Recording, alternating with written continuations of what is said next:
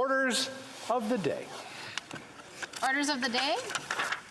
Ordre du jour, Government Orders, Government Bills Commons, resuming consideration at second reading of Bill C-8, the Economic and Fiscal Update Implementation Act 2021.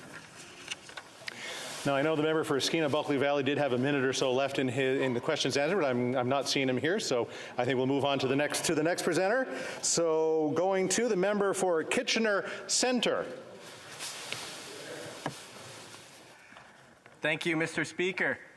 It's an honor to rise this morning to offer some reflections with respect to Bill C-8. I'd like to start with some of what I appreciate about what's in this bill. Specifically, I think we can all agree that in the midst of a pandemic, adding more ventilation and more supports is a good thing.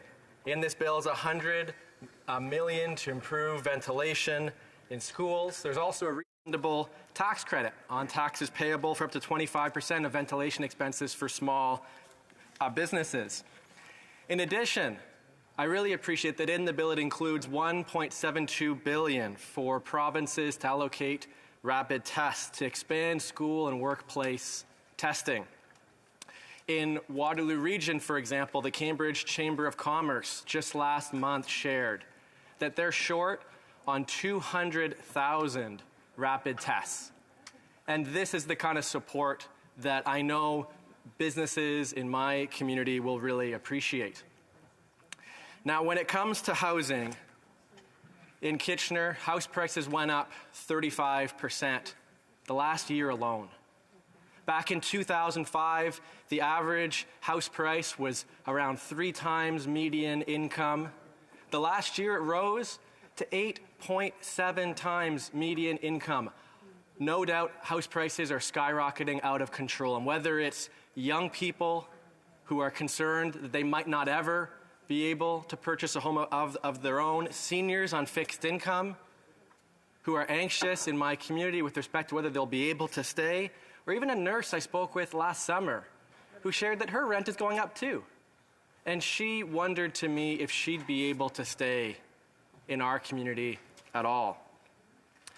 And so we need policies that address this crisis head on to ensure that homes are primarily, first and foremost, homes should be for people to live in and not commodities for investors to trade.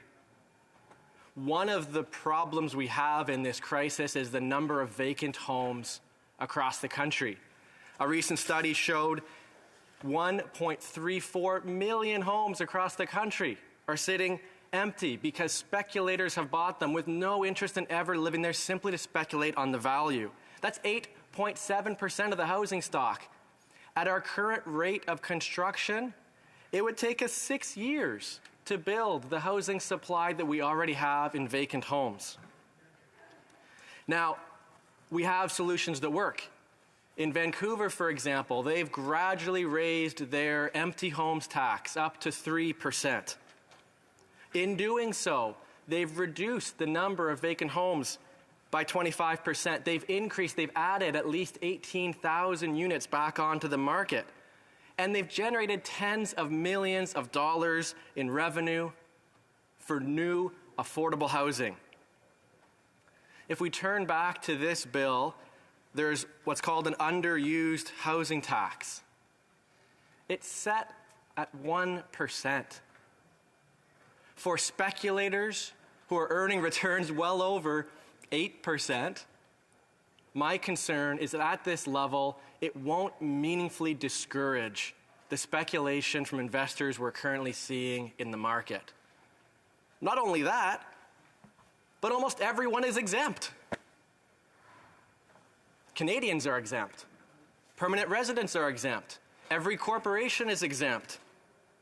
It applies only to a small fraction of non-resident, non-Canadian owned vacant homes.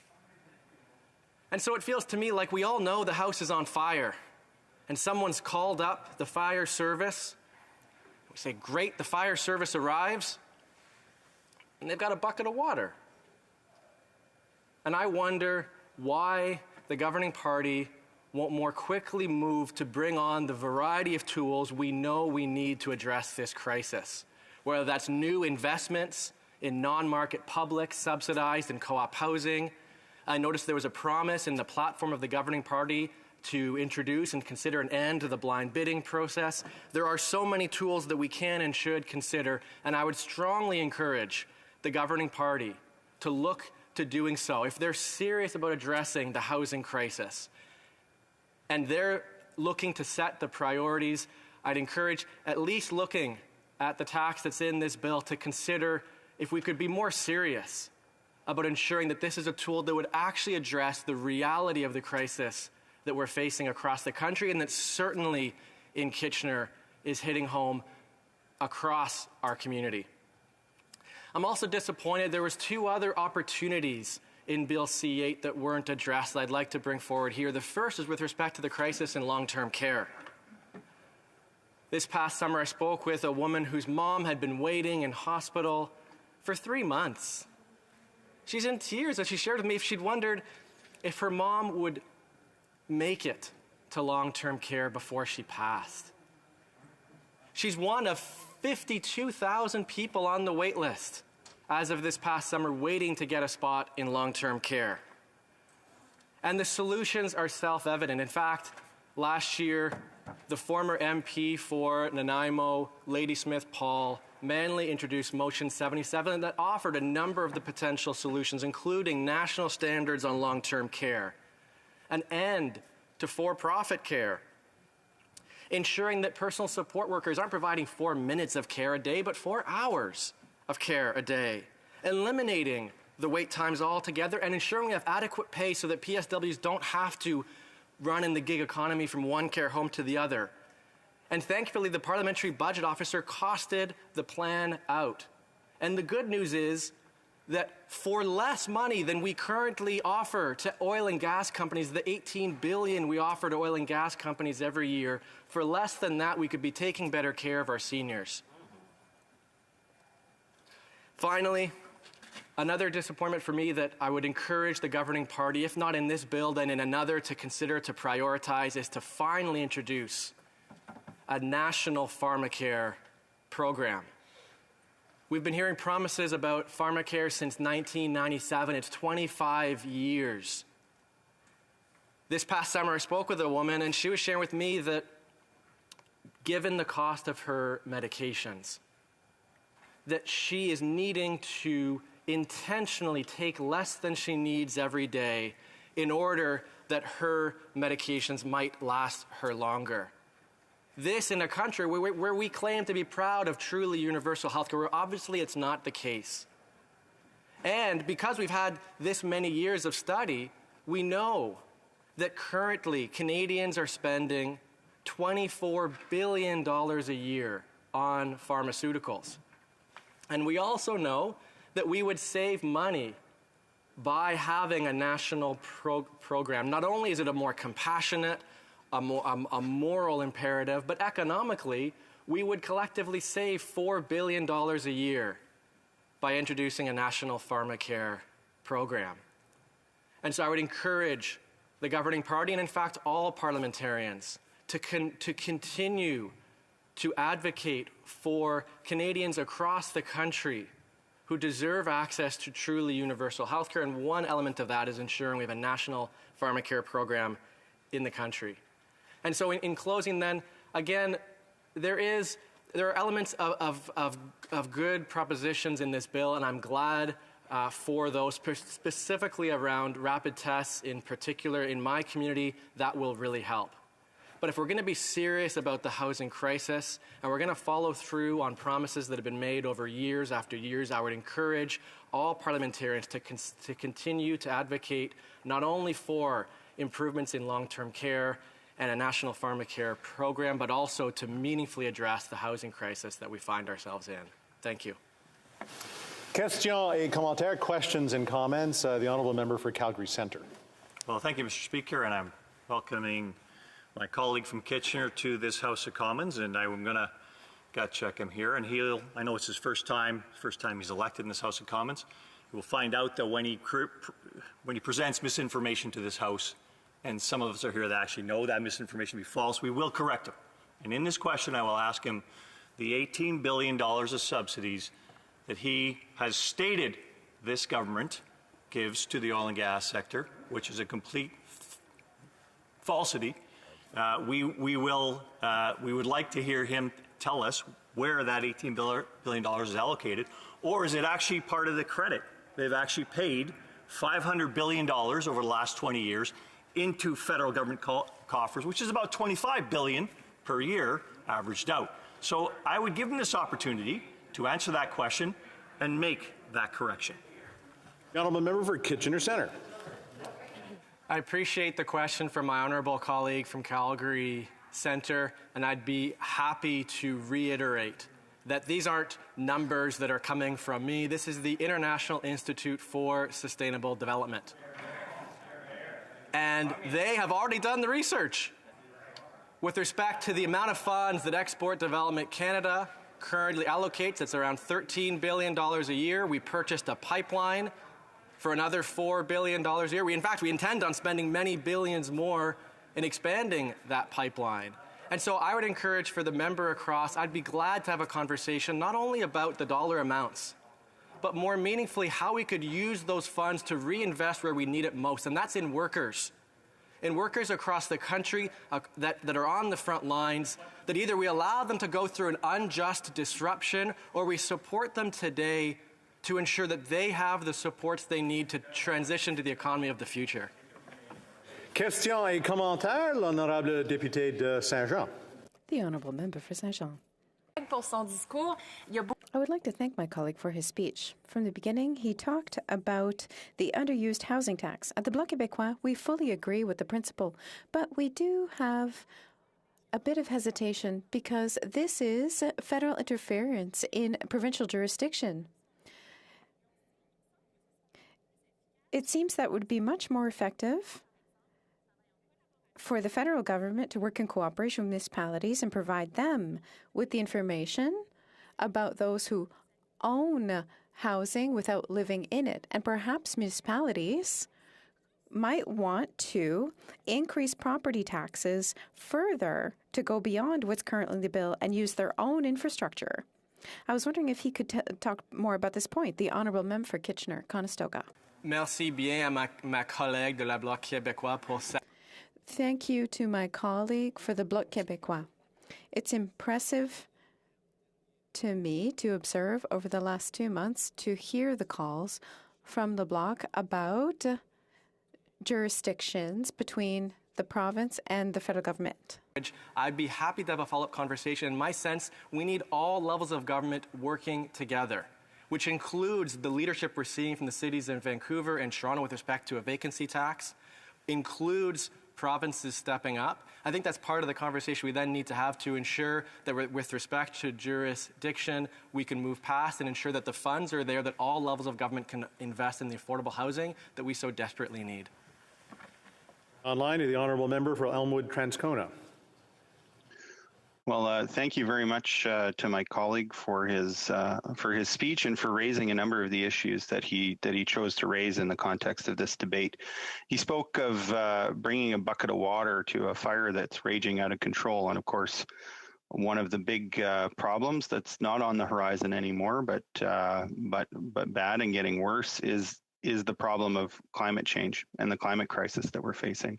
And this, of course, is the first kind of big opportunity for the government since the election to show its tangible intention when it comes to fighting the climate crisis. And, you know, I mean, when we're looking at Bill C-8, which is the legislative piece of that fall economic statement, we really don't see much at all about climate change. And so I'm wondering if the member wants to take a little bit of time to speak to what's required in order to combat the climate crisis and some of the things that the government might have done here in this bill in order to start getting serious about that now that it has it's about as far away from an election as this government is going to get in the Parliament. Thank you.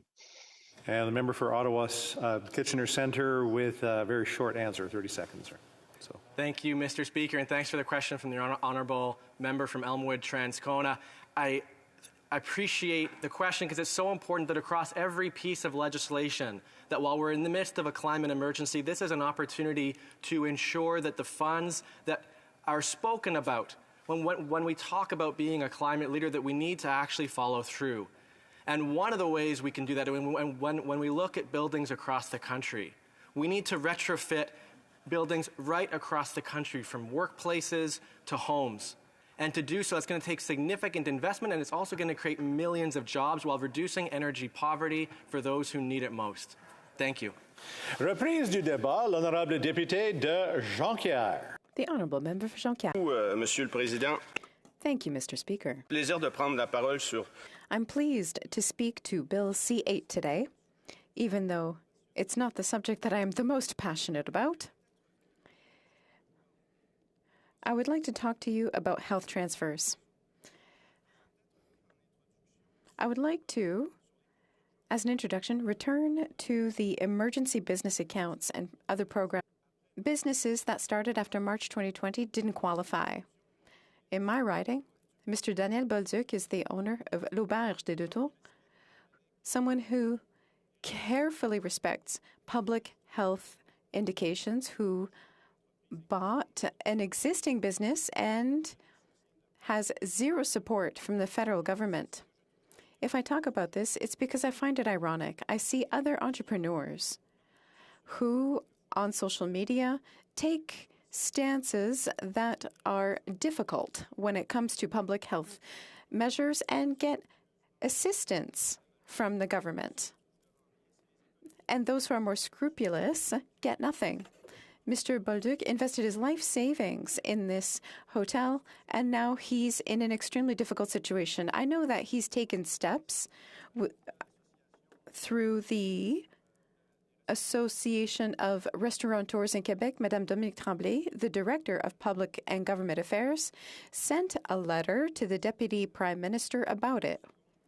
So I just wanted to take a moment to encourage Mr. Bolduc. We talk often. I know that he's committed and he wants to solve this problem. And I just wanted to give him some support. Now, Mr. Speaker, when it comes to C8, I want to talk about what's not in the bill. The economic update was light, and also, in the context of a pandemic, what I found shocking was that there was nothing for health until 2027, if you can believe it. And I salute the arrival of the member for Lac-Saint-Jean. There was nothing for health until 2027, and that's a catastrophe. And this is the genesis of the worst problem of the Canadian Federation, which is funding healthcare. To talk about this, we need to come back to a key concept, which is the concept of fiscal imbalance. I know that Federalists don't want to hear about it, but we need to talk about this concept. This is a concept that is discussed frequently, not just by sovereigntists. There was the Séguin report. I'm not talking about the one with the goat. I'm talking about the former minister. Mr. Séguin was anything but a sovereigntist, and he identified that between two levels of government, there is a significant fiscal imbalance. de la Fédération canadienne, il y a deux types de déséquilibre. Il y a le déséquilibre horizontal. There is horizontal imbalance, which is what is dealt with equalization. And then there is what our friends in the other party call subsidies to the oil industry. And then there's also vertical imbalances. What does that mean? It means that the federal government has a much larger tax base than the provincial tax base. They have more capacity year after year, and yet the federal government has less to spend on. And that's what leads to this kind of imbalance, where provinces are being crushed by their health expenses, given their smaller budgets. And Mr. Speaker, just to give you a great example, because you know how much I admire you, Mr. Speaker, let me give you an example from Jean Chrétien. He had 2 moments of lucidity in his life, at least 2, but there are 2 that I like.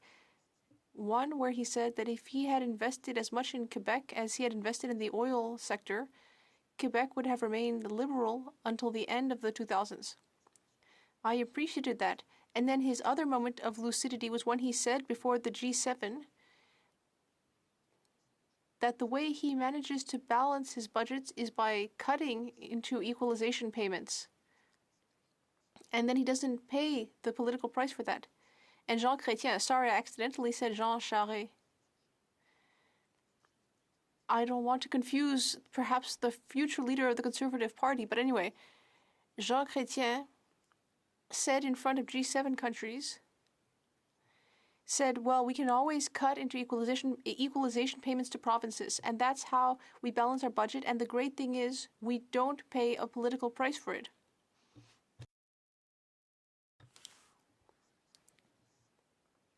In 1996, 97, 1997, 98, the federal government cut $2 billion.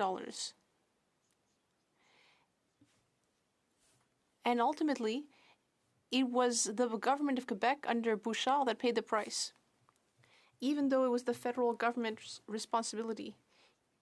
Even though I don't admire Philippe Couillard, the same thing happened to Philippe Couillard. Due to austerity and cuts in healthcare spending from the federal government, he paid the price. And if we go and look at the PPO's report from since 2013,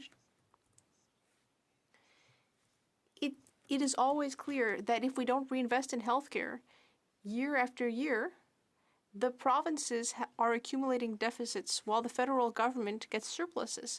And so, Mr. Speaker, to convince you, I will come back to a Léger poll published this week. And I asked the Prime Minister a question about this at QP earlier this week. I asked if he would be there for the big issue of 2022, healthcare. And the Prime Minister often uses the sentence, we will be there for Canadians. But pretty clearly, Canadians don't feel that way because 85% of Canadians in the Léger poll believe that the Prime Minister is not doing enough to fund healthcare. 85%. And if it's made clear to people that in the 50s and 60s, the federal government's share of spending was much higher, well, those people who have that made clear to them, it's actually 90% who believe that the federal government should spend more on spending. Now, our leader has put forward an excellent idea, which I submit to you, Mr. Speaker, a public summit on healthcare funding, where we can debate this topic. And what would the basis of this summit be? What the provinces are asking for. I said earlier that year after year, Parliamentary Budget Officer reports showed that the situation is unsustainable. The Conference Board of Canada has also published a report stating that the best solution to fix the situation may be moving healthcare transfers from 22 to 35%. If only the federal government would do that, that might be a good starting point. Another thing, we need to do something about system costs. It's currently 3%. It should be brought to 6%. And it also needs to be without strings attached. I was shocked that when we saw this legislation, we learned that there will be a Department of Mental Health. But health is a provincial issue. What would you do if Quebec had decided to set up a Department of National Defense? You might have thought we'd gone crazy, and you'd have been right. And so creating a Department of Mental Health is a complete waste of public monies because this is an area of provincial jurisdiction. The solution here is to increase healthcare transfers to 35%, but unfortunately there's nothing about that in the economic update. The situation is so unstable, or rather unsustainable, that between 43 and 47% of all of Quebec's budget is being spent on healthcare, which means everything else, whether education, family and childhood services, economic development. Well, there's not that much left for all that. Because of this tiny little bit of funding from the federal government, the provinces end up spending a huge amount of money on healthcare. So I will stop there, and I'm looking forward to answering my colleague from Winnipeg North's questions. Questions et commentaires. Questions and comments. The honourable member for Winnipeg North. Well, Mr. Speaker, who am I to disappoint the member opposite? You know, at the end of the day, there's one thing that I know is fairly consistent with the Bloc Party, and that is they seem to be of the opinion that the federal government's only role in healthcare is to give provinces money, and I beg to differ. Whether we talk about the Canada Health Act, whether we talk about what our constituents in all regions of the country, including the province of Quebec, want is for the federal government to have a role in healthcare that goes beyond just giving cash. For example, in the pandemic, we know that Canadians are concerned from coast to coast to coast about long-term care and the idea of national long-term care facility standards. I'm wondering if my friend and colleague can at the very least acknowledge that constituents of all ridings do have a concern with the federal government ultimately having to play some role that goes beyond just cash. L'honorable député de Jonquière. The honourable member for Jonquière. Well, Mr. Speaker, I thought I was the one who had 10 minutes to speak in. Well, Mr. Speaker, what I would say is yes, the federal government does have a role to play, which is to fund the system, to transfer the finances in order to repair a healthcare system that has been underfunded rather, for the last 20 years. What I would like to hear from my colleague from Winnipeg North is that I would like him to explain to me Jean Chrétien's quote where he said that I can balance my budgets by cutting equalization and not paying a political price. The government has spent so much on CERB and helping businesses. I understand that that was necessary, but I'm worried that they're going to do the same thing here. They're going to decide that as we are recovering from the COVID crisis, we can balance our budget by cutting our healthcare transfers. I'm very concerned about that. The honourable member for Beauce. Thank you, Mr. Speaker. I'd like to thank my colleague for Jonquière for his speech. Now, we've heard him say a great deal about healthcare, and that's very important for us too, as we saw in the last campaign. But with C8 here, we haven't heard much about inflation from him. Is everything going so great in his riding? He hasn't noticed any issue with inflation in his riding? Do people really have enough money to cover their expenses? For housing, for groceries? What's happening in his riding? Is he not concerned? The honourable member for Jonquière. Mr. Speaker, I didn't speak about inflation because I don't know much about these matters. I'll be frank. I always find it amusing when people rise here to discuss things that they don't know much about. I know quite a lot about the healthcare transfers. I've looked into it.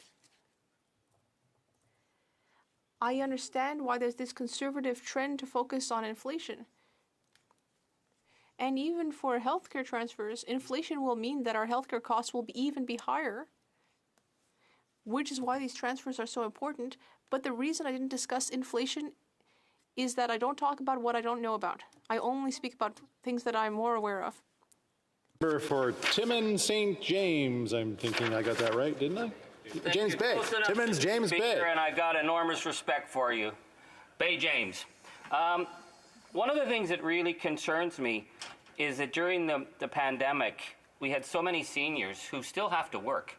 Even though they're supposed to be able to live on their pensions, they can't.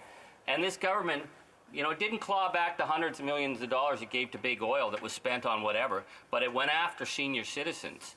We have senior citizens who are losing their homes because of this government's clawback. Now, they promised that sometime in the spring, sometime down the road, they're going to help seniors.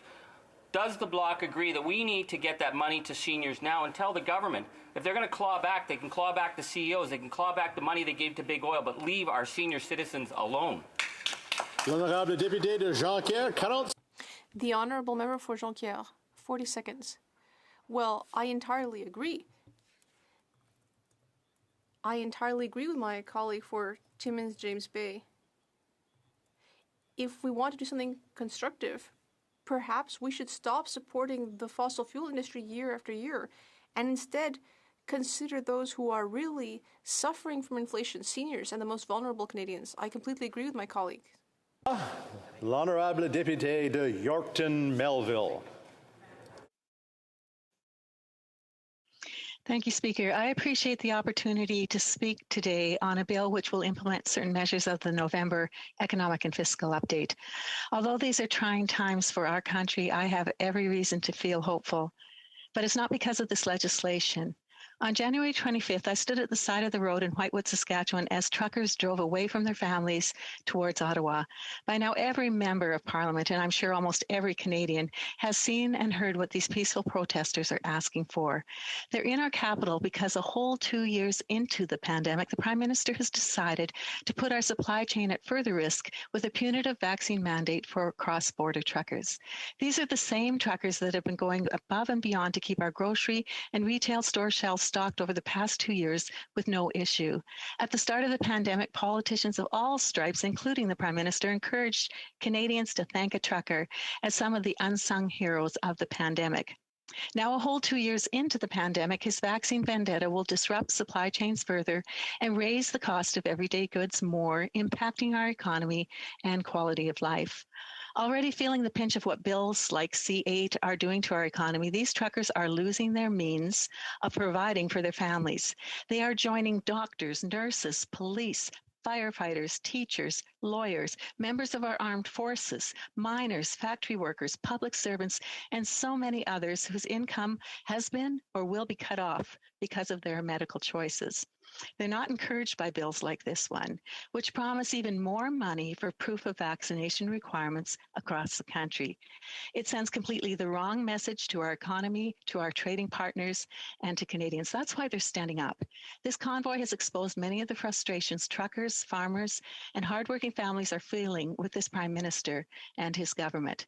They're tired of overburdensome taxes and reckless spending. They're tired of heavy-handed limits on their ability to provide for their families. They're tired of a government that is intent on driving Canadians apart.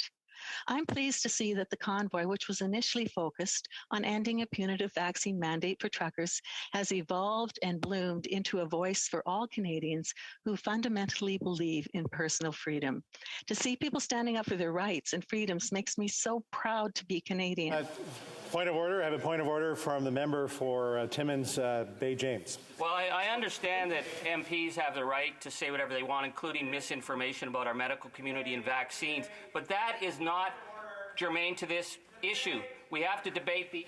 I accept the intervention. I'll ask the member to continue, just to take in consideration what we've heard. The member for Yorkton Melville. I certainly will, Speaker, and I think we need to take all aspects into consideration when we're talking about Canadians and their tax dollars. And fortunately, I was at the last sentence moving into why this impacts our truckers and others so extensively. Truckers gave me more hope for the future of our economy than we've received from this government in almost 2 years.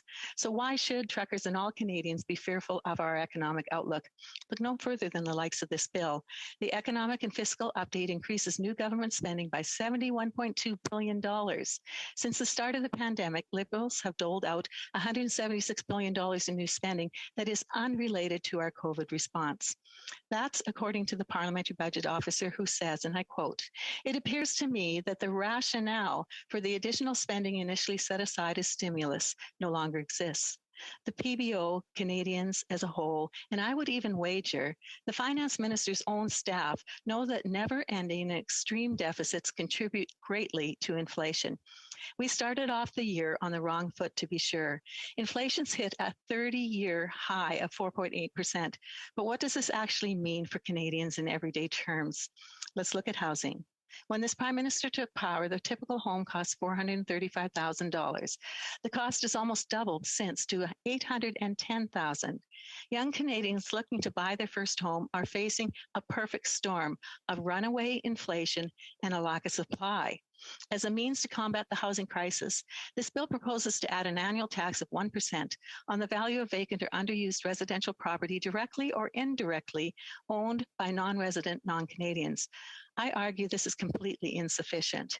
In our 2021 platform, we proposed a ban on foreign investors not living in or moving to Canada for buying homes for a 2-year period, after which it would be reviewed. Conservatives would have also encouraged foreign investment in purpose-built rental housing that's affordable to Canadians.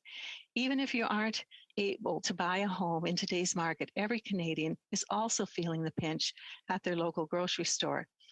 Chicken is up 6.2%, beef 11.9%, bacon 19.1%, bread 5%, cooking oil 41.5%, white sugar 21.6%, just over the course of 1 year. 60% of Canadians are finding it difficult to feed their families. That figure has increased 36% from when the same question was asked in 2019. These prices affect every normal Canadian, maybe not the Prime Minister. So I just want to say to him, I want to put the concerns of some average Canadians on the record. Lindsay tells me her grocery bill for a family of 4 was once $200 a week and is now $400. She thought she was overbuying, but confirmed that it was the same items and the same quantities. Robin, a tattoo artist, says the nitrile gloves he buys were $9 per box 2 years ago and are now $27. Carol reports the price of groceries, clothes, medicine, gas, everything one needs has shot up. Susan believes absolutely everything has increased in price. The gas tax on her power and energy bills is $100 before she even begins to pay for the usage. Dennis has found that groceries and especially eggs and produce have gone up, but also sees increases across the board, including, of course, a rise in lumber and fuel. Noel sees everything has gone up and notes utilities are through the roof. Speaker, inflation creates a dangerous spiral. Increased costs borne by the service industry, utility providers, and large corporations are passed along to the consumer. Just as the carbon tax is a tax on everything, the inflation tax punishes hardworking Canadians the most. It's important to remember that added pressure like the carbon tax and inflation occurred directly due to the poor choices of this Liberal government. This government chose to introduce a carbon tax at $20 a ton and said that we were misleading Canadians when we predicted they would raise it to $50. Now we know they plan to raise it to $170 a ton. That is a choice the government has made, and Canadians are literally paying the price. The just inflation tax is hitting families hard at the grocery store, the garage, on the farm, and when they sit down at night to pay their bills each month. Rather than address the highest inflation in over 30 years, this bill is adding another $70 billion of spending as fuel for the fire. As a result of these choices, 2 in 5 Canadians believe they're worse off than they were last year. Adding to their fears, the Liberals have not provided a plan for our way out of this pandemic and to get public spending under control. In yesterday's Calgary Herald, Chris Nelson warns that endless deficits and a weakening dollar will drive up the cost of imports, making inflation even worse. He says a rock and a hard place doesn't even come close to describing the spot Canada is in. And he suggests a surefire way to prevent this would be to invest in our innovative, productive, and export-driven oil and gas sector. It provides $68 billion of a bump in our exports each year. Even though the environment minister is determined to eliminate it outright in 18 months. It's a perfect example of why these Liberals are doing far more harm than good when it comes to our economy, job growth, and the impact on the environment around the world. Canada should be playing a leading role, and we're not. Rather than passing this bill and aimlessly spending more, what are some common sense solutions to get our economy moving again? My mind is immediately drawn back to the truckers and how we can keep them all moving safely. This government should respond quicker than it has to the need for rapid tests as a means of better controlling the spread of COVID at the federal level, their responsibility. Instead, they want to further restrict mobility rights. The Liberals have limited Canadians' ability to fly or take a train without proof of vaccination. They argue that these measures are motivated by scientific recommendations to control the spread of the virus, but they're contradicting what medical officials of health have stated, that those fully vaccinated are also carriers and spreaders of the virus. I believe the more appropriate measure would be to require all passengers to provide a negative rapid test prior to travel, respecting the mobility rights of all Canadians. Speaker, let's safely but permanently restore in Canada a spirit of hard work, free will, and unbridled innovation. Let's defeat this bill, which only serves as a discouraging reminder of unending economic malaise and heavy-handed control. Let's provide all Canadians with the ability to work and contribute to our post-pandemic recovery, no matter their medical status. Commentaire, questions and comments. The Honourable Member for Winnipeg North. Mr. Speaker, once again today on the debate on C8, we see the Conservative Party taking that very hard right turn. I'm surprised and quite disappointed that the Conservatives seem to want to defeat a very important piece of legislation. My question to the member is, in C8, we are seeing over $1 billion going to pay towards rapid testing.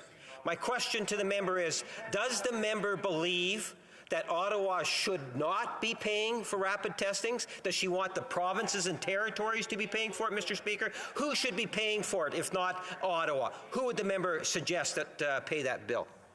Honourable member for Yorkton Melville. Thank you, Speaker, and I thank the member for his question. Listen, our problem here is what this government chooses to do with the vast majority of the money that it is printing and spending carelessly. That is the focus. Just as our focus in regards to those who speak up across this nation have the right to be heard on issues that impact them as taxpayers and those who are going to be footing this bill. I would like to ask, and I wish that I could have the opportunity to give my time to this member to answer why he supports a prime minister who calls everyday Canadians racist and misogynist and refuses to meet with those who he basically calls untouchables.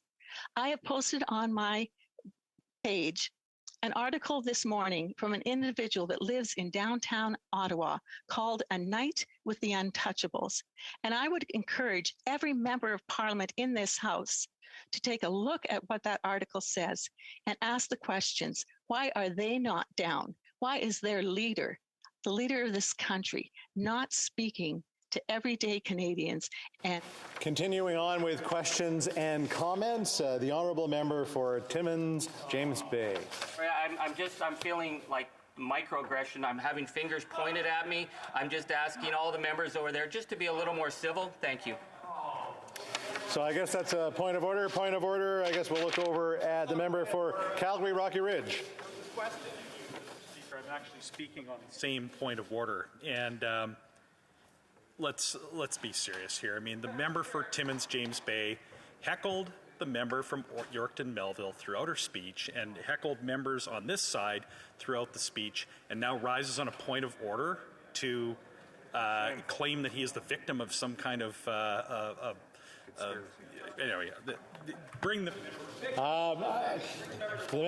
I'm hearing a lot of debate here. I'm not seeing a point of order. The honourable member for Timmins, James Bay. Yeah, I just have to protect my reputation here and I see that the member actually fell apart in his point of order. It's hard to heckle someone when they're on TV.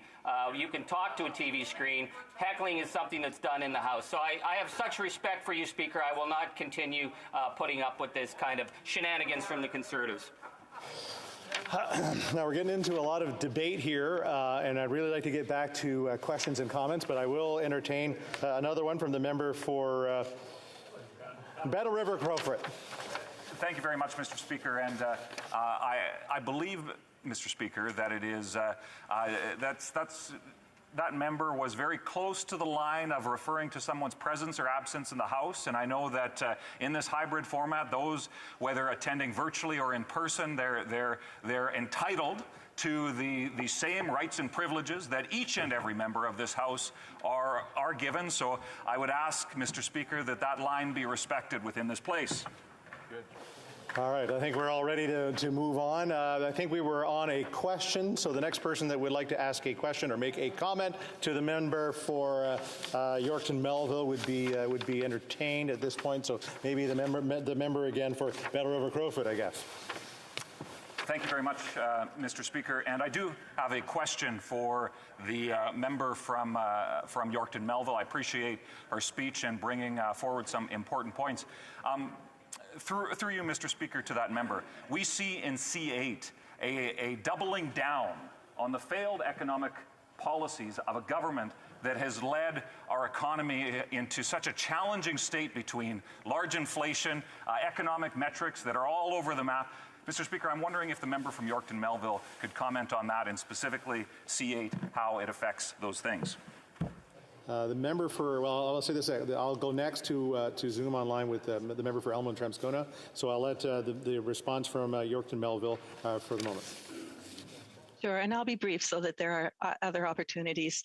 I would say that what we have here is a very good example of very poor mismanagement by this government. And I know that they want to claim that it is the same scenario that we're in, that the rest of the world is in and whatnot. But I can tell you that this country faced the same challenges back in 2008, 2009 with a collapse of the world economy, and our country under the leadership of the wonderful deceased Mr. Flaherty and the Prime Minister Stephen Harper led the world, and were highly recognized for the way that we handled the economy during that time. And this government is really impacting all kinds of stress and duress on Canadians with the way it's managing its finances. A commentaire, questions and comments. The honourable member for Elmwood Transcona. Thank you very much, Mr. Speaker. And, I do recognize, in fact, I feel myself a lot of frustration with the ongoing public health orders, not because I think that they should be lifted, but because it has been tough on people. And in the face of a crisis, sometimes we're called to do hard things. And I support people's right to protest peacefully, but I have to note that the organizers of this event, have an MOU they've been asking people to sign on to that is about deposing a government in an undemocratic way. They're calling on a committee of their own selection to rule the country with the Senate and the Governor General, as if this is somehow something that makes sense, both under our Constitution and just good principles of democracy and government. There have been, I've been to a lot of protests. I've been a part of many protests. I haven't seen these kinds of symbols of hate that we've seen, which isn't to say that everyone who supports the cause supports those symbols, but there's a lot of it. And there's a lot of people that have been accosted and harassed in the streets. Those are things that I absolutely don't support, and that I don't see the leaders of this protest denouncing in any way. I've been part of protests where the leaders have told people to go home because of the activities that they're engaging in that are detracting. Order. We'll move on. We'll ask the question to answer the quick question here, Yorkton Melville. Sure. You know what? I totally hear what you're saying. The thing that I think challenges that whole line of thought could be answered very easily if you would take the time, and I appreciate this member a great deal, to go and read the article A Night with the Untouchables and hear what is not being reported versus what is being reported in our news and from various sources. That gives a totally different perspective on this. I agree with him that this needs to be dealt with, but I want every member of Parliament in this House to have a true sense of who these people are. And I would encourage you to do two things. Read the article A Night with the Untouchables by someone who just lives downtown. And please go talk to some truckers. Continuing debate, the honourable member for Chatham, Kent, Leamington. Thank you, Mr. Speaker. And I'm pleased to be speaking for the first time at length in this 44th Parliament, representing the citizens of Chatham, Kent, Leamington. And before I go on to make some comments on this specific legislation, I want to congratulate two of those citizens, my parents, as today is their 61st wedding anniversary. Wow. With respect to C8, it should come as to no one's surprise that I will be opposing this legislation and these additional spending measures. Why? They are adding more fuel to the inflationary fires. The recent report by the Public Budget Officer states that more stimulus spending will only stoke these inflationary fires, resulting in an inflation tax. Asked at Finance Committee if government deficits contribute to inflation, the PBO stated very clearly, yes, they can. So how much money are we talking about here? Another $71.2 billion in spending is referenced in the economic and fiscal update. And since the beginning of this pandemic, this government has introduced $176 billion in new spending that's not related, it's unrelated to responding to the pandemic.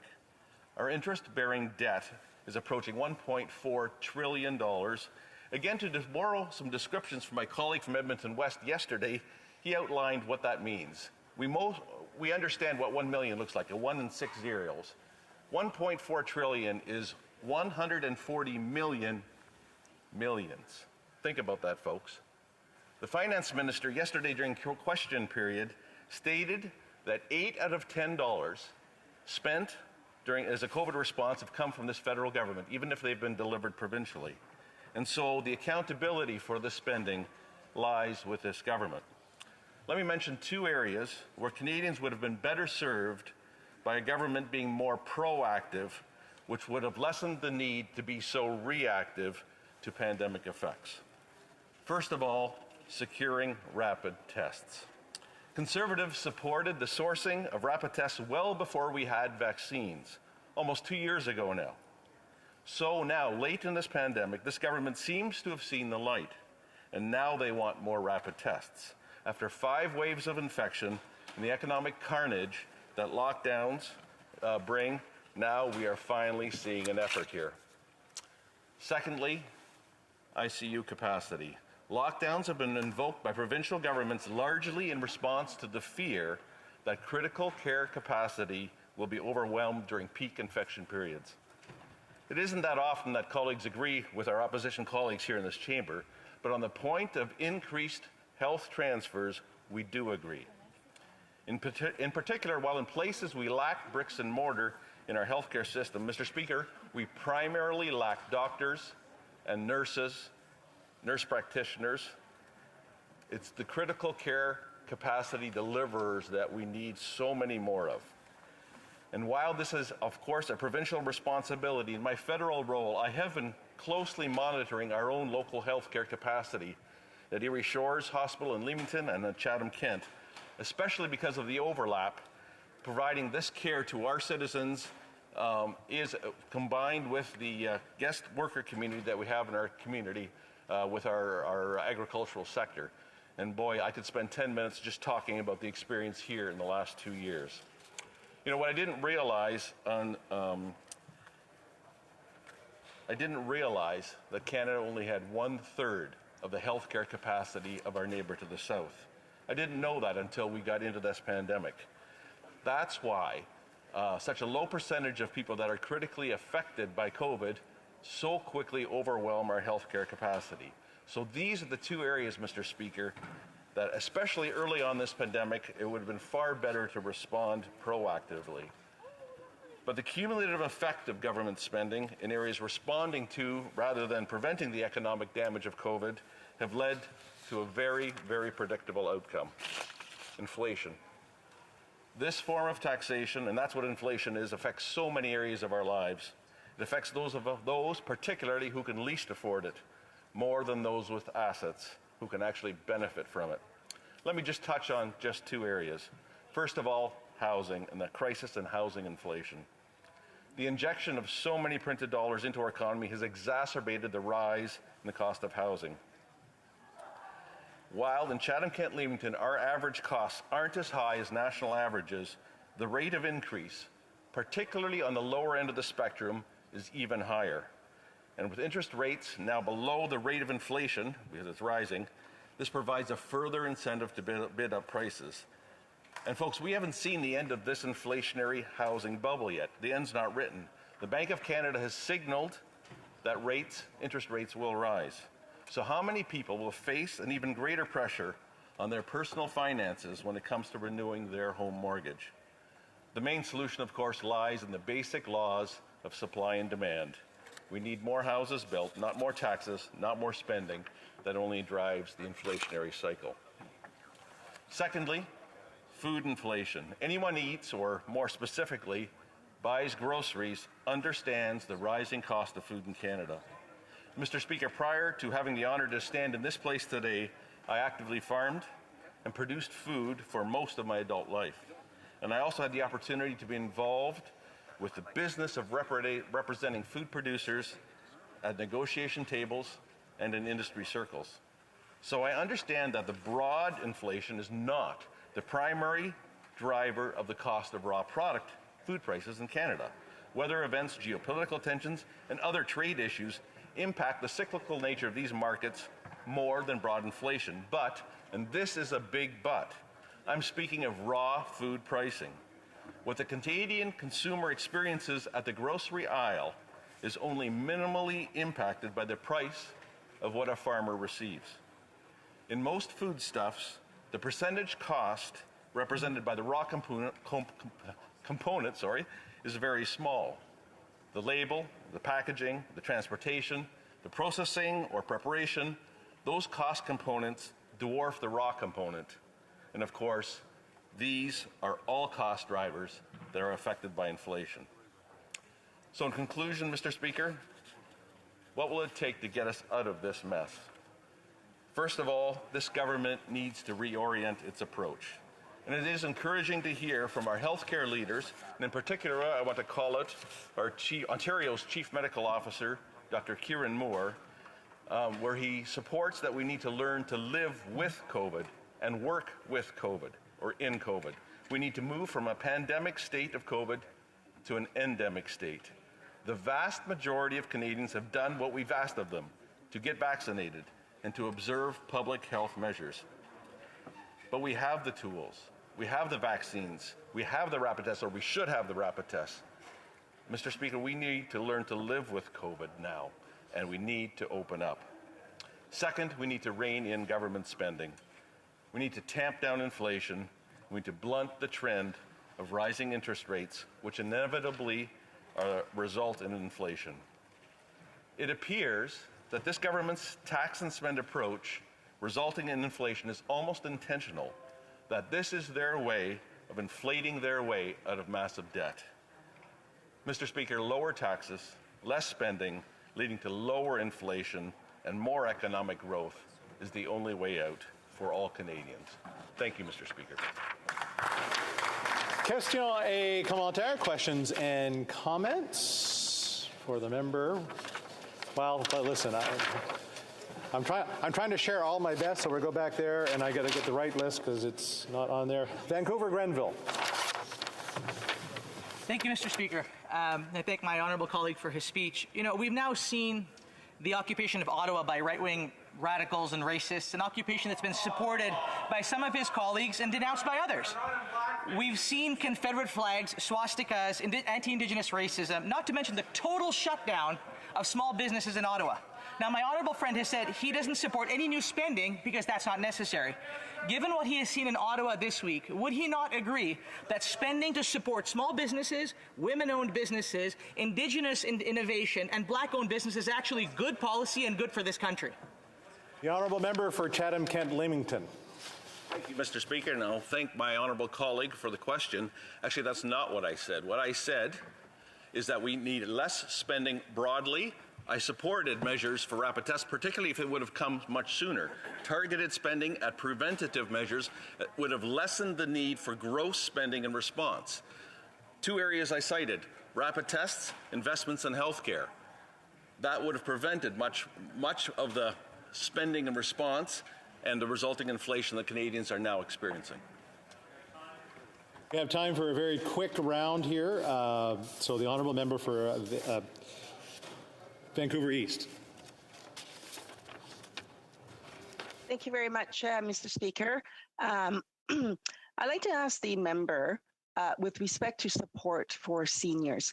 He talked about not having government spending, but one of the things that the NDP has been calling for, even before the election, is for the government to support the seniors and not claw back their GIS, because seniors are actually getting evicted and rendered homeless at this point in time. Does the member think that the Liberal government should immediately restore the seniors with their GIS? The honourable member for Chatham-Kent-Leamington. I'll give two responses. First of all, I'll ask the question. This government has promised payments coming to seniors. When? My constituents haven't seen it. Secondly, seniors and all people on fixed income are experiencing inflation. That is the tax that's eroding what they are already receiving. We need to blunt the force of inflation, the resulting higher interest rates that will help our seniors and all of us in this economy. Now, we'll have 2 minutes or so of questions and comments when we come back on this. Statements by members. The honourable member for Windsor-Tecumseh. Mr. Speaker, 20 years ago, I participated in a conference on integrating Ukraine into Europe's economic and security structures. I was studying overseas in Poland and invited the Ukrainian delegation of young people and professionals to my apartment. We talked about the yearning of Ukrainian people for true independence and building stronger relationships with Europe. A year later, those same young people texted me from the streets of Kiev during the Orange Revolution that reasserted Ukraine's independence. Today, I joined the Ukrainian community in Windsor-Tecumseh, anxiously watching the aggressive Russian military buildup on Ukraine's border. As Polish Canadians, we have seen this movie play out many times. A revanchist and imperialistic Russia is a danger not only to Ukraine and bordering countries like Poland and the Baltic states, but it poses a danger to democracy around the world. My message to our Ukrainian friends and to all Canadians is that Canada stands shoulder to shoulder with Ukraine. Slava Kanadi, Slava Ukraini. Honourable member for King Vaughan. Thank you, Mr. Speaker. I would like to acknowledge all those celebrating Lunar New Year, wishing them much success, peace, and happiness in the Year of the Tiger. Mr. Speaker, I would also like to acknowledge that today is World Cancer Day. I would like to recognize and give thanks to an avid volunteer and constituent of King Vaughan.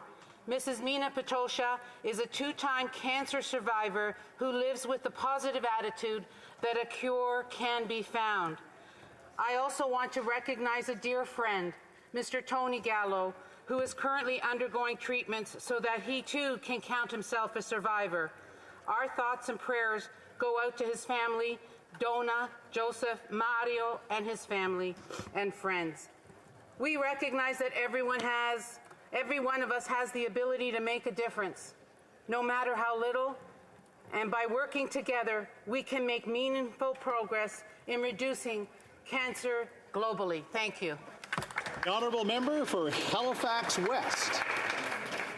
Thank you very much, Mr. Speaker. I rise today to acknowledge Black History Month.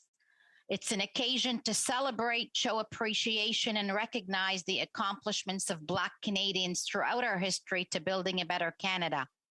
The trailblazers of yesterday, among them boxer, activist, and Nova Scotia Sergeant at Arms Buddy Day, and civil rights pioneer and Nova Scotia businesswoman Viola Desmond, and the change makers of today, including the inspiring woman who joined me at the Minister's Black Women's Roundtable in Halifax in November. I especially want to acknowledge the diverse Black communities in my riding of Halifax West, such as the historic community of Lucasville and the newer generations of Black immigrants qui comptent parmi eux. They include many Francophones who make significant contributions. Keep moving forward to support Black Canadians. Joyeux mois de l'histoire. Wishing you a good Black History Month. Thank you. For Edmonton Griesbach. Thank you very much, Mr. Speaker. On average, Canada sees a staggering 19 deaths per day due to opioid-related drug poisoning. But the opioid crisis isn't affecting people equally. Youth, racialized folks, and Indigenous people have been hit the hardest, and federal policies that treat addiction with arrests and incarceration are only making things worse. We see the human toll of this failed approach every single day in my riding of Edmonton Griesbach. Over the past few months, I've met with groups like Mom Stop the Harm and the Bear Clan Patrol that are doing the truly heroic work to save lives and promote healing on our streets and in our neighborhoods. Their message is clear. It's time for the federal government to act by decriminalizing drug use and making sure there's safe supply. It will save lives. That's why I'm calling on members of this House to pass Bill C-216, because harm reduction will save lives. Thank you very much, Mr. Speaker. L'honorable député de Orléans. Merci, Monsieur le Président. Thank you, Mr. Speaker. Visiting the PharmaSave Avalon Compound Pharmacy last October along with my counterpart, MPP Stephen Blais. The owner and pharmacist, Andrew Anna, specialized in bringing customized medication with a doctor's prescription to the liking of its client. It was truly impressive to see the technology on site. Mais aujourd'hui, but today, I want to thank Mr. Hanna for his involvement and leadership in the community of Orleans. January 7th, in Orléans, I had the pleasure of attending the first and the largest pharmacy COVID-19 vaccination walk-in clinic in Eastern Ontario. This overnight clinic was held from 8 p.m. and ran until they administered all 1,000 doses they had to give out. It was truly a team effort, and thanks to the initiative like this one, more individuals in my community were able to be vaccinated. Et pour ceux qui s'en rappellent, and who For those who remember it, January 7th was one of the coldest nights. It was a pleasure to offer coffee to those who were patiently waiting outside. To everyone that participated to help to fight COVID-19. The Honourable Member for Lambton, Kent, Middlesex. I'm proud to represent the riding of Lambton, Kent, Middlesex, and I want to share my appreciation for the good deeds being done across our communities. Thank you to the public libraries for organizing winter clothes drives. Thank you to the many churches, large and small, for the hard work you do preparing meals and sharing food. Thank you to the volunteers at our local shelters and food banks. Thank you to the individuals who do random acts of kindness without expecting to receive any praise. While the winter continues, we see families struggling, and I'm proud of all of you for stepping up and supporting our communities and to take care of your neighbors. On February 26th, the coldest night of the year walk for the homeless will be happening throughout Lambton, Kent, Middlesex, and Canada. And I encourage all who can to come out and continue to show that community spirit. Create a team and walk to raise money for organizations that support people who are homeless and hungry. Together, we can continue to make a difference for those in need, and I hope to see you there. Excellent. The Honourable Member for St. John's East. Merci beaucoup, Monsieur le Président. Thank you very much, Mr. Speaker. Sorry, I lost. The 2022 Olympic Games are here, and we are looking forward to cheering for the 125 athletes representing Team Canada. Sport brings communities together, and I'll be joining Canadians across the country to watch our very best compete as they inspire people of all ages. So, from this house to theirs, a special best wishes to the Newfoundland and Labrador's own curlers, Brett Gallant, Brad Goujiu, and Mark Nichols, and all of our amazing athletes. Go, Canada, go. Merci. The Honourable Member for Ottawa Centre. Thank you, Speaker. I rise in this House today to speak about what has been going on in my community of Ottawa Centre. Les manifestations qui se poursuivent depuis 7 jours en terre. The protests that have occurred for 7 days, have been difficult. Racist symbols and the incessant honking is unbearable. Parking lots are being used as urinals. Fireworks are being hurled down the streets in night, and the air is thick with diesel fuel. Residents are not sleeping. Businesses are shuttered. Parliament Hill is regularly used for peaceful protest, as they are a hallmark of every democracy. Ce n'est pas une manifestation pacifique. This is not a peaceful protest. This is oppressive. Is enough. This needs to end now. Let our community live in peace again. Thank you. The Honourable Member for Bruce Grey, Owen Sound. Mr. Speaker, I struggled in deciding what to focus my statement on today. I could easily spend a minute talking about the loss of my Uncle Morley Kaufman, the loss of Colonel retired John Fife, a great friend, mentor, and leader from Oromocto, New Brunswick, or the loss of World War II veteran Charles Fisher from Owen Sound, amongst many others that we've lost over the last couple of months. I could do a full statement in recognition of Dr. Kelly Barrett, a local veterinarian who was the first woman bovine practitioner of the year as awarded by the American Association of Bovine Practitioners this past October, and only one of 3 Canadians to win this award this century. I could do a full statement on thanking the member of Durham for his service, leadership, and dedication as the leader of the Conservative Party of Canada. However, in the end, Mr. Speaker, I'll end my statement by simply asking all members of this House and all Canadians watching to please respect each other. The pandemic's been hard on everyone. We should treat each other as we want to be treated ourselves. Oh yeah, Mr. Speaker, Wired and Willie predicts it's going to be an early spring. The Honourable Member for Winnipeg North. Thank you, Mr. Speaker. Mr. Speaker, yesterday the Prime Minister and the Manitoba Caucus and I met with some teachers virtually yesterday, and I wanted to be able to highlight that discussion. They included teachers from Children of the Earth, Garden Grove, Meadows West, and Sisler High, and other areas of the city of Winnipeg. Teachers are mentors to our students. They are coaches and advocates. Their wisdom and guidance bring out the best in students and inspire them to aim high and persevere. Every day, teachers play an important role in our communities and society. But since the pandemic started almost 2 years ago, teachers have had to drastically adjust to many challenges. They had to adapt to increased workloads, pressures, and virtual classes. The love and care for our young people shown every day by teachers is inspiring, Mr. Speaker. Our teachers have risen to the challenge and have gone above and beyond in engaging every student. On behalf of the Prime Minister and the caucus, we want to thank and applaud the efforts of all teachers across Canada. Thank you. The honourable member for Calgary-Nose Hill. COVID has painfully proven that Canada's healthcare system is not capable of handling a high volume of emergent patients, particularly over a sustained period of time. Today, in year 3 of COVID, provincial governments are still closing businesses and imposing restrictions because of this. And even with these restrictions, doctors and nurses will tell you that this approach does not reduce their burden. Business closures and restrictions on gathering and movement will not fix our healthcare system. And as of today, there is still no coordinated, funded plan to do so. On behalf of my constituents and healthcare workers, I call on the federal government to immediately act as a convener and establish a framework on how it can support provinces and ensure that this problem is permanently rectified. Because shutting down our way of life to reduce the burden on hospitals without a plan to fix the problem that have been persistent for decades must end. The honourable member for Stormont, Dundas, South Glengarry. Mr. Speaker, I rise today to pay tribute to Miles Lynch, a vibrant young man from St. Andrews West who used his lived experience to advocate for organ donation.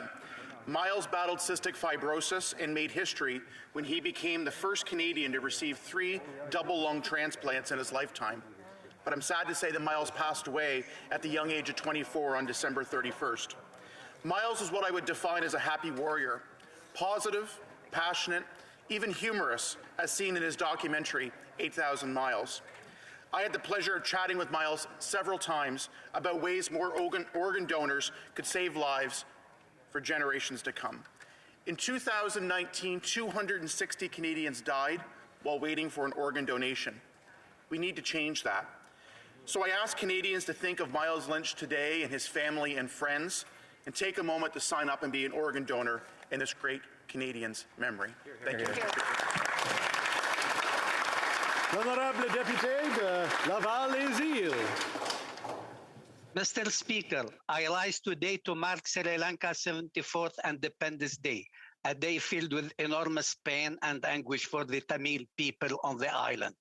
Over the course of its history, the Tamil people hailing from the north and east of the island have lived as second-class citizens. They have been denied education, employment, even freedom to practice faith. Le Sri Lanka passe actuellement par une crise économique. Sri Lanka is experiencing an economic crisis and is about to go bankrupt. In spite of this, Sri Lanka continues to fund its military, which represents up to 15% of annual government expenditures. I want to express my solidarity to the Tamil constituents in Laval and around the world, and with them to get justice and to enjoy permanent peace on the island. Thank you, Mr. Speaker. The honourable member for Skeena-Bulkley Valley. Mr. Speaker, I wish to speak once again to the very serious situation facing wild salmon in steelhead on British Columbia's north and central coasts. A recent study shows Alaska's fisheries are catching hundreds of thousands of fish bound for our rivers. Alaskans have become the biggest harvesters of many BC wild salmon populations, even while we see our stocks decline.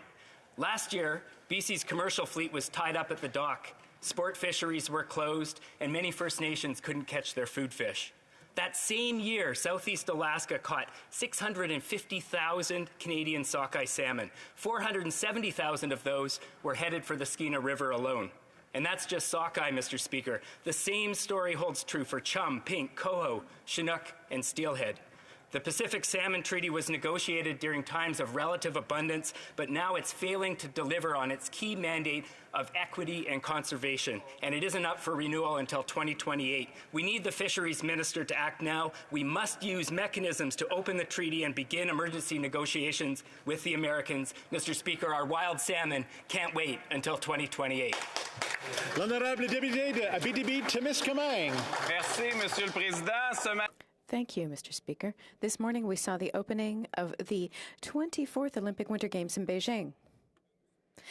It is our duty to remember that these games should never have been held in China, a state that is guilty of genocide against its own Uyghur people. However, we also have a duty to remember that it is not the choice or the fault of our athletes. The courage of Quebec's athletes is as great as the Canadian government's cowardice in the face of China. We are talking about local people who devoted their entire lives to their sport and now have the opportunity to shine before the world. On behalf of the Bloc Québécois, I'd like to wish the best of luck to all of Quebec's athletes from each one of our regions. I wish them results that will live up to their greatest hopes, to their greatest efforts, to their great Olympic dreams. Dear Olympians, the whole of Quebec is behind you. The Honourable Member for Regina Louvain.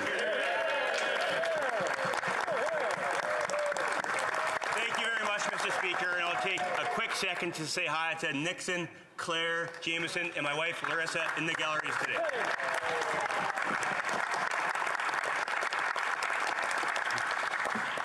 This past week, Regina lost one of its most well-known and respected community leaders. John Hopkins, CEO of the Regina Chamber of Commerce, passed away on Wednesday after a courageous battle with cancer.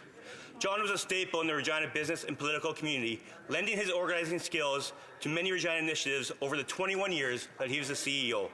I will particularly miss John's judgment and thoughtful advice about Saskatchewan political discourse. We enjoyed many coffees and lunches together, and his opinions were always respected, and his kindness and generosity made him a joy to chat with whenever you'd run into him at local events.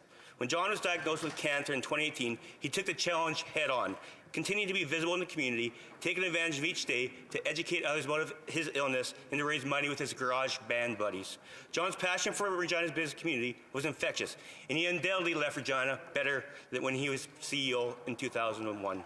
I ask the House to join me in honoring John Hopkins for his years of service to Regina and to send condolences to his family, friends, and colleagues at the Regina Chamber of Commerce for their significant loss. The Honourable Member for Newmarket Aurora. Mr. Speaker, on Sunday, February the 6th, Canada celebrates the Platinum Jubilee, marking the 70th year reign of Her Majesty Queen Elizabeth II. There's no doubt that she has seen many heartbreaking moments and heartfelt joys during her reign as our sovereign. And throughout all these years, she has been the hallmark of prudence, stability, and insightful leadership, articulating values that we have seen stand the test of time. The majority of events for the Jubilee will actually take place in June. On June the 2nd, Coronation Day, there will be the lighting of a giant beacon in Ottawa, one of 1,500 beacons being lit around the Commonwealth and the United Kingdom. And in honor of Her Majesty's steadfast service to Canada, our government is funding community-based projects to pay tribute to Canada's long-standing relationship with the Crown. I encourage all Canadians to plant a commemorative tree or plant a cultural event to celebrate 70 years of leadership from Her Majesty the Queen. Oral questions. Question orale. L'honorable député de Mégantic. The Honourable Member for Mégantic-l'Érable. Monsieur le Président. Mr. Speaker, after a week, it's time to end the protests in front of Parliament Hill in Ottawa. And it's also time to end the restrictions that are at the basis of this protest. The signs of hate and disrespect that we have seen are unacceptable. We are seeing a real lack of leadership. The Mayor of Ottawa, the police force, they are all asking for something to be done. But instead, the Prime Minister has been pouring oil on the fire and has maintained the restrictions instead of listening to the protesters. We need a leader. Today, my question, what will the Prime Minister do to end this situation peacefully? The Honourable Minister of Public Safety. Mr. Speaker, I'd like to thank my colleague for the question. Last night, I had a good discussion with the Mayor of Ottawa, Mr. Watson. Subsequently, I ensured that the RCMP has confirmed that they will be adding resources on the ground. We need to recognize the destruction caused by the convoy. We need to support residents. The RCMP will be there to support Ottawa Police. The Ottawa Police is the police force that has jurisdiction. The Honourable Member for Mégantic-L'Érable. Mr. Speaker,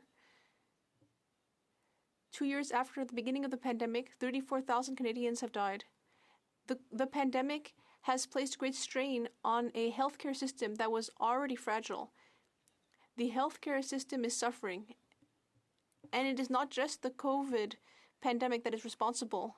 We are doing badly among peer countries when it comes to hospital beds per capita. Will the Prime Minister commit today to starting discussions on healthcare transfers with the provinces?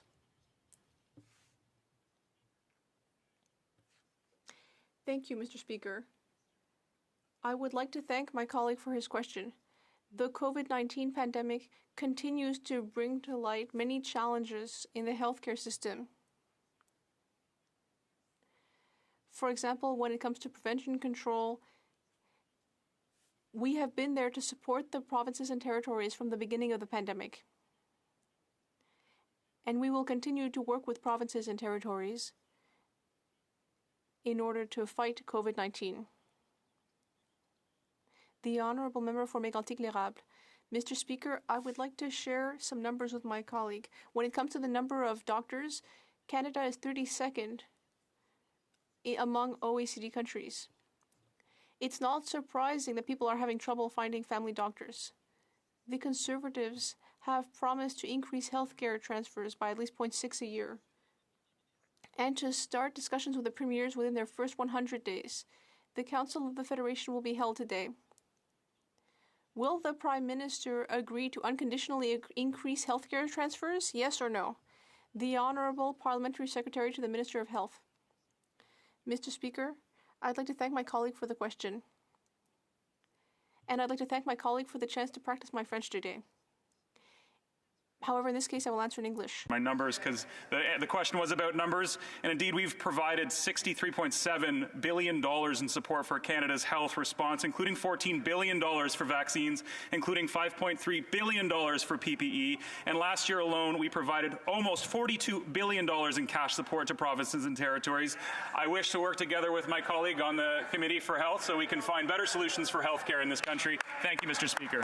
Honourable Member for Hastings, Lennox and Addington. Mr. Speaker, this pandemic has exposed inefficiencies, lack of depth, and chronic underfunding of our strained healthcare system, a pandemic that a federal government has no strategy to end.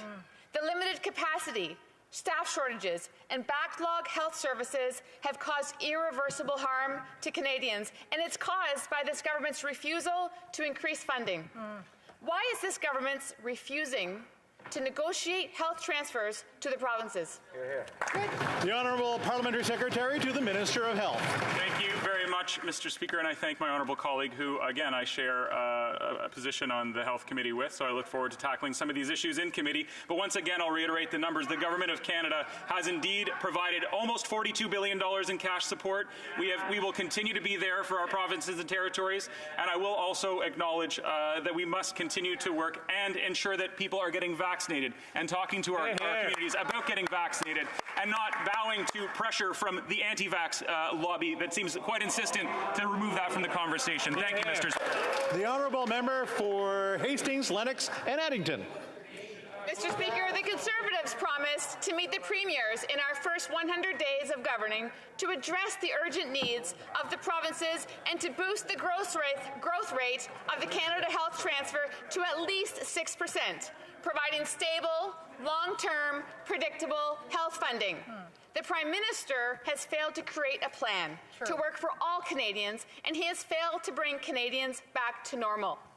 Why has this government not met with the provinces and territories to discuss fixing the health transfers? The Honourable Parliamentary Secretary to the Minister of Health. Mr. once again, that's just simply not true. The Prime Minister meets with the provinces and territories on a regular basis, as does our amazing Minister of Health. I represented the Minister of Health at a recent FPT meeting, and we were proud to discuss issues of pertinence with our provinces and territories, making sure that we continue to work in conjunction with them, providing the supports that are necessary, and every request that they've had of us recently has been fulfilled, and we'll continue to work with our provinces and territories. Before we continue, I know it's Friday and people are willing to get home, but I think keep it down so I can actually hear the answers to the questions, make sure they're correct. L'honorable député de Belleuil. The Honourable Member for Belleuil-Chambly. Thank you, Mr. Speaker. In the streets of Ottawa and in front of Parliament, we are seeing a significant worsening of the situation. And all involved parties should call for a calming of the situation. We're seeing that the situation could stretch to the spring. We're seeing that camps are being built, and this is very worsening. This is very worrying, rather, for people. What will the government do, concretely, to support people's security? More specifically, will the government create a crisis unit bringing all police forces together, as we have recommended? The Honourable Minister of Public Safety. Mr. Speaker, there is a great deal of cooperation between the RCMP and Ottawa Police, which is the police force that has jurisdiction here in Ottawa. That conversation started at the beginning of the protest, and it is continuing now. As I was saying yesterday, I spoke with the Mayor of Ottawa, and then I ensured that the RCMP will be adding more resources to ensure that everyone is safe on the ground. The Honourable Member for Belleuil-Chambly. Mr. Speaker, am I understanding this correctly? Is everything that is happening without the government or despite the government? It's very concerning. These extremists are awaiting reinforcements coming from outside the region. As these truckers are waiting for reinforcements, as increasingly there are plans for counter-protests with the risk that it will lead to disturbances and confrontations, is someone contacting the spokespeople that we have finally found among these protesters to ask them to leave before things really get bad? The Honourable Minister of Public Safety. Mr. Speaker, I hope that my colleague understands that operational discussions on the ground are being carried out by the responsible police service, Ottawa Police. That is how our democracy works. We need to respect the police's jurisdiction to have these discussions on the ground. And I know that the police is having a dialogue with some convoy leaders. But that is an area of police jurisdiction. Thank you. North Island, Powell River. Mr. Speaker, veterans continue to wait for their disability supports. The backlog of applications is long and has been for years, and the minister is not committing to extending temporary workers past March 31st. The list of veterans still waiting for help has been far too long, and without these much-needed workers, it will only get worse. Where is the commitment from this Prime Minister to support our veterans? These temporary workers must be made permanent to honor Canada's commitment to those who served our country. Mr. Speaker, when will the minister stand up for those who stood up for us? The Honourable Parliamentary Secretary to the Minister of Veterans Affairs. Thank you, Mr. President, Speaker, and I want to thank my colleague for her work on the Veterans Committee and share with the House that our government's investment of nearly $200 million have increased staff, over hundreds of staff workers, allowed us to, of course, speed up the processes. And Budget 2021 also allowed us to extend those resources. And I want to share with the House, very important, that we have seen in the last year a decrease of 40% of the backlogs to helping. Tackling the backlog is our top priority, and we will continue to do what we need to do to support our veterans. Thank you. The Honourable Member for Timmins James Bay. Martin Falls First Nation has declared a state of emergency for their children who've gone all year without school, not because of COVID. It's because they have no teachers. Because you can't bring teachers to a community suffering from a massive housing and infrastructure crisis. So if it's not safe for for teachers. It's certainly not safe for students. And they pleaded with the minister all year for help. The school year is now half over, and nothing has been done. What steps will this minister take to guarantee the children of Martin Falls First Nation have a right to quality education this year? The Honourable Parliamentary Secretary. Thank you, Mr. Speaker, and thank you to my colleague for the question. The events in Martin Falls are concerning. Our department will follow up with the community and continues to follow up with the community to ensure a path forward that works for them. Everyone deserves the right to clean water and proper infrastructure to help with the community and the needs of the community. This is why we've invested in drinking water advisories since 2015. To date, we've lifted 127 long-term advisories and prevented 208 short-term advisories from becoming long-term. There is still more to do across the board for these communities, for water operators, and of course the proper infrastructure all communities need throughout this. The Honourable Member for Central Okanagan, Similkameen Nicola. The Prime Minister was crystal clear in this place when he told the people of Princeton, British Columbia that he had their backs and would be there for them as they rebuild from flooding. Now the community needs $2 million as soon as possible to rebuild, or their property taxes will have to go up by 70%.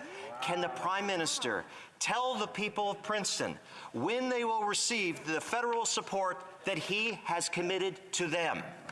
The Honourable Minister for Emergency Preparedness. I'd like to begin by thanking the member for the important question and for strong advocacy on behalf of his constituents and the people of British Columbia. And I want to assure this House that we're working very closely with the provincial authority. I spoke extensively to the Deputy Premier on this very issue the other day. We've made over $5 billion available through the Disaster Financial Assistance Fund, and we're working with communities and speaking to the BC municipalities in order to facilitate the recovery of the terrible events that took place as a result of the flooding. I want to assure the member that we'll continue to work with him and with the affected communities to be there for them to help in the recovery.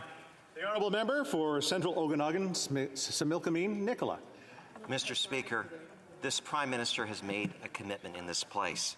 This is also a Prime Minister whose government gave Loblaws, a billion-dollar grocery chain, $12 million to buy new refrigerators. Now, the people of Princeton just want to receive the $2 million they were promised by this Prime Minister to rebuild their community today.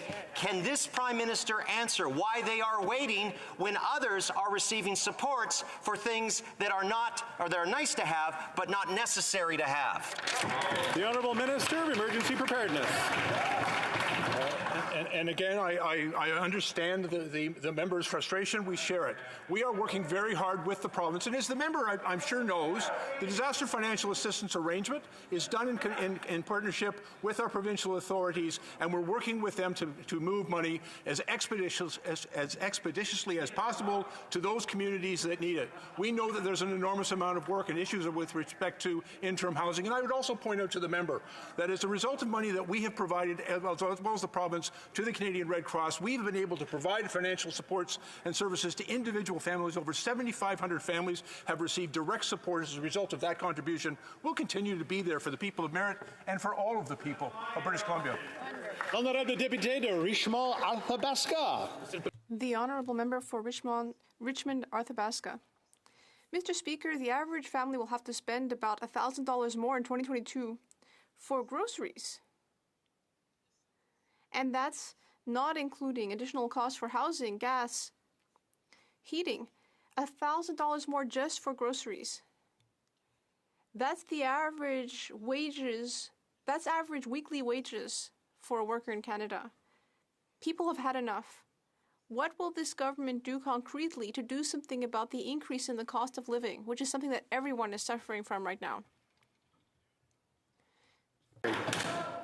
Mr. Speaker, we know that Canadians are concerned about the issues of affordability. We also know that inflation is a global phenomenon. We take protecting Canada's most vulnerable people very seriously. We are the government that introduced the CCB and the GIS, both indexed for inflation, which lifted almost 300,000 Canadians out of poverty. In fact, by 2019, our government lifted 1.3 million Canadians out of poverty, which lowered the Canada's poverty rate to all-time lows. We are going to continue to stay focused on affordability, Mr. Speaker. The Honourable Member for Richmond Athabasca. Mr. Speaker, This very morning, Statistics Canada has said that 200,000 jobs were lost in January and that the unemployment rate is now 6.5%. Those are real numbers, not those that the minister has been repeating all week. People are having real problems.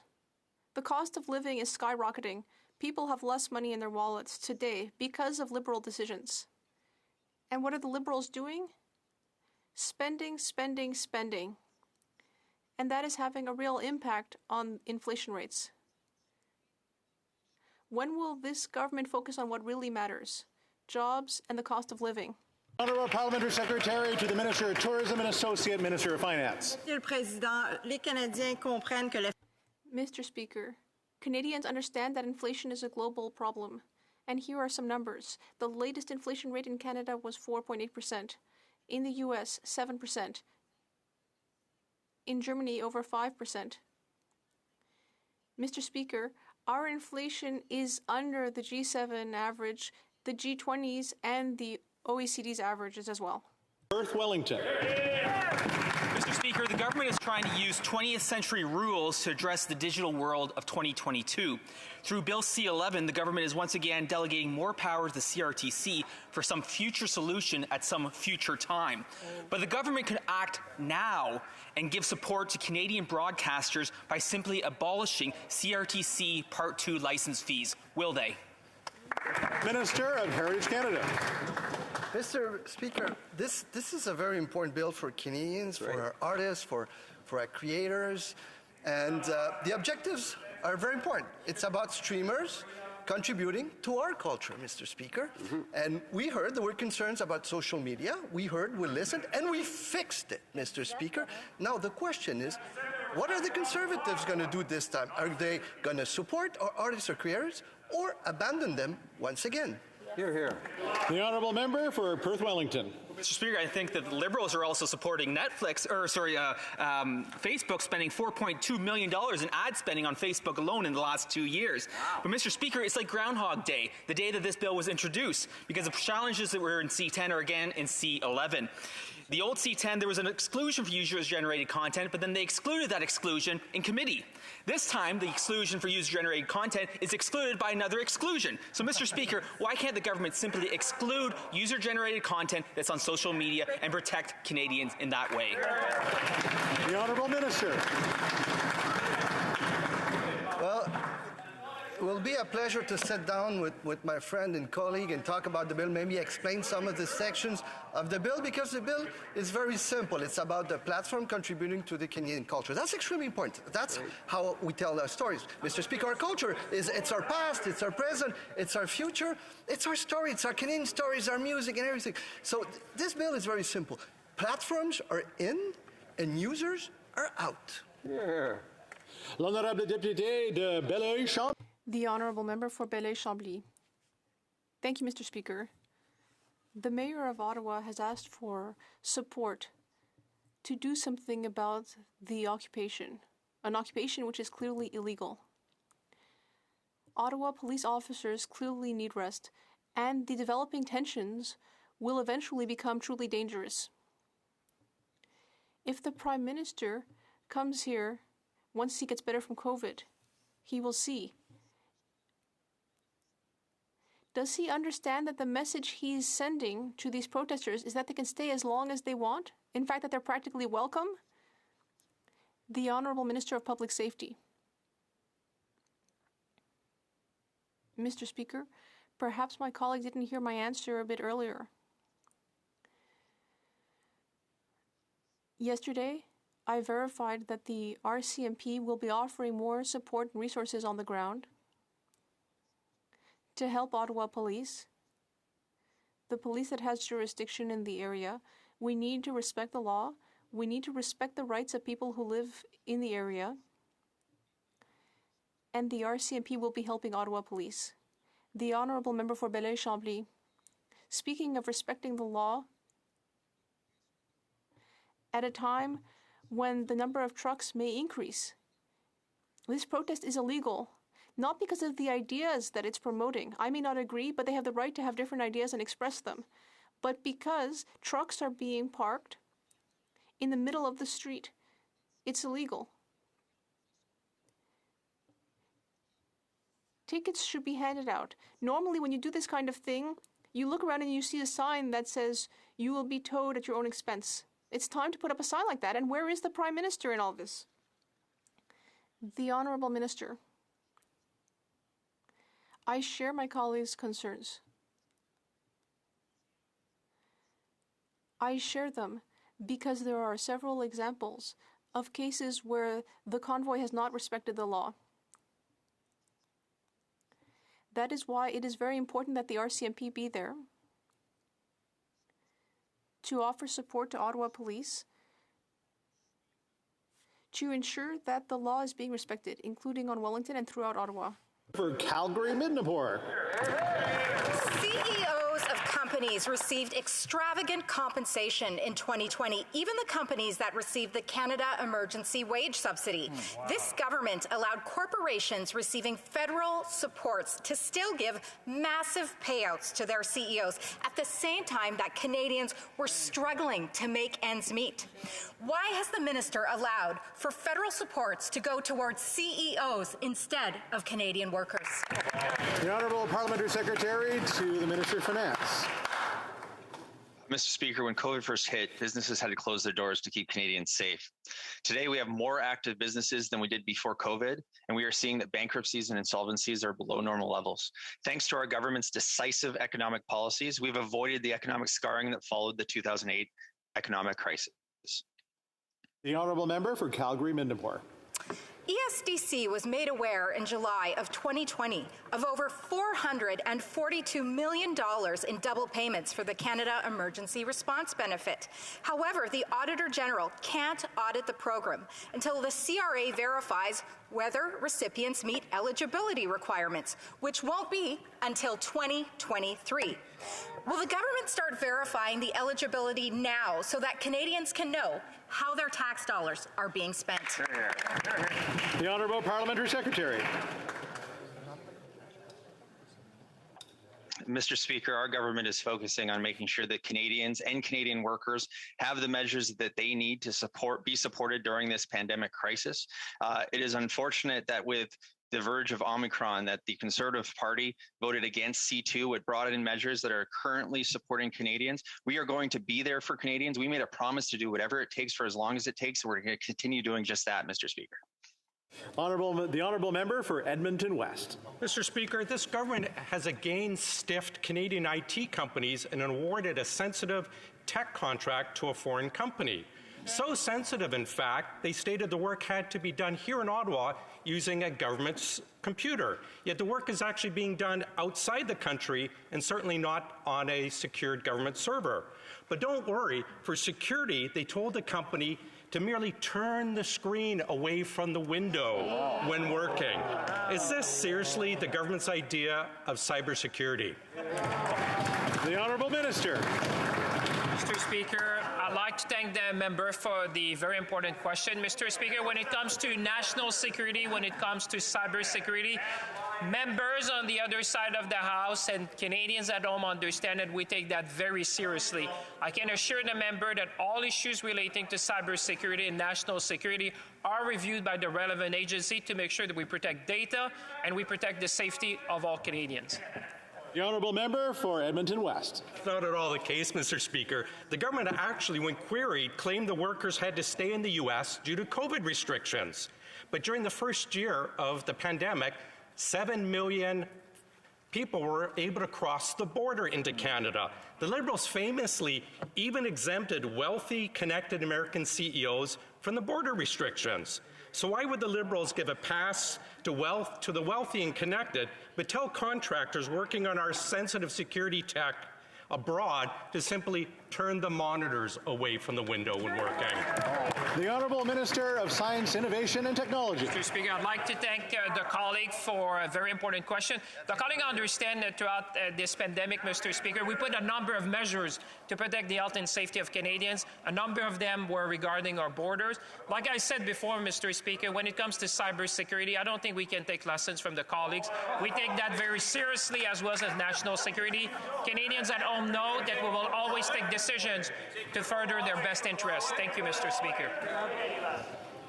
The honourable member for Edmonton-Griesbach.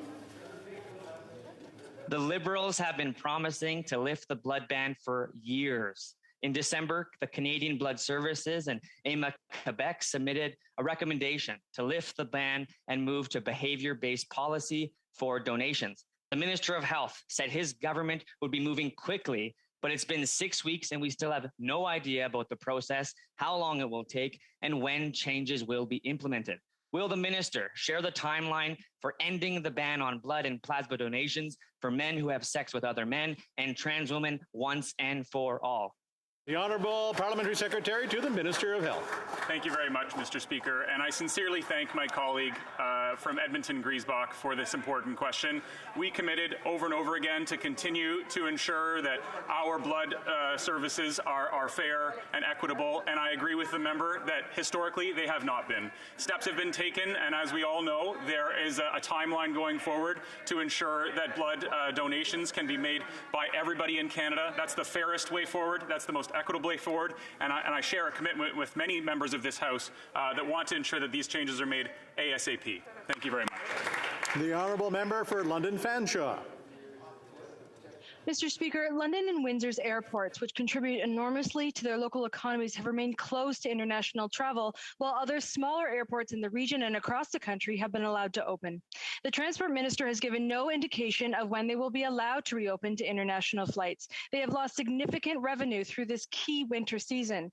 Of course, there are public health recommendations against travel, but people need to know what to expect in the coming months. Will the minister let people in London and Windsor know when they can expect their airports to reopen to international travel? The Honourable Parliamentary Secretary. Thank you, Mr. Speaker, and I thank my colleague for her important question. We are advising Canadians to avoid all non-essential international travel at this time.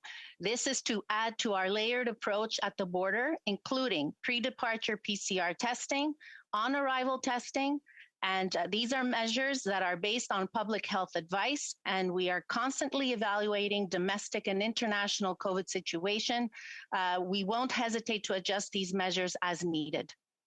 The honourable member for Humber River Black Creek. Mr. Speaker, throughout the pandemic, the need in the LGBTQ2 community for support provided by LGBTQ organizations and partners was a critical lifeline for many. These organizations provided critical mental health support, suicide prevention, and gender-affirming care, as well as housing support and other valuable resources. In order to continue that essential work, they require sustainable financial assistance. Can the Minister of Gender Equality and Youth update the House on the accomplishments of our government in helping the LGBTQ2 community? Thank you, Mr. Speaker. The Honourable Minister. I'd like to thank the honourable member for her question and her advocacy, Mr. Speaker, and she is absolutely right. The LGBTQ2 organizations are a vital, vital resource for Canadians, and they need our support to keep their doors open and continue to grow. And it is why this week I was so pleased to extend funding, Mr. Speaker, for the historic LGBTQ2 Community Capacity Fund for another year. This funding is going to enable organizations to strengthen their infrastructure, to advance LGBTQ2 equality across this country. The tireless work and advocacy of LGBTQ2 organizations have shaped the fight for equality here in Canada and, frankly, around the world, and we must continue to support their efforts. The honourable member for Edmonton-Wetaskiwin. Mr. Speaker, it's now 420 days since Parliament passed a unanimous motion which referenced the, quote, alarming rate of suicide in Canada, called it a, quote, national health crisis, and demanded that the House take, quote, immediate action to institute a nationwide 3-digit 988 suicide prevention hotline. My question for the Minister today is simple. What is the current number that Canadians should remember so that in their darkest moment, they don't have to do a Google search to find the help that might save their life? The Honourable Parliamentary Secretary. Thank you, Mr. Speaker, and I thank my colleague for his important question. Our government remains committed to implementing and fully funding a national three-digit mental health crisis and suicide prevention hotline. The CRTC is currently considering public input from consultations that have been extended, and replies will be accepted until March 2022 to accommodate additional interventions in formats more accessible to persons with disabilities, such as video. We understand the urgency of implementing this crisis line, and we will ensure we get it right, including that it has the capacity to connect people to the most appropriate support. The honourable member for Edmonton-Wetaskiwin. Mr. Speaker, if the government doesn't know the number, how can Canadians be expected to? That Google search will eventually tell you that the 24/7 number for the Canada Suicide Prevention Service is 1-833-456-4566. Since that December 2020 vote, more than 4,500 Canadians have tragically lost their lives to suicide. We have so much work to do together on mental health in this country, but this is a relatively easy first step. By what specific date will Canada finally have an operational three-digit 988 suicide prevention hotline? Parliamentary Secretary to the Minister of Parliamentary Secretary. Mr. Speaker, and again, I thank my colleague for his question. On comprend l'urgence de mettre en œuvre cette ligne et nous allons nous assurer de bien faire. We understand the importance of implementing this line, and the line has to be able to connect people to the most appropriate service in the most appropriate way. $5 million. We're spending $25 million over 5 years to develop and implement a pan-Canadian suicide prevention system that's entirely operational and will eventually be able to provide services. Dundas, South Glengarry. Thank you, Mr. Speaker. There is a growing frustration among Canadians about the Prime Minister's lack of leadership to ending this pandemic. We want to see an end to the protests and to the lockdowns. We denounce all forms of hatred and violence. The comments they last heard from the Prime Minister were earlier, I think it was last month, saying we need to hunker down over the winter and hope for a better spring. Canadians are looking for a more detailed plan.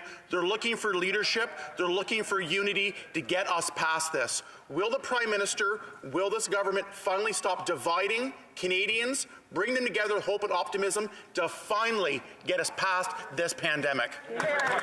The Honourable Minister for Public Safety. Mr. Speaker, I hope that all members would recognize the leadership that has been shown by the Prime Minister and this government by following the evidence and science which unequivocally demonstrates time and time again that the way that we're going to get out of this pandemic is through vaccinations.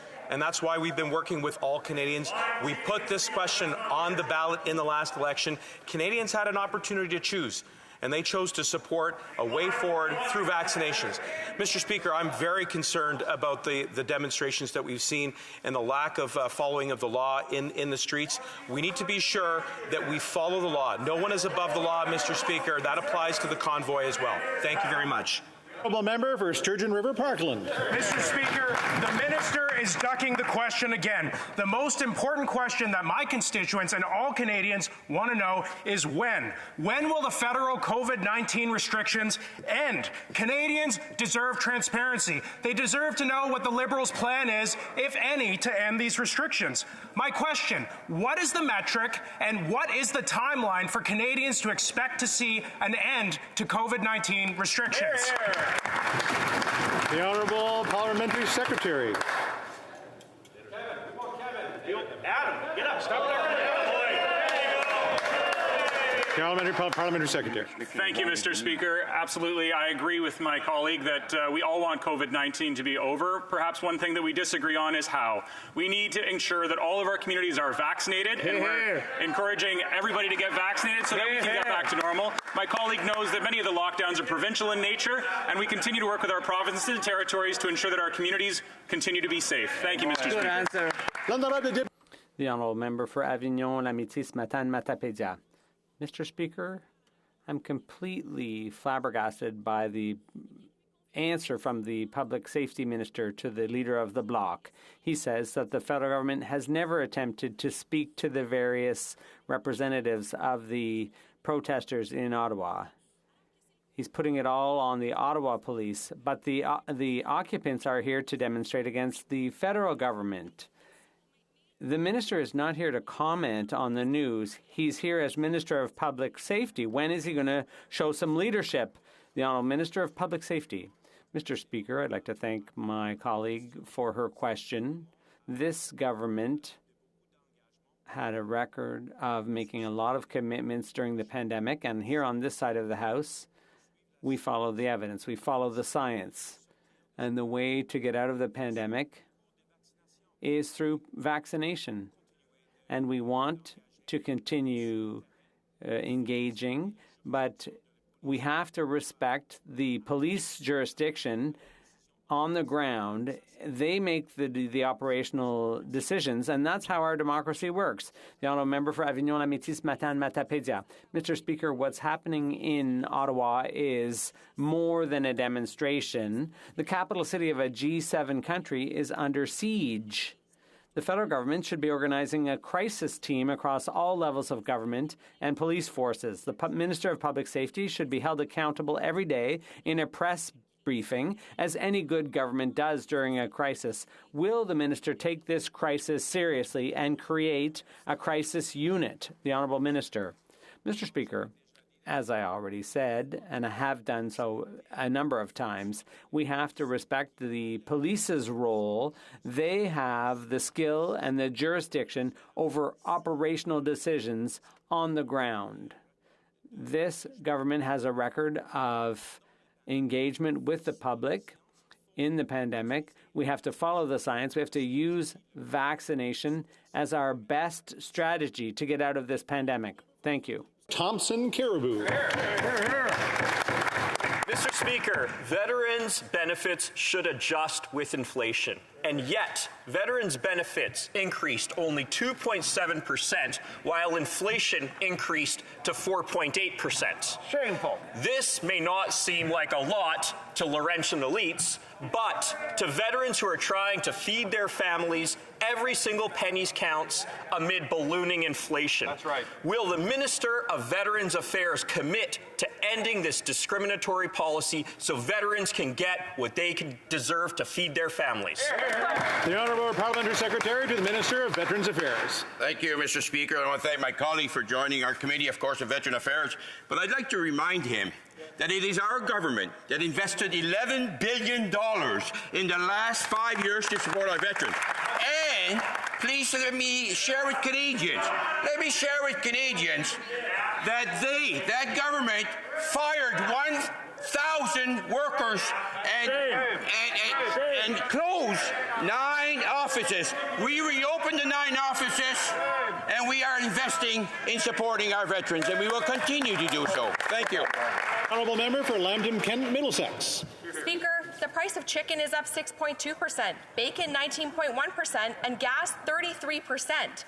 In Lambton Kent Middlesex, seniors, people with disabilities, and families are telling me that they can no longer afford the basic necessities.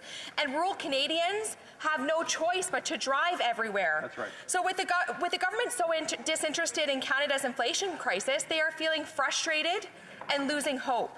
So what will it take for this government to admit that just inflation is hitting Canadians hard, or do they not care? The Honourable Parliamentary Secretary.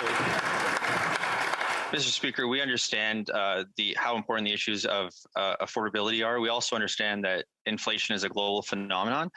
You know, interestingly enough, Conservatives often accuse us of overinvesting in Canadians, but in the last election, Conservatives actually promised to spend more than what our government is currently investing. And at the same time, their promised policies were assessed by experts, and it was noted that to underdeliver on housing, on childcare, and on climate change. I think Canadians made the right choice in the last election, Mr. Speaker. The Honourable Member for Regina, Wascana. Mr. Speaker, AGT Foods, Federated Cooperatives, Viterra, and Cargill have all announced the construction of new canola crushing plants in Regina and the surrounding area, creating 400 full-time jobs. But growing canola requires fertilizer, lots of fertilizer. And this government has announced it will be making farmers ration fertilizer by 30%. Shameful. Mr. Speaker, why is this government putting Regina's new canola crushing plants in jeopardy? The Honourable Parliamentary Secretary. Merci, Mr. Président. Je rassure mon collègue que... Thank you, Mr. Speaker. I'd like to reassure my colleague. Yes, Mr. Speaker, you know how committed we are to fighting climate change, and farmers are the first to suffer the consequences. We're working with industry representatives on finding the best solutions, and we're significantly providing funding to help farmers adopt best practices that are energy efficient. So unlike what the Conservatives may be thinking, our productivity does not run counter to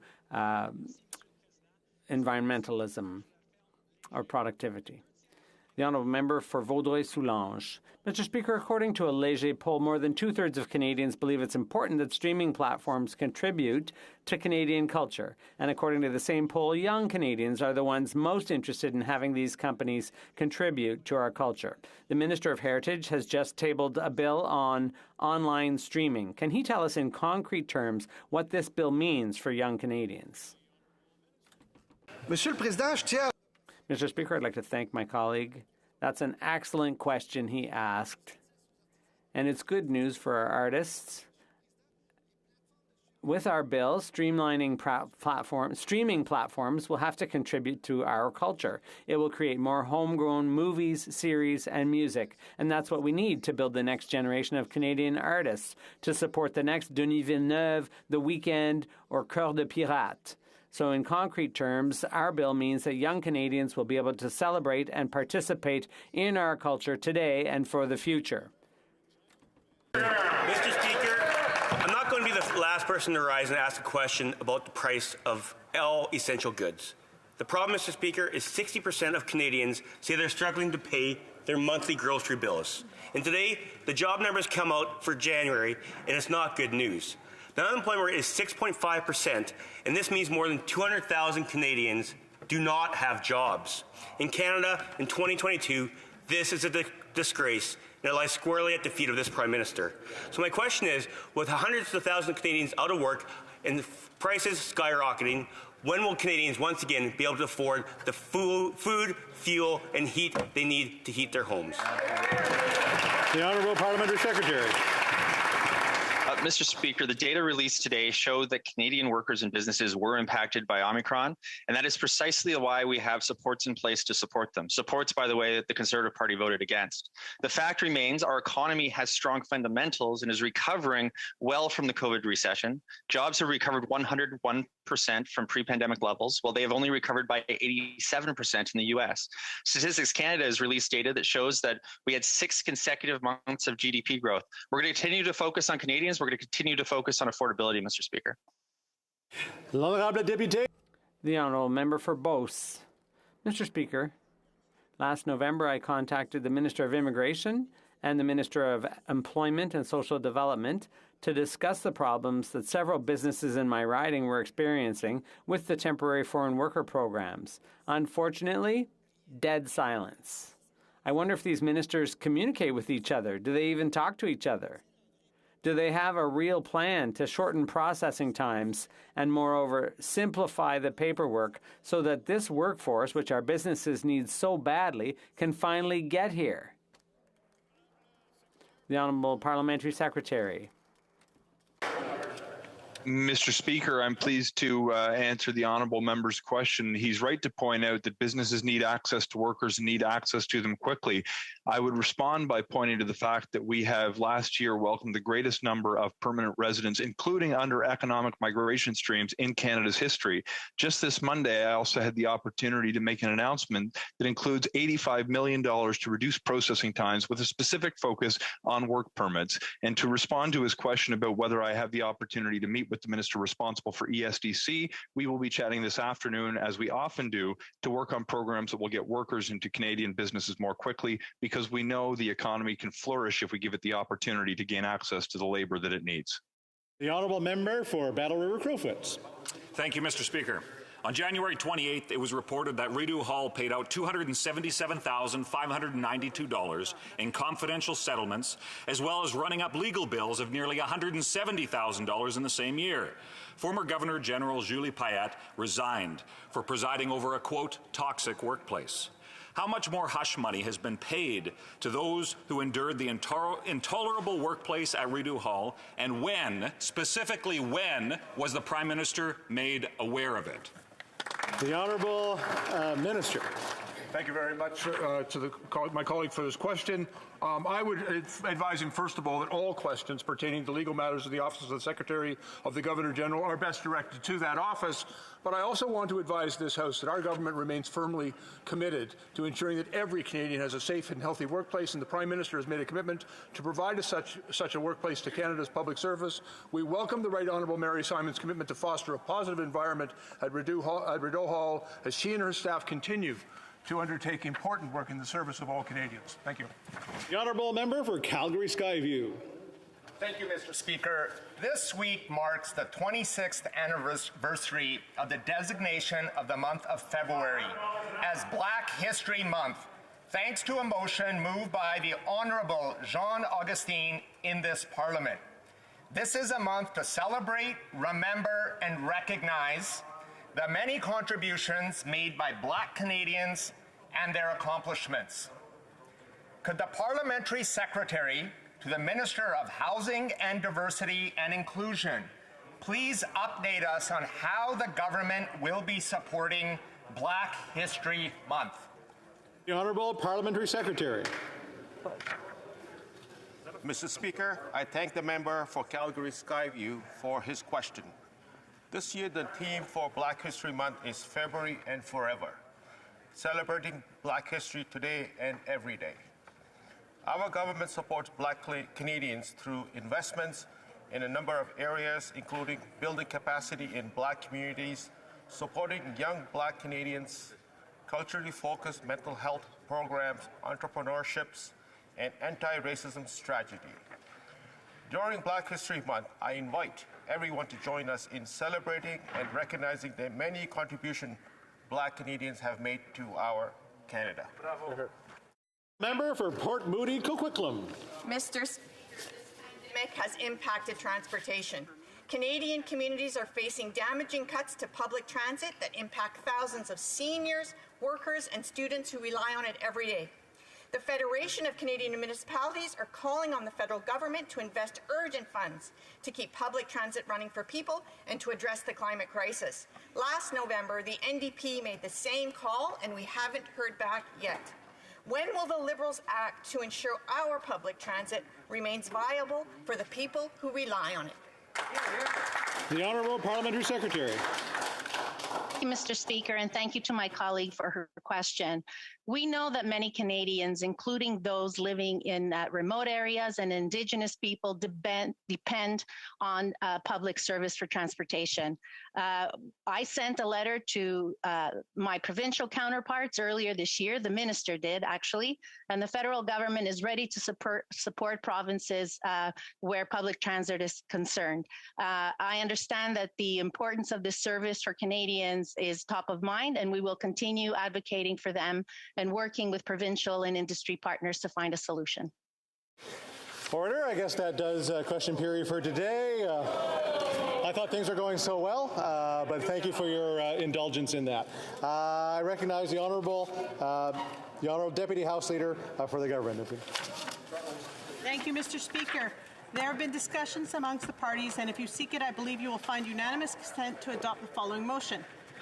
That a take-no debate on the opioid crisis in Canada be held on Tuesday, February 8, 2022, pursuant to Standing Order 53-1, and that notwithstanding any standing order, special order, or usual practice of the House, A, members rising to speak during the debate may indicate to the Chair that they will be dividing their time with another member, B, the time be provided for the debate be extended beyond 4 hours, as needed, to include a minimum of 12 periods of 20 minutes each, and C, no quorum calls, dilatory motions, or requests for unanimous consent shall be received by the Chair.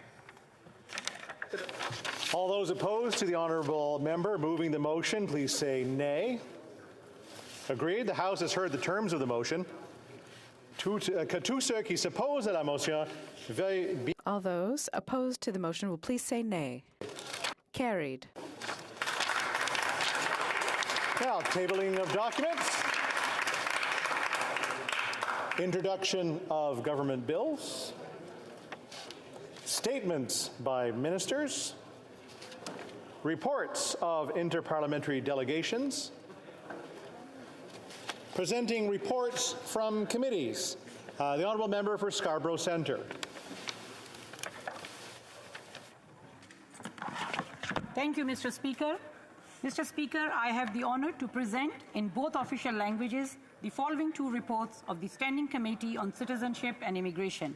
The first report, entitled Safe Haven in Canada, Special Immigration and Refugee Measures are urgently needed for the people of Hong Kong.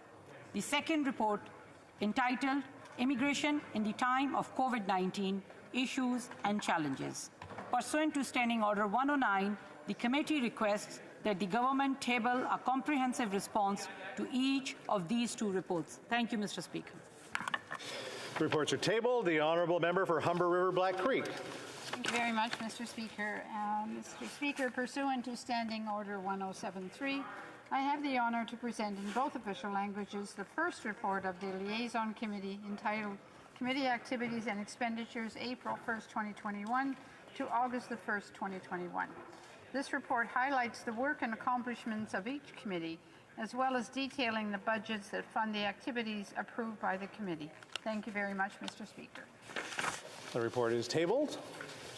Introduction of private members' bills. Ms. Block, seconded by Ms. Wagenthal, moves for leave to introduce a bill entitled An Act to Amend the Criminal Code, Intimidation of Healthcare Professionals. This motion is deemed adopted. I recognize the member for, I'll make sure I get it correctly. Carlton Trail, Eagle Creek. Thank you, Mr. Speaker. Over the past 2 years, we have seen just how important our healthcare system is and how critical the medical professionals who work in that system are to Canadians. We need to create a work environment for medical professionals that protects them, supports them, and encourages them to continue in the critical work they do. I rise today to introduce a private member's bill entitled the Protection of Freedom of Conscience Act. Medical professionals are facing increasing pressure to participate in assisted suicide, and this is causing many to question their ability to work here in Canada. The bill proposes an amendment to the criminal code that will protect medical professionals from intimidation or coercion to participate in medical-assisted suicide in the same way that workers are protected from intimidation or coercion if they want to form or be part of a union. I encourage all my colleagues to support this bill's speedy passage and thereby demonstrate a deep commitment to both our amazing medical professionals and to the Canadian Charter of Rights and Freedoms. Thank you. Ms. Block, seconded by Ms. Wagenthal, moves that this bill now be read a first time and be printed. This motion is deemed adopted. First reading of this bill, premier lecture de ce projet de loi. When shall this bill be read a second time? At the next sitting of the House. Mr. Massey, seconded by Mr. Angus, moves for leave to introduce a bill entitled An Act to Amend the Competition Act Vehicle Repair. This motion is deemed adopted. I recognize the honourable member for Windsor West. Thank you, Mr. Speaker, and I'm proud to present a bill I think all members of Parliament will support, similar to what had happened in the past, and want to thank the member for Timmins James Bay for his help on this issue for a number of different years. This bill, Mr. Speaker, will do three major things. The first, it will amend the Competition Act to authorize the Competition Tribunal to make an order requiring vehicle manufacturers to provide independent repair shops access to diagnostic and repair information and to service parts on the same terms and manner as the manufacturers make that information and parts available to their own authorized repair providers. Second, Mr. Speaker, this would update the voluntary agreement that is still in place since 2009 in my original legislation to include the rights of digital software that will cover future innovations and technologies as we move to zero emissions vehicle standards and electric vehicles. And lastly, and most importantly, Mr. Speaker, this will ensure that consumers have a right to choose choose where they actually get their vehicle fixed. Second of all, to help the environment by making sure vehicles with emissions are stronger and also cleaner. And lastly, Mr. Speaker, it will also be good for public safety as vehicles are on the road, repaired and in order in their best conditions possible. Thank you, Mr. Speaker. I look forward to this legislation, hopefully having the same fate as my previous attempts where it actually resulted in the Parliament acting on this important issue. Mr. Massey, seconded by Mr. Angus, moves that the bill be now read a first time and be printed. This motion is deemed adopted. First reading of this bill, première lecture de ce projet de loi. When shall the bill be read a second time? Now. At the next sitting of the House. First reading of Senate public bills. Motions. The Honourable Member for North Island, Powell River. Well, thank you, Mr. Speaker. And Mr. Speaker, there have been consultations, and I hope that if you seek it, you will find consent for the following motion. That the House express its gratitude to all parliamentary staff who have continued to do the indispensable work needed for Parliament to function efficiently and safely through these difficult circumstances. All those opposed to the Honourable Member moving the motion will please say nay. Agreed. The House has heard the terms of the motion. All those opposed to the motion will please say nay. The motion is carried. Presenting of petitions, the Honourable Member from Saanich Gulf Islands. Oh, she's not paying attention there. On with petitions. The Honourable Member for Saanich Gulf Islands. Going once, twice, three times. Questions on the order paper. The Honourable Member for Winnipeg North. Thank you, Mr. Speaker. I would ask that all questions be allowed to stand at this time, please. Is it agreed? Agreed. Orders of the day. Ordre émanant du gouvernement, projet de loi émanant du gouvernement commune. Government bill. And the second reading of Bill C-8, the Economic and Fiscal Update Implementation Act 2021. Now, we did have a few moments to do questions and comments for the member for Chatham, Kent, Leamington, but I see we're probably moving on from that. So, the Honourable Member for Medicine Hat, Cardston Warner. Thank you very much. Thank you, Mr. Speaker. Before I begin today, I just want to take a moment and thank our former leader, Mr. Aaron O'Toole. He worked hard for the Conservative caucus and for the country. He served in the military, as an MP, in cabinet, and as an opposition leader. Thank you, Aaron, for your service and dedication to our party and country. And Rebecca and your family, thank you for your sacrifices. Mr. Speaker, I'm pleased to rise today and speak on C-8. Expectations were high after the unnecessary election that cost taxpayers over $600 million, which was called during a pandemic in an attempt by the Prime Minister and his government to further their own self-interest. But the results were clear. Canadians, 67% of them to be exact, voted against giving the Liberals more power and overwhelmingly against the corruption, scandals, and overreach by the Liberals by a 2-to-1 margin. And what have we seen since the election? Well, the Prime Minister took a vacation during the first National Day of Reconciliation. He delayed the return of Parliament by 60 days. And he broke his promise to deliver action in the first 100 days. Instead of rebuilding the country at a time of crisis, the Prime Minister has repeatedly alienated Western and rural Canadians. He's played the worst kind of divisive politics and attempted to label those who disagree with him as being hateful. No responsible person, let alone the leader of our country, should ever throw around words like misogynist or racist so casually and recklessly. Hear, hear. Mr. Speaker, no one knows how easily the Liberals will sacrifice good, hardworking people than Albertans. Almost every year, they have squeezed more and more of Alberta's jobs out of the province.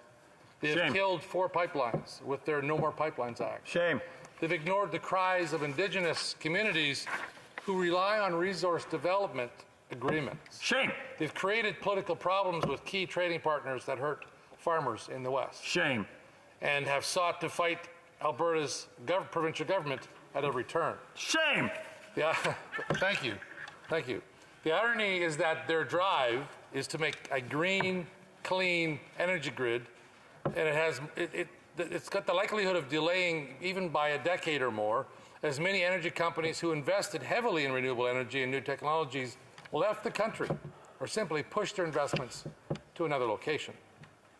While providing some money in the economic and fiscal update for COVID testing, for business loans, and school ventilation was good, the update was silent on the top demand from provinces for the last 2 years. They needed new funding for healthcare. Mr. Speaker, the pandemic has strained healthcare workers and hospitals and the overall system to the point of near breaking, with thousands, if not tens of thousands, of delayed surgeries and procedures. There is no doubt there will be many more preventative measures that have been missed and undetected illnesses that will demand emergency action instead of early intervention. All of that will drive up healthcare costs. And with healthcare costs all but guaranteed to increase, provinces are on even more shaky financial ground.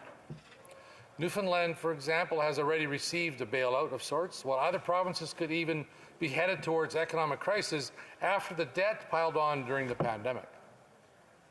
And with the excessive spending before and during the pandemic, the federal government is not well positioned to help. According to the Parliamentary Budget Office, 1/3, or about $177 billion of pandemic spending was unrelated, repeat, unrelated to the pandemic response plan. That is about 6 years of military spending, or 6 years of health care in Alberta, or more than double provincial and territorial transfers. Mr. Speaker, I come from riding with a large rural economy, where farmers have endured extreme hardships from a severe drought and the impacts of the pandemic. Our agricultural sector is critical to our trade, our international relations, and our domestic economy, and our rural economy, for that matter. Farmers and rural Canada were ignored in the throne speech, and we don't know why. For the last 5 years, they have paid enormous carbon tax bills, some in the tens of thousands. Their costs have been driven up, and the cost of food products in Canada are continuing to rise. These costs hurt farmers who can't compete with American or other countries in costs. The prices hurt Canadian food manufacturers who want to use Canadian farm products, but they also have to do, with high costs from buying from the U.S. competitors. It hurts the small business owners who face the downstream higher costs as well, and their higher costs continuously from employment taxes, GST, et cetera. And they pass those on to who? To the consumer, to the families with higher grocery bills. The government made a promise to improve and help farmers and everyone who consumes Canadian farm products. Conservatives provided a clear policy option in Bill C-208, a bill to eliminate carbon taxes for on-farm activities, for example. That exemption wouldn't require new administration costs. It wouldn't increase costs for businesses to track and calculate those expenses. The Minister of Finance from downtown Toronto had a better idea. Instead of a simple solution that was easy to understand, practical to implement, and would cut costs, she would create a complex tax regulation that could change on a political whim, that would not reduce costs at all and would ultimately keep higher prices for consumers while providing little to no relief for farmers.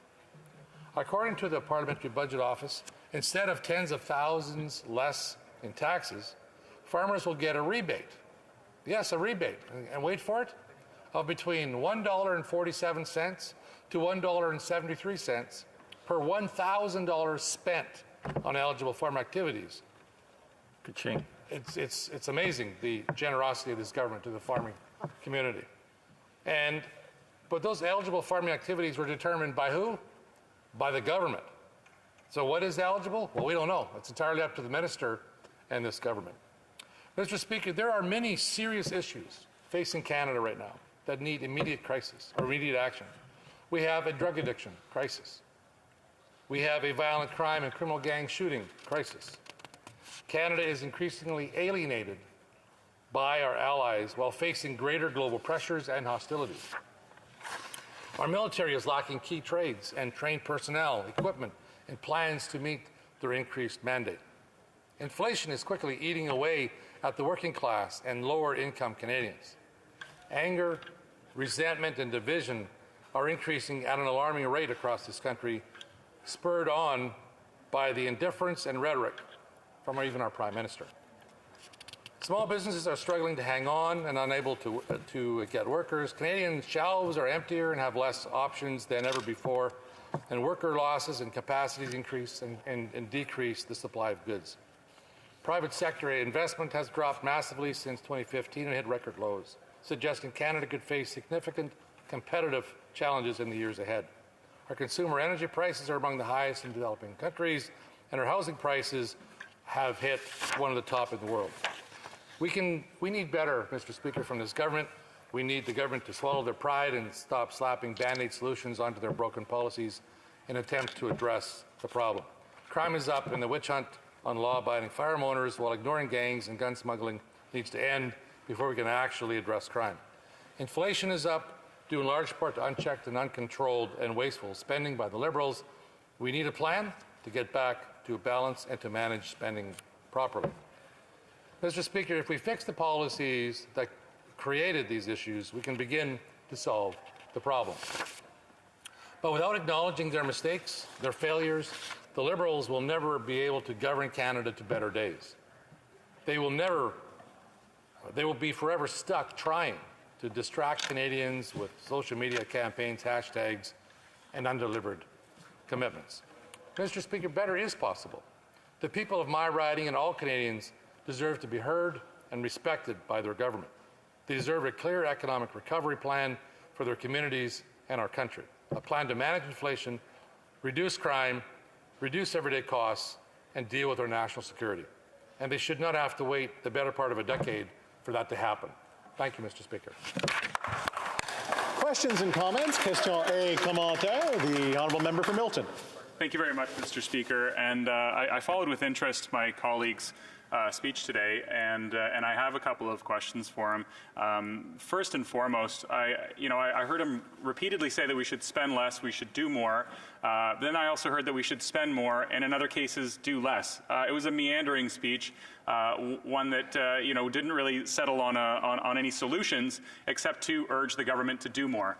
The policies that we've put forth over the last couple of years have saved innumerable lives. They've saved innumerable businesses. They've ensured that people can go back to work. So I ask the member opposite, what are the savings that he's looking for? Where are we supposed to cut costs? Which program would he have cut in order to find austerity in a solution that frankly doesn't exist right now? Thank you, Mr. Speaker. The honourable member for Medicine Hat, Carson Warner.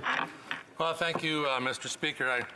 I find it interesting that a meandering speech, I guess, can deserve a meandering question. However, I would suggest to the honourable member across the way that it's the waste. I talked about $177 billion being spent by this government, who said it was for pandemic spending, and yet there's no accountability. The PBO says we don't know that $177 billion was not spent on anything to do with the pandemic. If you ask a question, I'll be happy to answer it. All right? So, at the end of the day, there is a lot of waste that this government has placed on the Canadian taxpayer over the last 6 years. Significant waste. That's where we would start. Number one, get rid of the waste. L'honorable député de Mirabel. The honourable member for Mirabel. Thank you very much, Mr. Speaker. Our Conservative colleagues spend quite a lot of time telling us about the impact of inflation on Canadian families and the middle class. But that inflation is also having an impact on provincial governments, including the healthcare systems that have to hire people, buy inputs, get supplies. Could our colleague tell me why, in his opinion, the Liberal government is refusing to increase unconditional health transfers, as Quebec and all provinces have requested? Data Medicine Hat, Carson Warner. Thank you, Speaker, and thank you to my colleague for his question. You know, I can't answer, and I'll never try to figure out why the government does what they do. But I can tell you that moving forward with approaching $1.4 trillion debt, the cost to service that debt, should interest rates climb even 0.25%, will have significant impacts across all aspects of the government's ability to do all sorts of things like health transfers. This pandemic has shown us one thing, that more attention maybe needs to be given by this government to health care and to health transfers, and I certainly would be willing to have we as a party would be willing to have a look at what that might be like moving forward. Question commentaire, questions and comments. The honourable member for Port Moody, Coquitlam. Thank you, Mr. Speaker, and I'd like to say to the member from Medicine Hat that like your colleague from Yellowhead, I also called on businesses in Medicine Hat as part of my sales territory when I worked in the public sector. The member spoke today on healthcare, and yesterday I brought a study request to HUMA about the care economy, and I'm hopeful that the Conservatives will support recommendations that come out of that study in the future. I anticipate that there will be an ask for new investments highlighted that we require for healthcare. For the NDP, we accept that taxation is not fair and that large corporations and the ultra-wealthy don't pay their fair share. Tax loopholes, tax havens, and fair taxation on the ultra-wealthy is a way for us to be able to invest more in healthcare transfers and to let us support better Canadians that are seeing rising costs of living. My question to the member is, do the Conservatives agree that the ultra-wealthy need to start paying their fair share of taxes? The honourable member for Medicine Hat, Cardston Warner. Thank you, Mr. Speaker, and thank you to my friend for the question. I anticipate that when she did travel around the country and Medicine Hat was part of her sales territory, that she spent extra time there because it is an amazing city to be, and she probably didn't want to go back to wherever her base was. In any event, I was intrigued by the earlier comments you made about a care culture.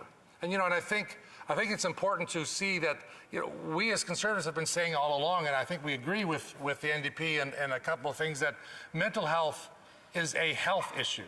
And so we're talking about a care culture in this country. I'm thinking that we could certainly start there. And apparently, Mr. Speaker, I need to shorten myself. I will sit down and be done. Thank you. Continuing debate, the honourable member for Flamborough Glenbrook.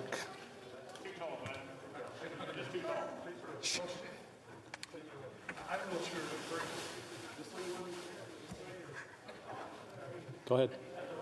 All right. Thank you, Mr. Speaker. It's always an honor to rise in this House, and especially today to speak on C8 and act to implement the certain provisions of the economic and fiscal update. So, Mr. Speaker, Canadians are worried and frustrated. They want a plan for the recovery, they want hope, and that's not what they got from the economic and fiscal update tabled by the government on December 14th. Mr. Speaker, Canadians can feel the middle class dream slipping away, and this economic statement and fiscal update did nothing to address what's causing them to feel that way. If anything, it exacerbated it. Mr. Speaker, it didn't help the young families moving from Toronto and Peel region predominantly to Flamborough-Glanbrook who are worried about the startling increase in the cost of living. It didn't help the small business owners that were struggling to keep afloat, nor the farmers who are putting food on our table, nor the seniors, and there are many seniors villages in my constituency who built this country and who are living on a fixed income. So, Mr. Speaker, allow me to focus on four things this afternoon in this discussion of Bill C8. One, the ballooning cost of living. Two, the housing crisis. Three, disrupted supply chains. And four, a lack of a coherent plan for the economy. So, Mr. Speaker, let's talk about inflation. Canadians are feeling the pinch, and they're feeling it at the grocery store, the gas station, in their home heating bills. Canadians have actually never felt more pessimistic about their financial future. And so take Gary from Stony Creek Mountain, who's a senior who lives on a fixed income. And he wrote my office recently, he was gravely concerned because every month he sees more of his income being spent on food and fuel. And so seniors like Gary, who've worked their entire life, who helped build this country to what it is today, they deserve to enjoy their retirement years. And it's something that the reckless policies of this government are robbing them of. Because, Mr. Speaker, inflation is at its highest point in 30 years. And earlier this week, the Governor of the Bank of Canada suggested that inflation could remain as high as 5% for the first half of the year, 2022. But that 5% doesn't actually tell this whole story, because the price of chicken is up 6%, beef almost 12%, natural gas 19%, and gas for our cars, we saw the highest price ever in Hamilton and the GTA this past week, and that's up 33%. So those are the things that families need and depend on every day. And what makes matters worse, Mr. Speaker, is the government refuses to take any blame. And at first they blamed, they told Canadians actually it wasn't really a problem. And then they threw up their hands and they said there's nothing they could do about it. But young families in my riding who are paying $1,000 extra for groceries this year deserve a better answer than that. So, Mr. Speaker, talking about the issues that affect young Canadians, which the government pretends to care a lot about, home prices are up across the country 25%.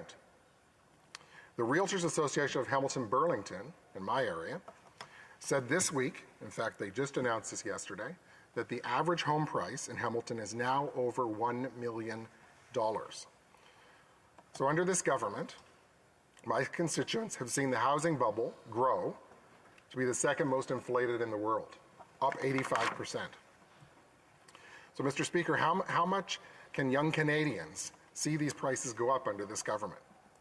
It's no wonder that so many under 30 years old have completely given up the dream of ever owning a home. So, Mr. Speaker, another issue I'd like to address is the impact of disrupted supply chains. And that's having a great impact on our economy from coast to coast and our trade. And it's not something that was sufficiently addressed, and there were no solutions sufficiently provided in the fall economic and fiscal update. And we know there are complicating factors, port congestion and exploding container prices. There's labor shortages, of course, everywhere and across the supply chain, as well as increased inputs for all facets of production. But on top of this, the government's dismissal of the truckers is again exacerbating the problem. You know, how can we make a dent in the supply chain backlog when a number of truckers are off the road? And they're outside the walls here, and they're frustrated and they want to be heard. Yet there's no dialogue, there's no olive branch from the government. And here's what it means to farmers and producers in my riding who can't get trucks to get their products to market. Mr. Speaker, I'll give you two examples of calls and conversations I've had in the last few weeks. Ray, who's a farmer in Flamborough, grows organic grains. And he grows organic corn and he grows organic soybeans, and he mills that to feed, which is provided to chicken farmers in Pennsylvania and upper New York State, who in turn sell their organic chickens to restaurants in New York City. And it's a great opportunity for all, because each of the participants along that supply chain earn a premium on that product that the consumers of New York are willing to pay.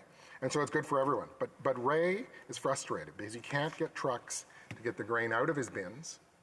And if he can't get the grain out of his bins, he can't have the revenue to buy the seed he needs to plant the crop this spring, in turn for his crop this year, and he needs that cash flow. So Ray told me the whole process of trucks on his farm is contactless. The drivers are in their cab, the process is all electronic, and they don't even have to roll down the window.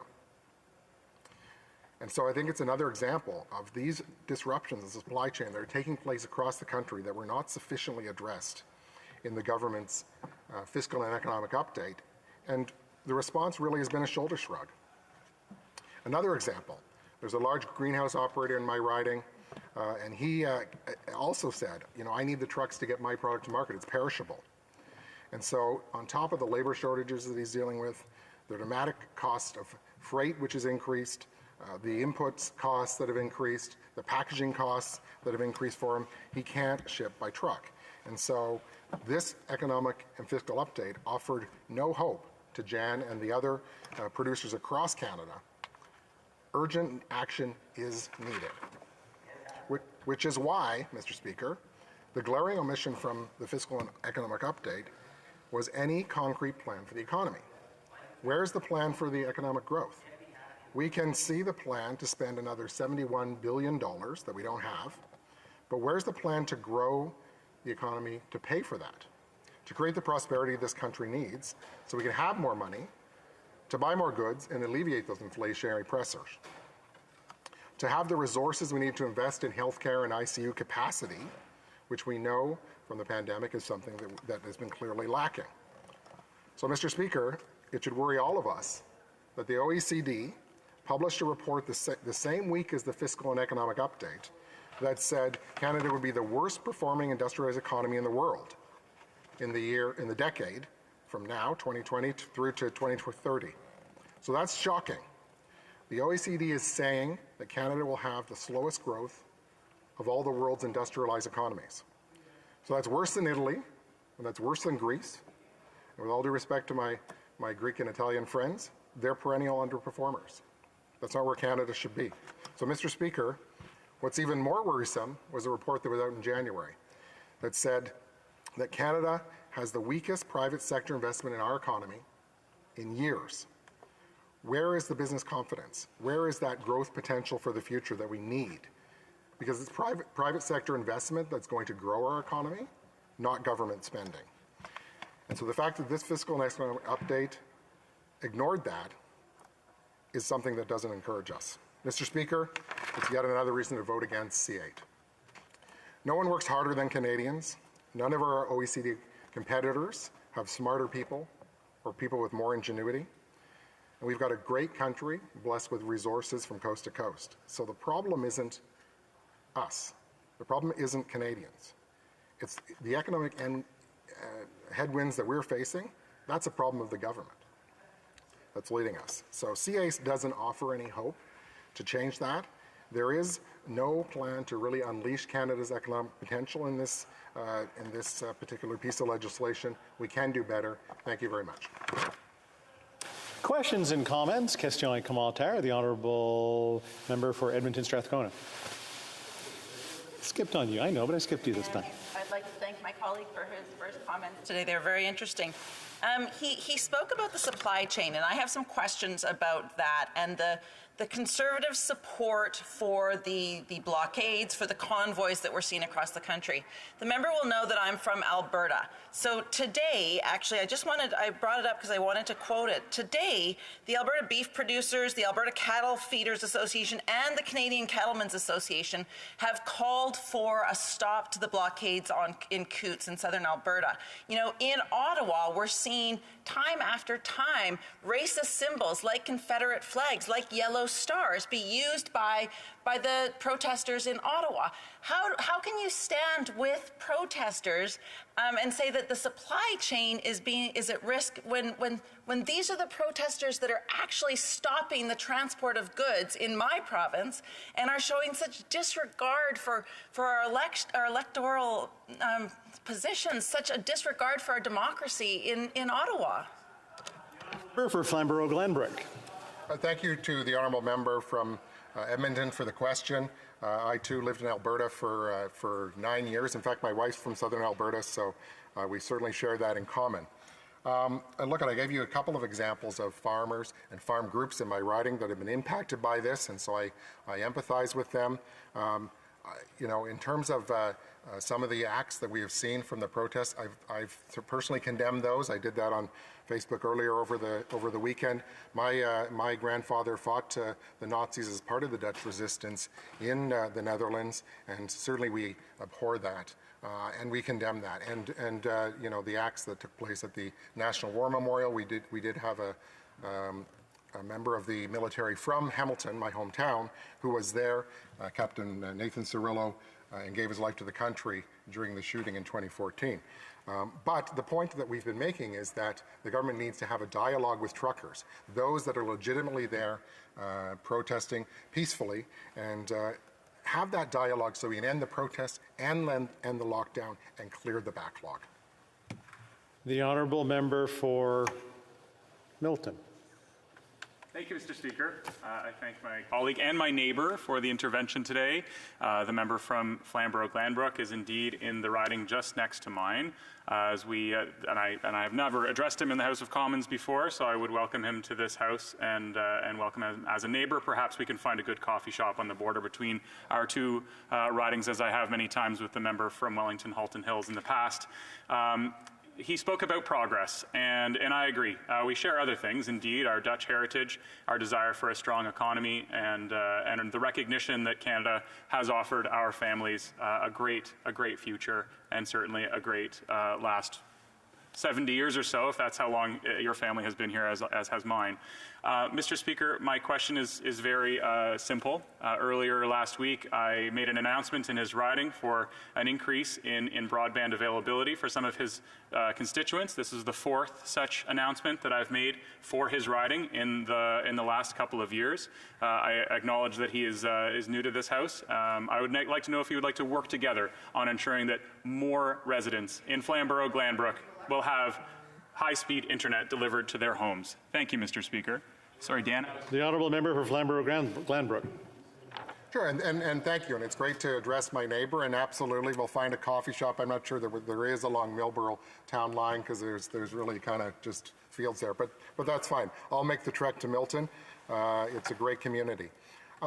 And absolutely, I'm always interested in working productively and collaboratively with all members of this House. In fact, one of the first meetings that I had as a Member of Parliament was with my neighbour and colleague, the Honourable Philomena Tassi, the Minister of Procurement, who is in the riding next to me. Sorry, the Honourable Member for Hamilton West Ancaster Dundas. I should rephrase. Point of order. The Honourable Member for Milton. Pardon me, Mr. Speaker. My point of order is simple and in jest. We don't address members by their names in this House, and since my friend and colleague is new, I thought I would offer that. I think the member for Flamborough-Glanbrook did correct himself in it too, so I accept that he realized his mistake when he was saying it. The member for Flamborough-Glanbrook went a quick answer because I do have one more question that I want to get in here. With all the other MPs in the Hamilton area, we do so on a regular basis and work together. And, thank you for the announcements of rural broadband in Flamborough-Glanbrook. There's a lot more work to do, as I made that point yesterday in the House. 47 is great. There's 8,000 rural homes. My own is one of them, where internet is insufficient. So let's work together and keep that going. Thanks. Courte question et commentaire. A quick question and answer. The honourable member for Repentigny. Thank you, Mr. Speaker. My colleague from Flamborough-Glanbrook talked about what was lacking from C8. He talked about the shortage of jobs and the supply chain. I would add funding for affordable social housing to the list. And in the block, what we're more concerned about is what there's too much of.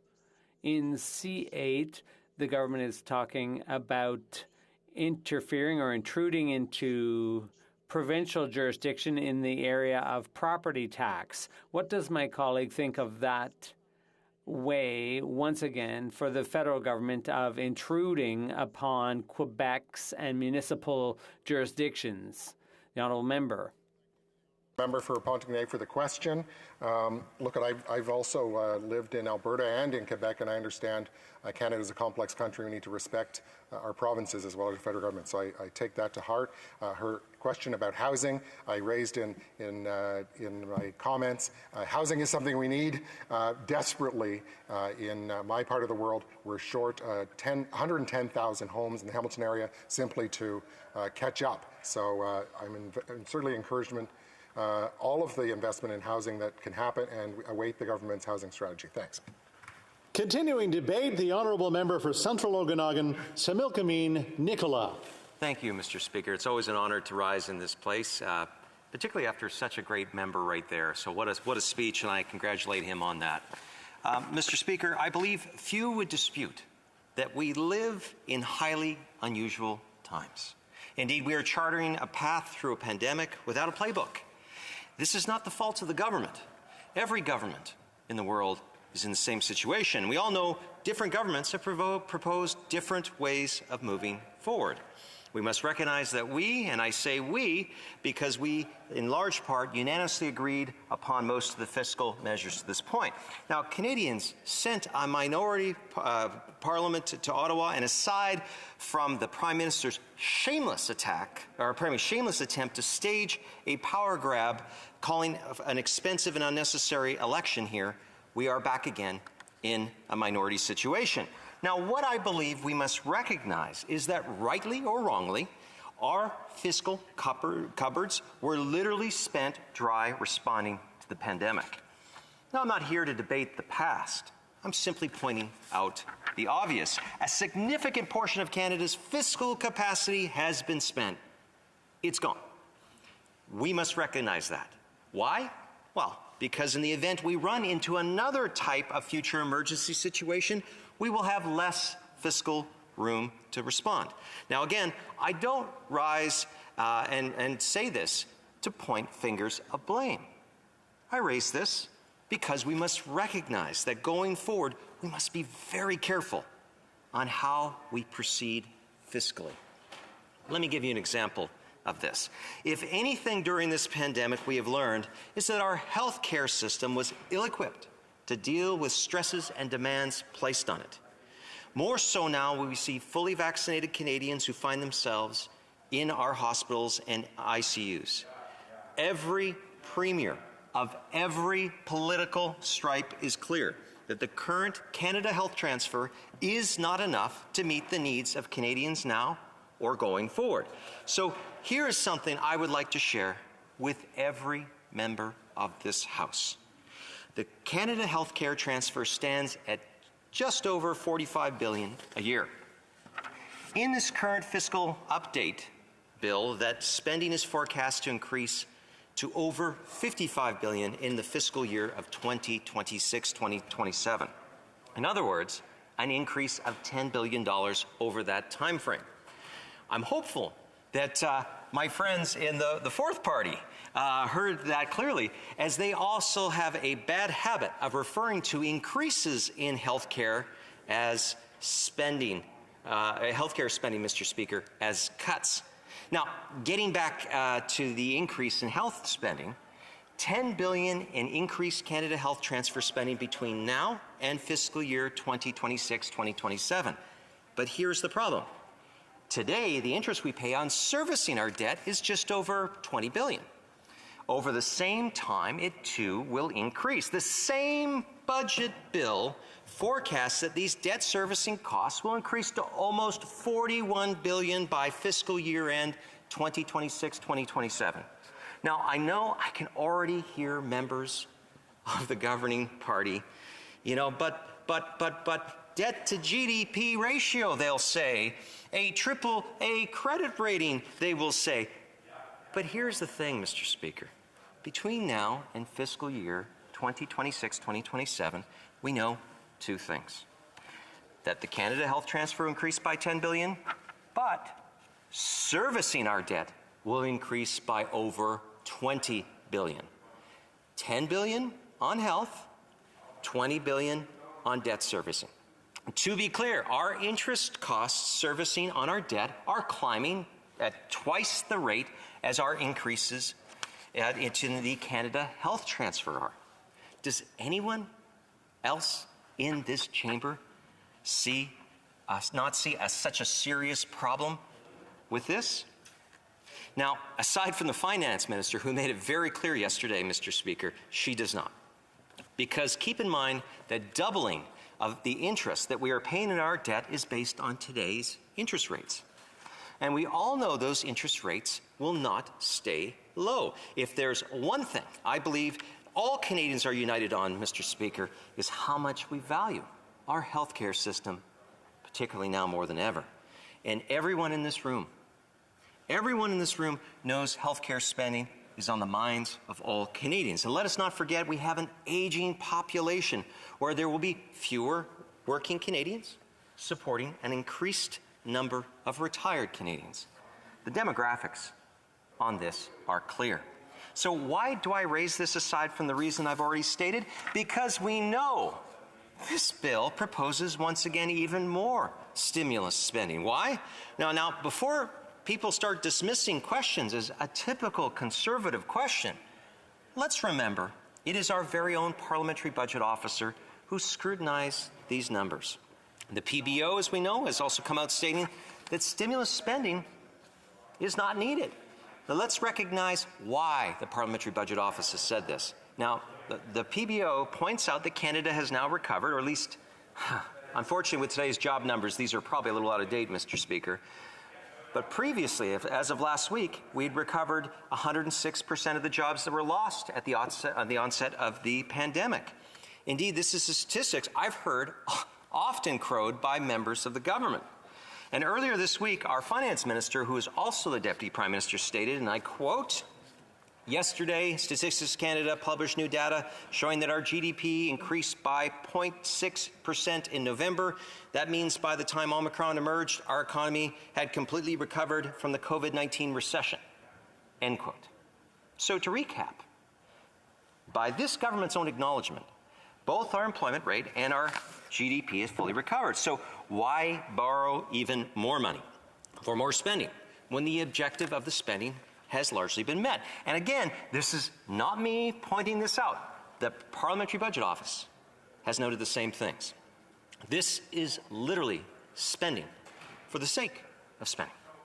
This is a government that claims they're all about science, data, and facts. Well, the data and facts are clear here. Indeed, we've heard the finance minister confirm them. So let's change gears for a moment here. We know inflation is at a 30-year high. We know that Canadian paychecks are getting smaller because Canada Pension Plan rates and EI deductions that are planned to be unfrozen are going to be getting bigger. No matter how you cut it, Mr. Speaker, these two factors leave less money in Canadian households. At the time when carbon taxes are going up, online streaming services are now taxed, wireless cell phone bills, well, they didn't get magically cut by 25%. Taxes on alcohol are increasing federally yet again. Back at the local level, property taxes are up. Home insurance are going through the roof, especially for those in strata situations and condominiums, Mr. Speaker. No matter how you look at it, Canadians are being hit hard, and it seems from almost every angle. Affordability is the single greatest concern now of many Canadian households, and there's an elephant in the room few want to discuss. Household debt. Household debt's at a record high. Now, why does that matter? Because Canadians are living literally paycheck to paycheck as it is. The cost of living is basically out of control right now, and no matter how much we debate who is responsible for that, in this place, that debate does not help those Canadians struggling to pay the bills. So let me ask everyone in this chamber, let me ask you a question that in turn means payments. What happens when the interest rate increases? What happens when those rates start coming up again? That in turn means payments on record household debt, that's also going to increase. So what happens when Canadians can't no longer make ends meet? What happens when your variable rate mortgage increases by $500 or $400 or more a month and you cannot just afford that? Or your fixed mortgage rate expires and you can't afford the payments at a higher interest rate above renewal? What happens? Because I tell you, there's certainly a growing number of citizens in my riding asking these questions, and I'm sure all of you have heard similar concerns, similar realities in your own. We cannot ignore that. Mr. Speaker, we cannot ignore that. But Bill C-8 completely does. It ignores it. If anything, it will only make that situation work, and that's why I cannot and will not support this bill. Canadians need a solid economic plan for affordability in the path of increasing inflation and interest rates. C-8, Mr. Speaker, unfortunately isn't it, and I thank all members for listening to my speech today. Commentaire. I'm sure the member for Winnipeg North has something to ask. Thank you, Mr. Speaker. And, you know, the Conservative right has spoken in the last couple of days. They are not going to support Bill C-8, and they're going to say it's all because government needs to cut back. We've got to stop expenditures. And the member just referenced that. C-8 provides over $1 billion for the purchasing of rapid tests Rapid tests are absolutely essential in terms of being able to continue on to support small businesses and Canadians. My question to the member is, if Ottawa does not buy and purchase for distribution to the provinces and territories, if it doesn't buy the rapid tests, who does the member and who does the Conservative Party believe should be purchasing the rapid tests? The provincial governments or individuals or businesses? What's the answer to that? The honourable member for Central Okanagan, Similkameen Nicola. I'll give the member opposite a direct answer, Mr. Speaker. First of all, in British Columbia, we don't have access to rapid tests. So, no, the province has not decided to use those. And out of respect for provincial jurisdiction, I'd like to hear the answer as to why they haven't included them. But we do not have access to those for businesses and for schools and whatnot in the capacity you see in other provinces. But I get back to it, Mr. Speaker. He actually politicized, and I hope inadvertently in his comments, the Parliamentary Budget Officer is a non-partisan officer of Parliament that is here to serve everyone, including those who are not of a party status. So you know what, Mr. Speaker, it's not just me. You know, if the member wants to call me some conservative right-wing whatever, Attila the Hun, he can go ahead and do that. But for gosh sakes, Mr. Speaker, let's bring some decorum and treat the Parliamentary Budget Officer with the respect that is deserved of that office and this place. L'honorable question commentaire, l'honorable député de Repentigny. The honourable member for Repentigny. Merci, Monsieur le Président, et je voudrais saluer mon... Thank you, Mr. Speaker.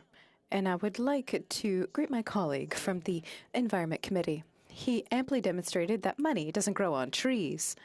There is a surprise measure in the government's budget from last spring. It talked about the lack of firmness in the issue of tax evasion. It seems that to me that there is a source of money that should come back into the country in order to be able to bolster health transfers. For example, last spring there were measures announced for fighting tax havens that have completely fallen off the radar. Central Okanagan, Similkameen Nicola. Through you, Mr. Speaker, I want to thank the member for her question and for the work she does on the Environment Committee with me and other members. I certainly always appreciate her interventions.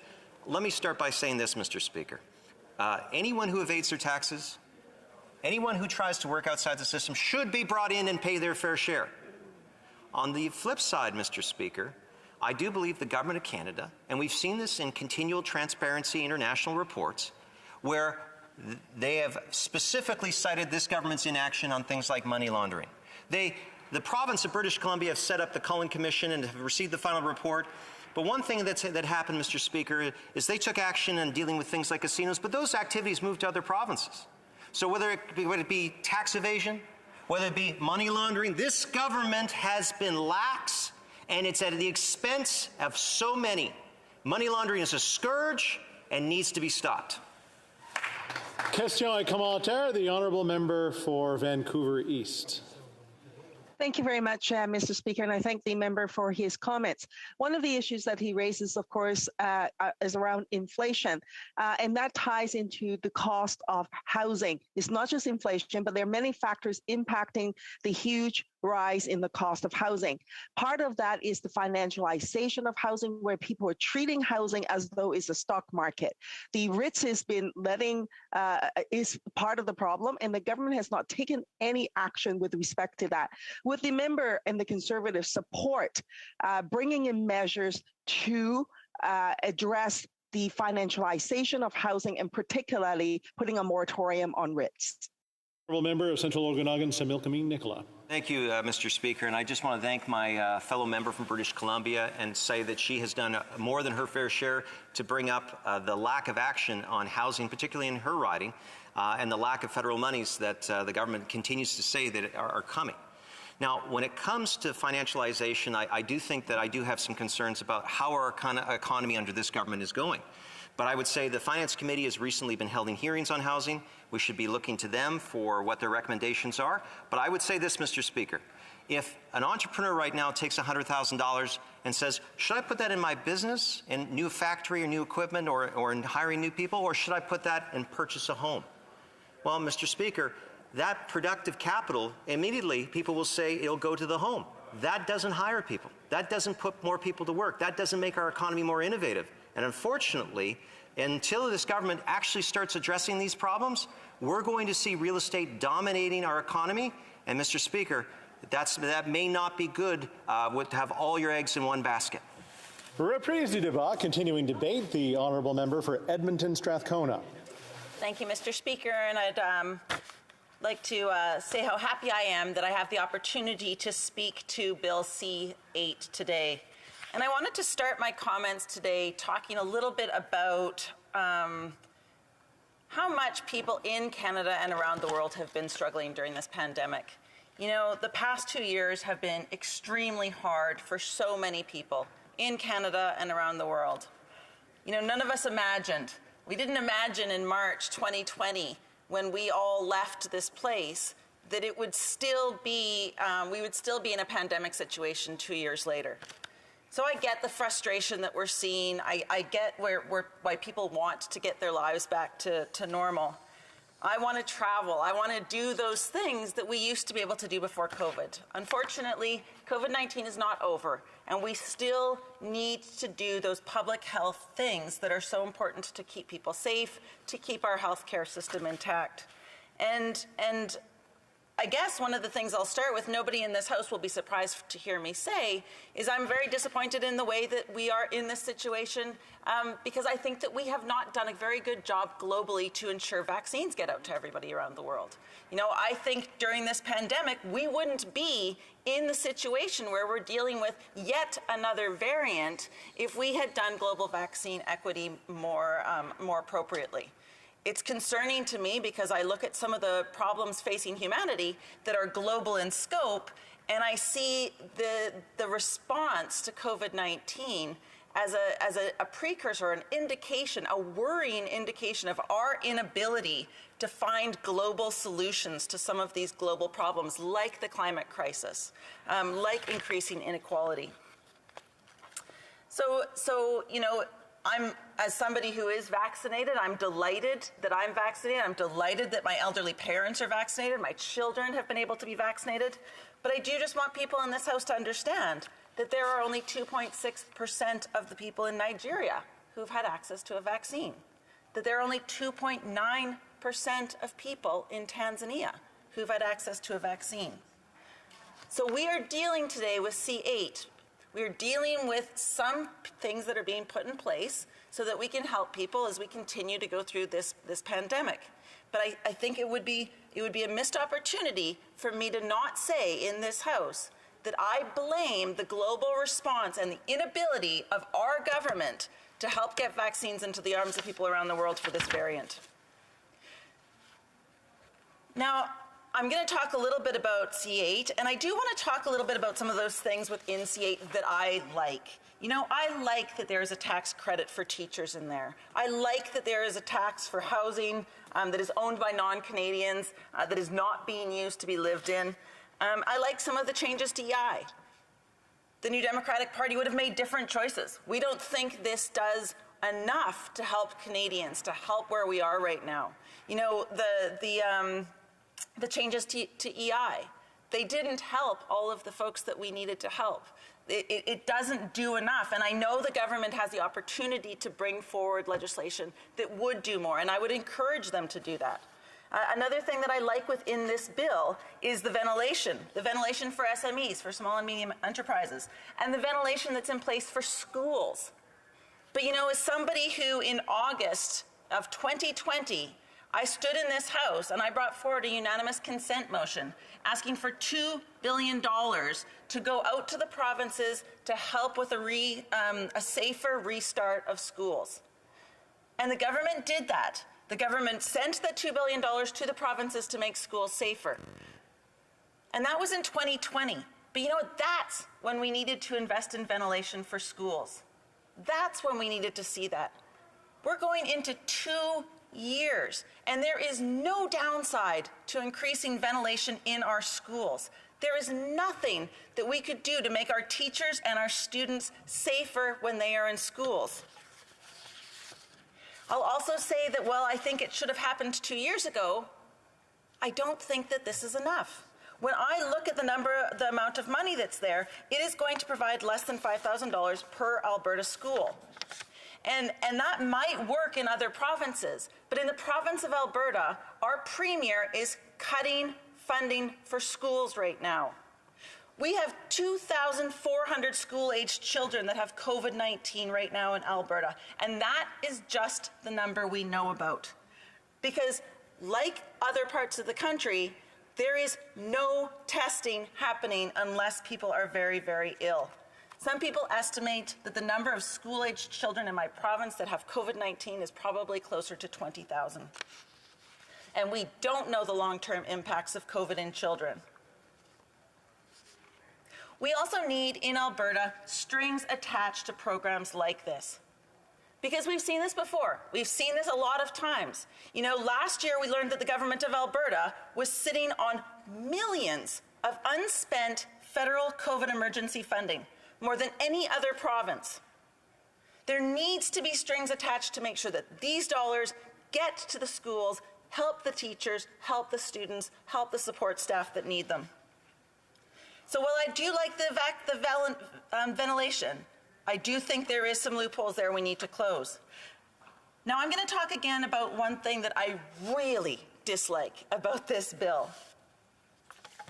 You know, I don't know how many times members of the New Democrats have stood in this House and talked to the government about the serious, serious attack that is happening on seniors in this country, on the GIS pullback, the guaranteed income supplement that's been clawed back from seniors. We know that the cost of living has hit Canadians. We know that things have gotten more expensive. But the 2 million seniors who live at or below the poverty line are those that are most vulnerable, those that have been hit the hardest. Mr. Speaker, I want to tell you about some of these seniors that applied for the CERB benefits, for COVID benefits, because their Prime Minister told them to. I want to tell you about some of these seniors that were eligible for that and that are now not able to pay their rent, not able to buy their medications, not able to buy food in this country, in my community. Seniors like Ben, who because of a learning disability has spent his entire life struggling to support himself doing manual labor for minimum wage. That's what he was doing when COVID hit. And now the business he worked for is gone. It's a victim of Alberta's economic crisis and COVID-19. And without the guaranteed income supplement he relied on, Ben's total income from OAS and CPP is less than his monthly rent, and he is facing eviction. At 73, Ben is out in the Edmonton winter, in the bitter cold, knocking on doors, trying to find work during a pandemic. And you know, the Liberals will tell you that they get it. They heard us. They fixed the problem. They're going to give Ben help in May. They think it is okay for Ben to be on the streets, to be unable to meet his basic needs until May. And the solution is so easy, Mr. Speaker.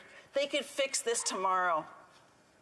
They could fix this for seniors across this country tomorrow, and yet they are going to make those seniors wait and suffer and potentially die because they are going to delay until May. It breaks my heart. I can tell you about numerous other seniors across this country. I can tell you about numerous other seniors in my riding of Edmonton Strathcona. And I want to raise this because it didn't have to be this way. All this government had to do was exempt CERB income from the calculation for the GIS. That's all they had to do. It was so easy. So the fact that they didn't tells us all we need to know about the priorities of the Liberal government.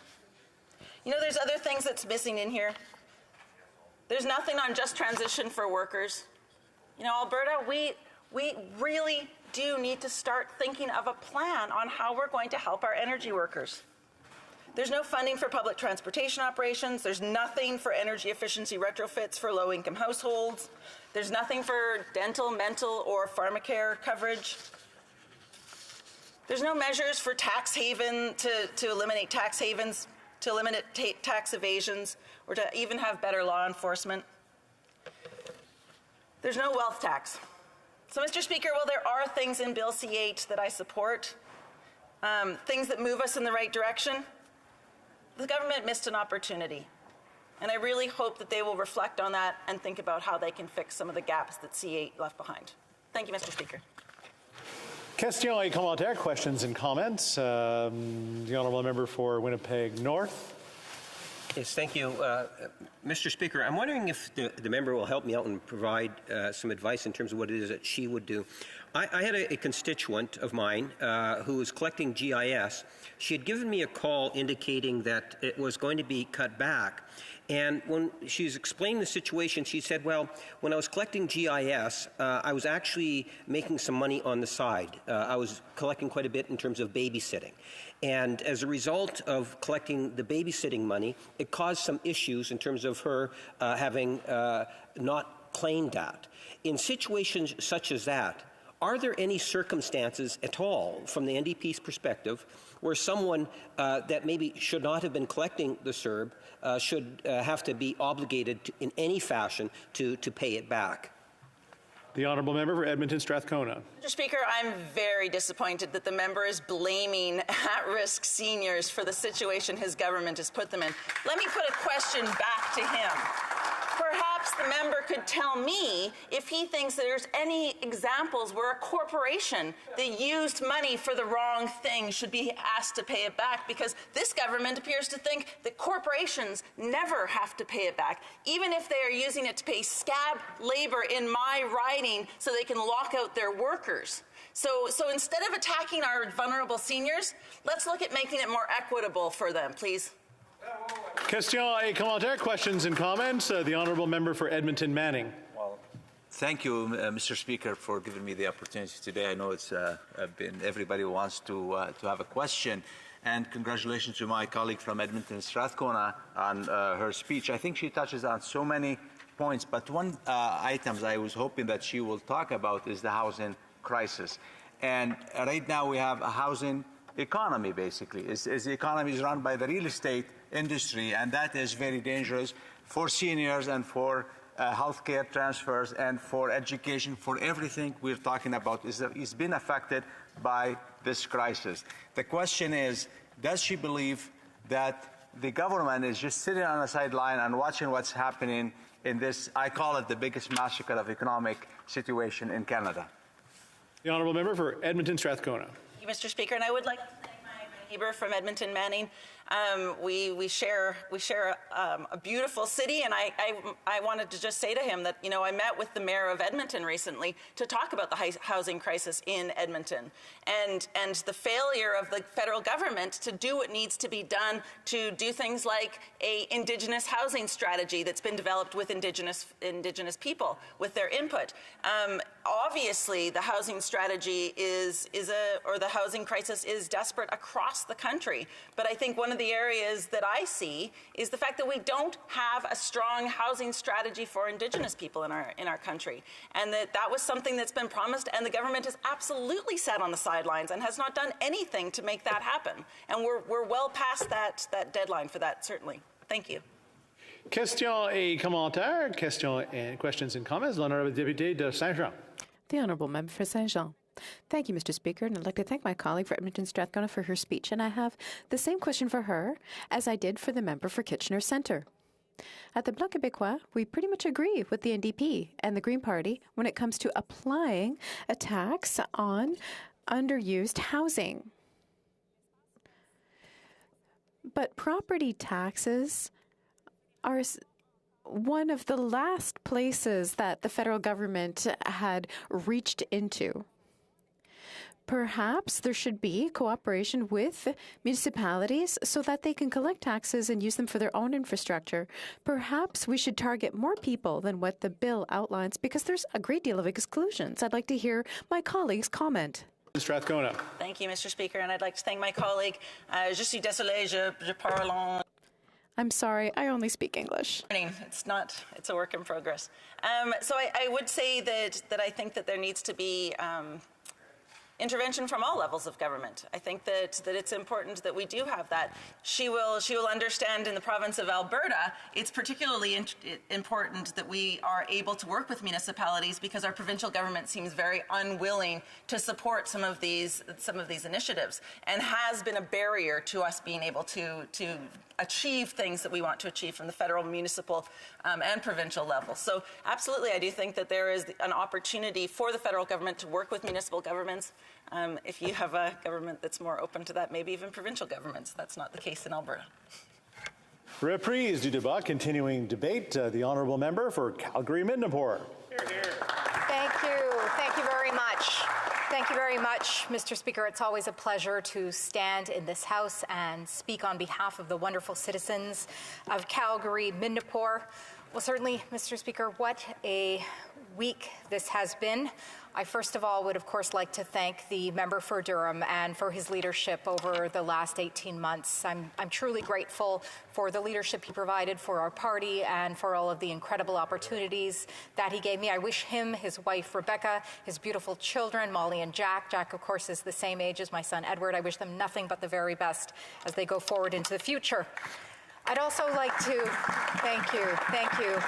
I'd also like to welcome our incredible new leader, the fantastic individual from the riding of Portage-Lisgar. I have such incredible respect for her as a parliamentarian who has really trudged a path forward here in the House of Commons in so many roles, as a minister in the Harper administration, of course, as our House leader, our deputy leader, and now our leader. And I can't wait for her leadership in unifying us as Conservatives over the coming days. Finally, Mr. Speaker, before I get to the meat of my speech, I also want to make a special recognition to a special individual in my riding, Tyler Turner, raised in the community of Sundance, who won gold for Canada, the first gold in the World Para Snow Sports Championships, the Paralympic Games. I'm so very proud to have this individual to have been born and raised in my riding of Calgary-Midnapore. And thank you very much to my constituent and supporter, Dale Bradley. It's really a special moment for Calgary-Midnapore there as well. Well, Mr. Speaker, I'm going to get in now to the reason that I am here today to respond to the fall economic statement. And the story that comes to mind, Mr. Speaker, is a very embarrassing story for myself. I was in kindergarten and at Sam Livingston School in my riding, about 3 blocks away, where my parents, who are now my constituents, still live. And I was painting, Madam Speaker, and I had on my paint smock, and I was painting, and I was so proud of the painting I created, and it came time for me to remove my paint smock. Unfortunately, Mr. Speaker, I was wearing a dress that day with an elastic around the shoulders, and upon removing my paint smock, my very good friend, Kimberly Crocker, who lived 2 blocks away from me, pointed to me and said, "Stephanie, you're in your underwear." And I've never been more embarrassed in the first 5 years of my life, Mr. Speaker, in that moment when I realized I had taken off my paint smock, as well as my dress, and I was standing there in my underwear. And if I had something to say at that moment, and this phrase had not arrived in the world yet as of yet, Mr. Speaker, but I would say, "There's nothing to see here. There's nothing to see here." And in fact, Mr. Speaker, I would say we could say that same thing about the fall economic statement. There's nothing to see here. So what happened, Mr. Speaker, over the episode of the last, we're coming upon 24 months here of the pandemic? Well, unfortunately, Canadians had to retreat to their homes. In many cases, they were provided funding by the government, funding that we supported. In fact, funding that we came back to the House time and time again to support as a result of the errors of this government. But nonetheless, we were good team players. We wanted to go along with what Canadians needed at that time, and so we supported these measures which were taken. But essentially what happened, Mr. Speaker, was that individuals had excess funds as a result of not being able to go out. Factories, producers, they were not in their factories working or producing at the time because they, of course, were following government orders. So as a result, we had too few goods and too many dollars resting among citizens. And the result of that, Mr. Speaker, was too few dollars chasing too many dollars chasing too few goods. And that got us into the situation that we were in with this problem of inflation to begin. But there were additional problems, Mr. Speaker, in addition to this fundamental problem, which we saw. And this government did not make it any easier for us to overcome this problem. First of all, Mr. Speaker, there was the incredible overspending that we saw by this government, this overspending that continues to this very day. You know, certainly, as I stated, we were good team players. We went along with what the Canadians required at the time. But, you know, this government keeps bringing up again and again our refusal to go along with them on C2, another $7 billion. And quite frankly, Mr. Speaker, that's because we were very concerned about the amount that they had spent to this time, and as well their continued spending. So there's that. In addition, Mr. Speaker, they did not start to take immediate economic action to account for the lack of supply. I've said often, Mr. Speaker, if I had been the Prime Minister, I would have began an immediate national inventory, agricultural, mineral, energy, everything from coast to coast to coast, to start to reconsider what we have, what we need. I actually thought that the pandemic would bring us into incredible new trading patterns around the world, less of a reliance on China, but nothing of this sort was done at the time, Mr. Speaker. In fact, you know, we didn't even start to begin domestic production of many things, including vaccines, in a timely manner. I'm sure you'll remember we shipped our personal protective equipment overseas to China. And in fact, I was in a meeting this last week where the member for Abbotsford indicated that the mask he was wearing, which had been distributed by the House of Commons, was made in China. And so my point is, Mr. Speaker, this government did not take action to immediately address it. So again, nothing to see here. Well, what do we need to do now, Mr. Speaker? Well, I will tell you. And I'd like to thank very much Mr. David Dodge, as well as the Fall Economic Statement of Bennett Jones for this information. Well, first of all, Mr. Speaker, we need to stop spending. We need to stop spending at the rate that we are spending at, and really reconsider where our dollars are going to, and if every dollar that is spent is a dollar necessary to spend. In addition, Mr. Speaker, we need to really only incredible productivity in our nation now will save us from this rising inflation, is one of the only things that will save us. So we need to continue to incentivize production within our nation. We really need to start thinking about how we are going to incentivize production. And in fact, Mr. Speaker, if the government spends money at this time, it absolutely must be for some type of productivity increase in the future, not the willy-nilly spending that we have seen up to this point. So again, I say, Mr. Speaker, up to this point, there is nothing to see here. I'll take a moment now, Mr. Speaker, and talk about the labor impacts. And I know this was brought up in question period here today by my colleague from Regina Leuven. 200,000 jobs lost, Mr. Speaker. Nothing to sneeze at. While, in fact, throughout the recent months, this government has done nothing but try and take credit for the 1 million jobs they say that they have created, Mr. Speaker. They didn't create these jobs, Mr. Speaker. This is just the natural recovery of the pandemic. This has nothing to do with their positive actions, not at all. In addition to that, Mr. Speaker, they talked about 106% employment. Also a fallacy, Mr. Speaker. This number is also inflated because if we look, the workforce has been shrinking as individuals, be it through retirement or moving somewhere else, have removed themselves from the workforce. So then when you have fewer number of workers, but yet the same number of population, you are going to have higher employment. So the 106 employment is also a fallacy. Nothing to see here. You know, but what is most shocking, Mr. Speaker, is just the fact that the real impacts of the Liberal government's inactions or inactions is completely lost on them. We saw in the fall session, Mr. Speaker, they can't state how much you pay for a package of bacon. Even the non-vegetarians. They can't state what they pay for a chicken, a whole chicken. A year ago, Mr. Speaker, I paid $10 for a whole chicken. I just paid $18 at the Safeway for a whole chicken. this is coming from, and they're heckling me, and this is coming from a prime minister that had 2 nannies and a deputy prime minister who only knows that GDP is increasing at 4.6%. Now, Mr. Speaker, you will see I've used this phrase, nothing to see here, in both a positive, in a double sense. They're trying to hide what they have not done, and as well, they are trying to indicate, or I am indicating, that no action has been taken. But my point is, both are bad, Mr. Speaker. Neither is good, but it doesn't change the fact, Mr. Speaker, that there is nothing to see here. Thank you very much, Mr. Speaker.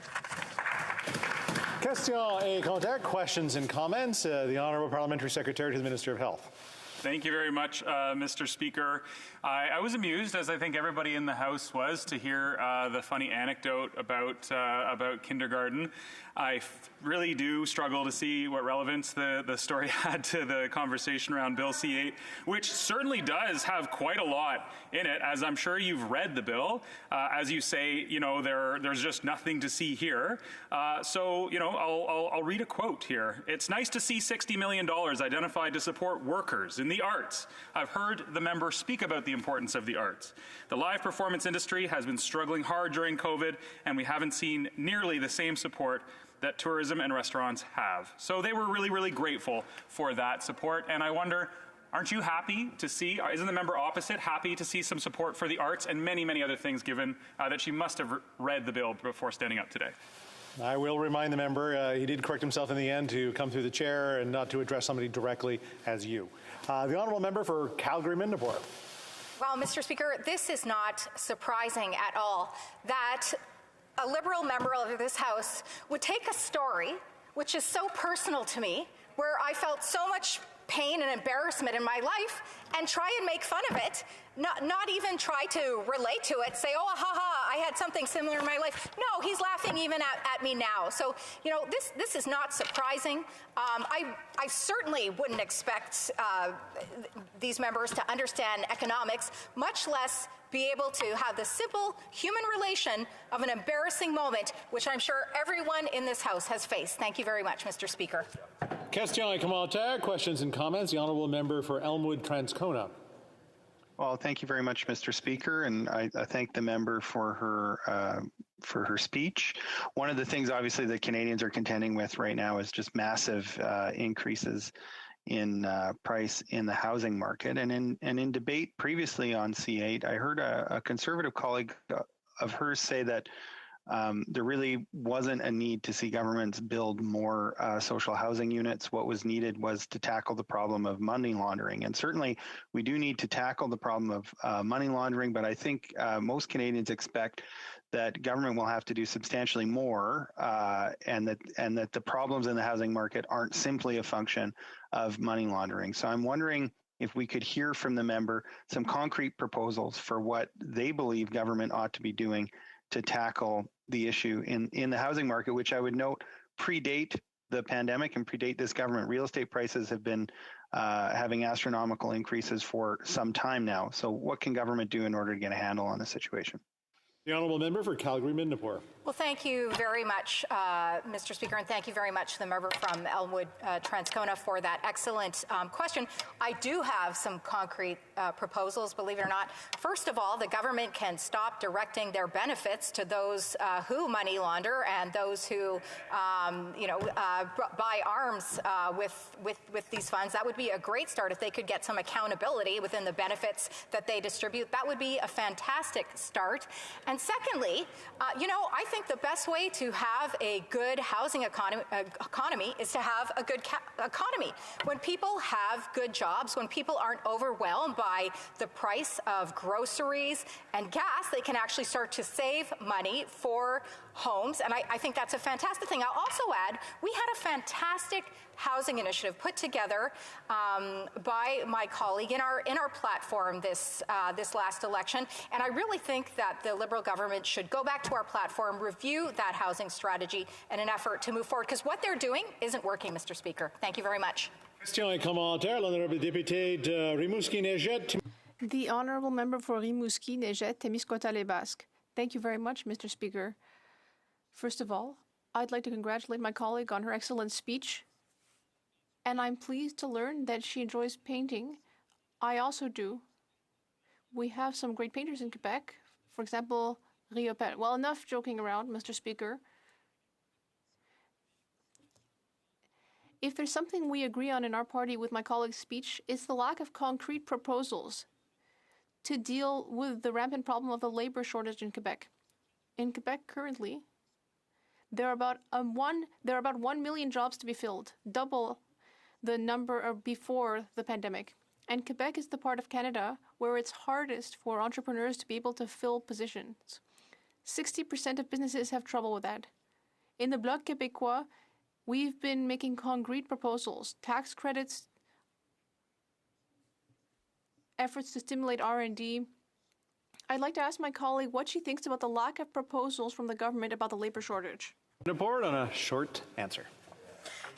Merci beaucoup, Monsieur le Président. Aussi, je veux remercier. Thank you very much, Mr. Speaker. I'd like to thank my colleague.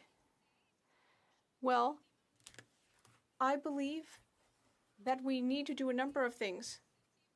I believe we need to find incentives for Canadians to travel, to work more rather. Debate, reprise du débat, l'honorable député de Provencher. The honourable member for Provencher. This is my first opportunity to make a speech in this new House in Parliament for this session, and I want to thank the constituents of Provencher for once again giving me the privilege to be their voice in Parliament. I also want to take this time to thank the member from Durham for his service to our country and the Conservative Party, and I also want to welcome the member from Portage Lisgar as the new interim leader of the opposition and leader of the Conservative Party. I'm pleased to have this opportunity to speak to this bill. On this side of the House, we recognize that inflation is a crisis. We understand how hard it is for folks to put food on the table, and we recognize what this government does not, that it is their policies that are driving this inflation. It's their lack of fiscal responsibility that has led to more dollars chasing fewer goods. And it's their liberal vaccine mandate that has led to the fractures of our supply chains, our transportation industry, and the divisions being created in this country. And it is their arrogance, Mr. Speaker, that has led to tens of thousands of hardworking, freedom-loving Canadians to occupy the space in front of this House, begging this government to hear their voice. So with that in mind, I'd like to use my time today to address Part 5 of this bill, the $300 million to support the proof of vaccination initiatives. Both Saskatchewan and Alberta have indicated they will be dropping restrictions, mandates, and vaccine passports. Ontario is considering the same, and many premiers have been talking about transitioning to the endemic stage. This is no time to be tossing another $300 million at proof of vaccination initiatives. I've been clear from the beginning. I do not support vaccine mandates. I believe they're not charter compliant. I believe they're discriminatory. They cause division. And what we need right now in this country is not more name calling or othering. What we need is unity. No one should lose their job, their business, or their opportunities that they would otherwise be entitled to for what ought to be a personal, private medical choice. And so today I want to take the rest of my time to read a letter from one of my constituents. His name is Terry, and Terry's on the verge of losing his business because of this Liberal government's policies, and I want this Liberal government to hear what he has to say. This is a letter I've received in the last few weeks, unsolicited, and I do have his permission to share it with this House and indeed with all Canadians today. This is Terry. I've been running a small trucking business for the past 9 years. I used to be just self-employed and running one truck. With the onset of COVID in 2020, I thought that this would disrupt my operations. Thankfully, that wasn't the case. Transportation was deemed an essential service that didn't warrant disruption. As a result, a year ago, I was finally able to procure more customers and expand my operations to include additional owner-operators and company truck drivers. In the last couple of months, I could see things shifting and potentially disrupting business operations, and now it's upon me. A vaccination mandate in the at the Canada-US border that prevents non-vaccinated individuals from crossing for business-related purposes. I am not vaccinated. I have no interest in being vaccinated. Why? Simply because none of what the government agency, federal or provincial, is consistent or logical. The goalposts are constantly changing. What was compliant or acceptable yesterday is no longer the same today. This contradicts that rule, and so on and so forth. These are my issues, according to Terry. We were once told that the vaccine will prevent you from getting COVID. That has proven to be false. Nobody knew that, but that didn't prevent the powers that be to spout "get vaccinated." There are absolutely no shortage of stories all over the world in every sector: politicians, sporting athletes, media, news personalities, and just plain old folks everywhere that are vaccinated, double vaccinated, and boosted. So many injections to prevent. And so it has shown to prevent nothing that we were promised it would prevent. But hey, guess what? Get vaccinated anyway. It's your best protection. Protection to what, he asks. I'm no longer able to attend any sporting events. I've been a hockey player for 36 years on many different levels. That's been taken away from me. And I think of all the others it's been taken away of. Our local rink in Grunthal, Manitoba didn't even open for activities this winter. Think about what that does to all sorts of kids and adults who use this facility like that for exercise and community interaction. I'm no longer allowed indoors to eat, but I can walk in and order for takeout. I'm in the building. Shouldn't that constitute a threat to those who are in the dining area? Mask or no mask? If I had COVID, I'm sure people wouldn't want me nearby, but for the sake of commerce, allow me in. My money is wanted, but not my presence. Here's the big one. It's now been proven that both the vaccinated and the unvaccinated can catch COVID, and that both vaccinated and unvaccinated can spread COVID. We are all able to spread it, but vaccinated people are able to gather wherever: family gatherings, restaurants, movie theaters, sporting venues, etc. There was a time in the not so distant past that these would have been labeled super spreader events and frowned upon viciously. But now it's okay to let the people who can spread COVID to gather at will. They can spread it so easily, but are without restriction. And somehow I'm labeled and tagged as the bad guy because I'm not vaccinated. I'm stuck in my house or inside my truck, not interacting with the general public like the vaccinated are, but somehow this is my fault that COVID is spreading. All of that to say that I'm not sure what's going to happen to my business. I need vaccinated drivers now. It's getting tough to find them. People don't respond to being told to what to do, and that's what this mandate is doing. There's resistance because there's a strong sense that governments are lying at every turn while trying to force something on people that they constitutionally don't have the right to do. I made a choice to not get it based on the illogical and inconsistent messaging. I have absolutely no doubt that COVID has taken lives and that COVID has made the vulnerable very sick. I know people who have gotten sick and or passed away, and I am by no means denying that COVID has done these things. But I am saying that people have gotten it, dealt with it, and moved on from it, whether naturally or with treatment. And those people have an immunity that studies have shown to be 27 times better than anything that can be manufactured in a lab in the form of a vaccine. But that natural immunity is denied and not recognized. Why? Has anyone thought about where we'd be? The honourable member for Timmins James Bay. We are listening to falsehoods and medical misinformation and medical lies. We need to do better in this House than to allow the House of Commons to be used by anti-vax falsehoods and disinformation. Is he going to start reading from QAnon next? To thank the member for the intervention. It is bordering on debate. I'll ask the member for Provencher to continue and at least listen to maybe some of the comments there. Well, thank you, Mr. Speaker. This is a letter sent by one of my constituents who's a young businessman trying to eke out a living and provide a living for his family and for people that he employs. And this is his letter. This isn't some abstract person that doesn't have an identity. This is a real constituent with real issues. And I am so disappointed that that member from Timmins, James Bay, has been so disrespectful. So Mr. Speaker, can you tell me how much time I've got left? You have 3 minutes left. Okay.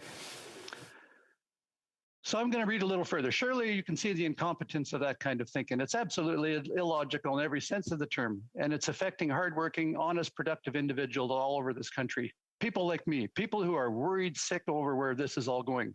People who are hoping the illogical spotlight of condemnation doesn't find them in their quiet corner of the world, where they just want to continue working and providing for their families. Well, that spotlight found me and every other person in the transportation industry that isn't vaccinated, in an industry that is strained for workers already and could very well disrupt the strained supply chain that is struggling already.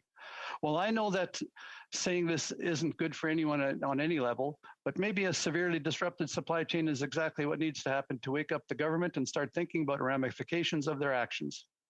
I feel like people like me aren't being represented. There are no strong and audible voices being allowed to speak on my behalf. I'm dealing with the very real possibility of not being able to continue with my small business. And it feels like a blanket of defeat is starting to settle on me. And I am fighting to keep from lying still and letting that happen. No wonder people are having depression, suicidal thoughts, a loss of purpose, and feeling discriminated against. Every day is hard, and all this sure doesn't help. If anyone cared about that, they'd listen and take action. But I don't see that cavalry coming, but it needs to. I wish I had a platform to voice all of this to politicians implementing all these mandates and rules and who could listen and understand where regular people like me are coming from, what our concerns are, and take action to represent us. But I don't have that platform. Again, a blanket of defeat. Stop mandating and shutting everything down at every turn. Let people make their own choices. Aim to protect the truly vulnerable, loosen the shackles on society, and start opening up. Let people get back to some sense of normalcy and leave people alone who are driven to get to work and who have ambitions and provide labor and their services for others. People with pride and work ethic, people like me.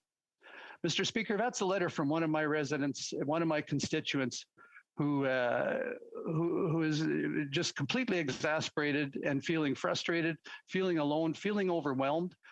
We know that mental health has taken a huge toll on many folks during the last 2 years.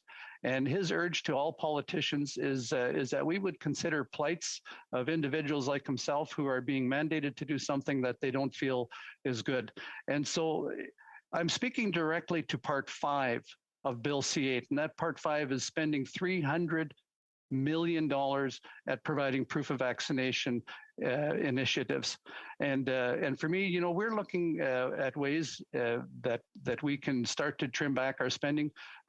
This Bill C-8 will put another 70 odd billion dollars of money into the economy, which is further going to exacerbate the situation of inflation. It's going to continue to drive up prices. We've heard from many speakers in the throughout this past week of the inflation that they're seeing at grocery stores, at the gas pumps, at just every corner that they take.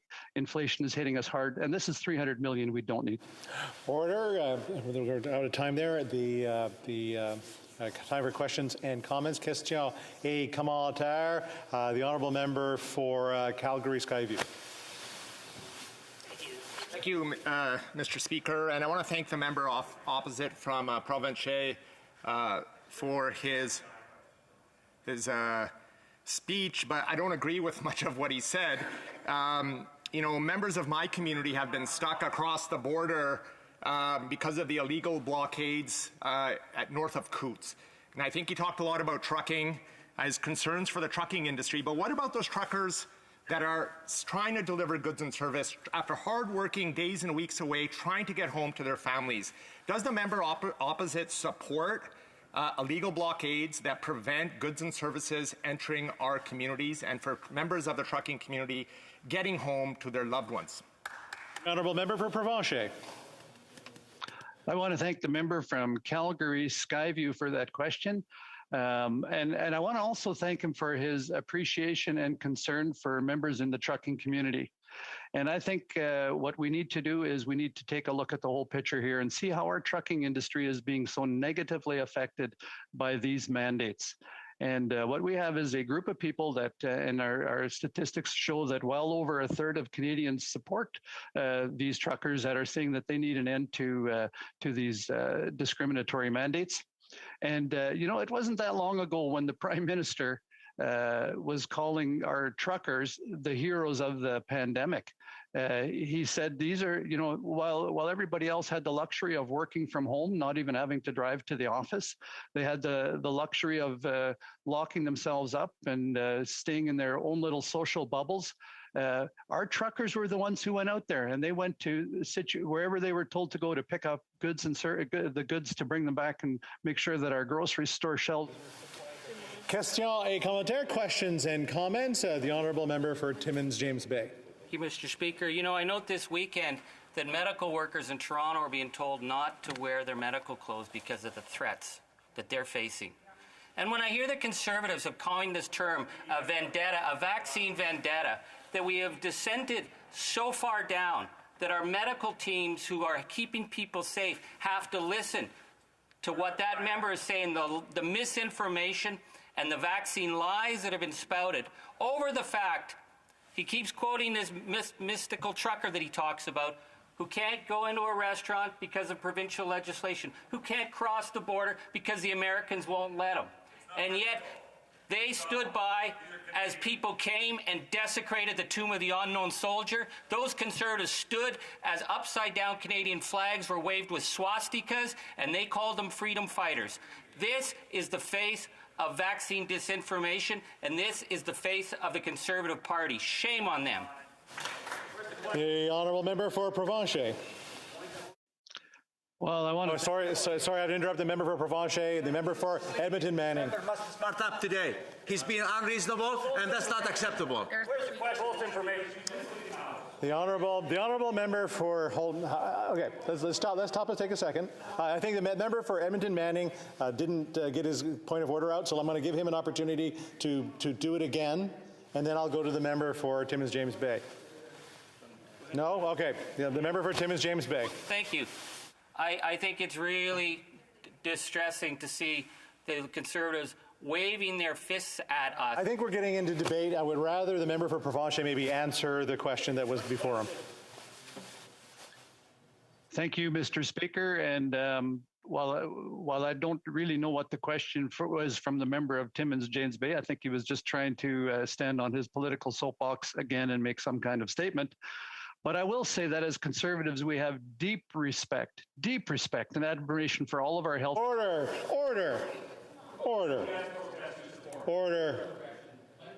I can stand here and wait. And as long as I wait, the camera's on me and nobody's seeing anything other than me. I would much rather that we have a reasonable debate on the topic at hand, which is, of course, Bill C-8. We have time for a quick comment from the member from Lac-Saint-Jean. I was afraid I wouldn't get my turn, Mr. Speaker, because there's a lack of discipline here. On the right, I really get the strange feeling that the Conservative Party has no position on vaccines, and there's some unease that I felt during my colleague's speech. Unease not coming from other parties, but coming from Conservatives themselves. They were saying, oh my God, what's he saying now? We have to encourage people to get vaccinated. But yesterday, my partner called me because my 16-year-old daughter caught COVID-19. I found out last night, and for that reason, I'll be staying here in Ottawa this weekend.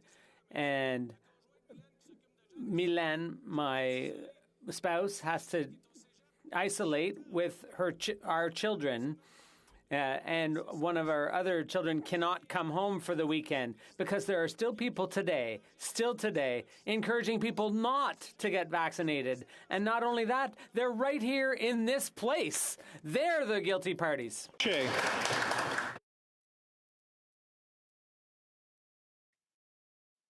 The honourable member for Provencher.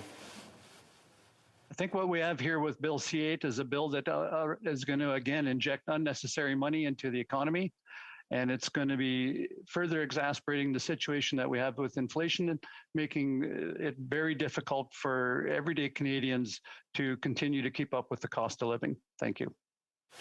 Continuing debate, the honourable member for Battle River Crowfoot.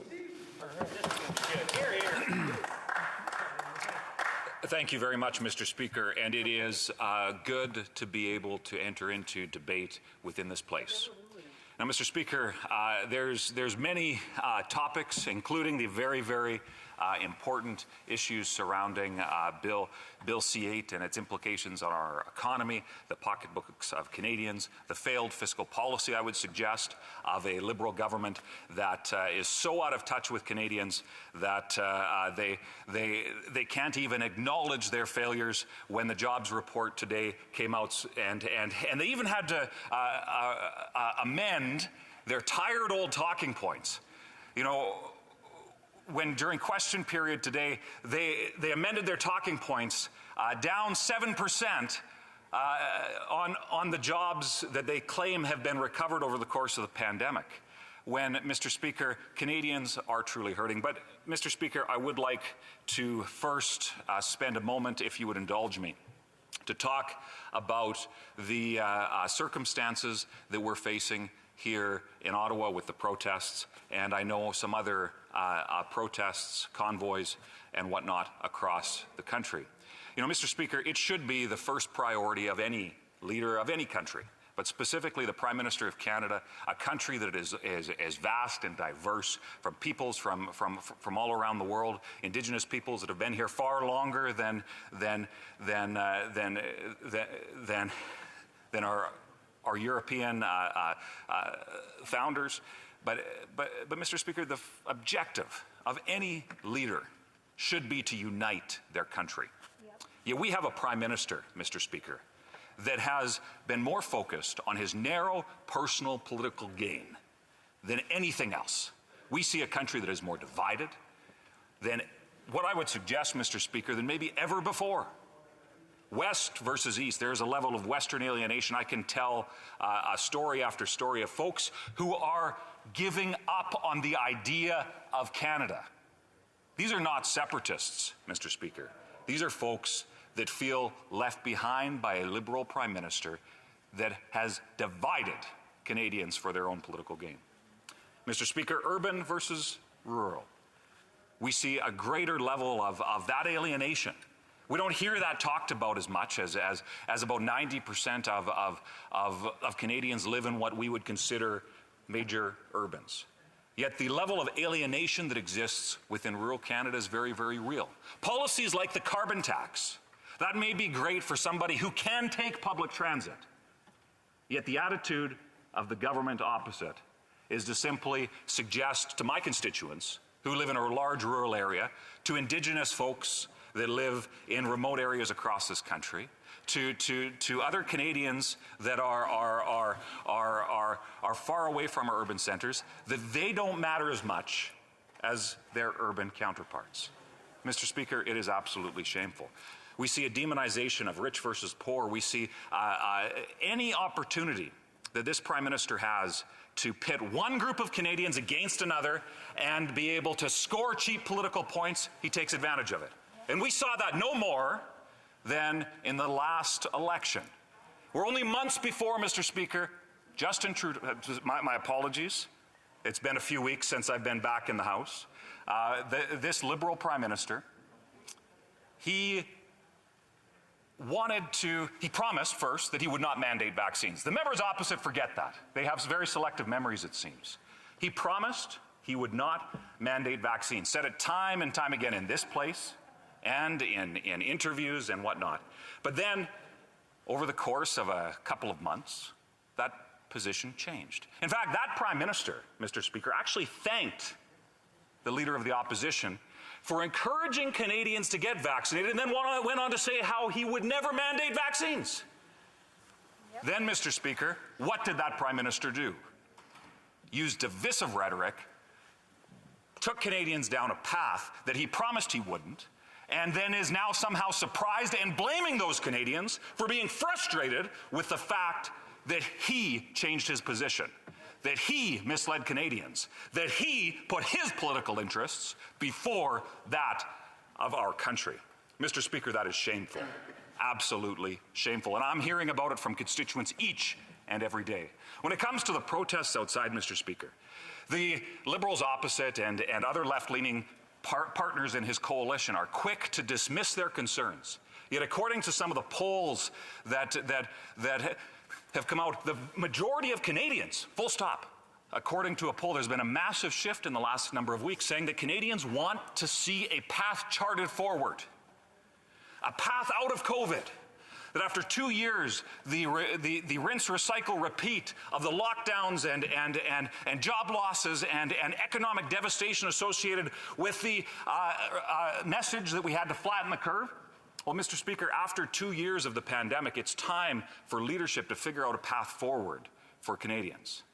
And, Mr. Speaker, it is unbelievable that this Prime Minister would suggest that what some polls would suggest, a third of Canadians would be a fringe minority with despicable views. Well, Mr. Speaker, there are those who suggest that that many gathered across, out on the streets of Ottawa, across the country, are somehow less Canadian than anyone else. Well, Conservatives have been quick to condemn the despicable actions of a few, but acknowledge that many, many Canadians are simply wanting their voices to be heard.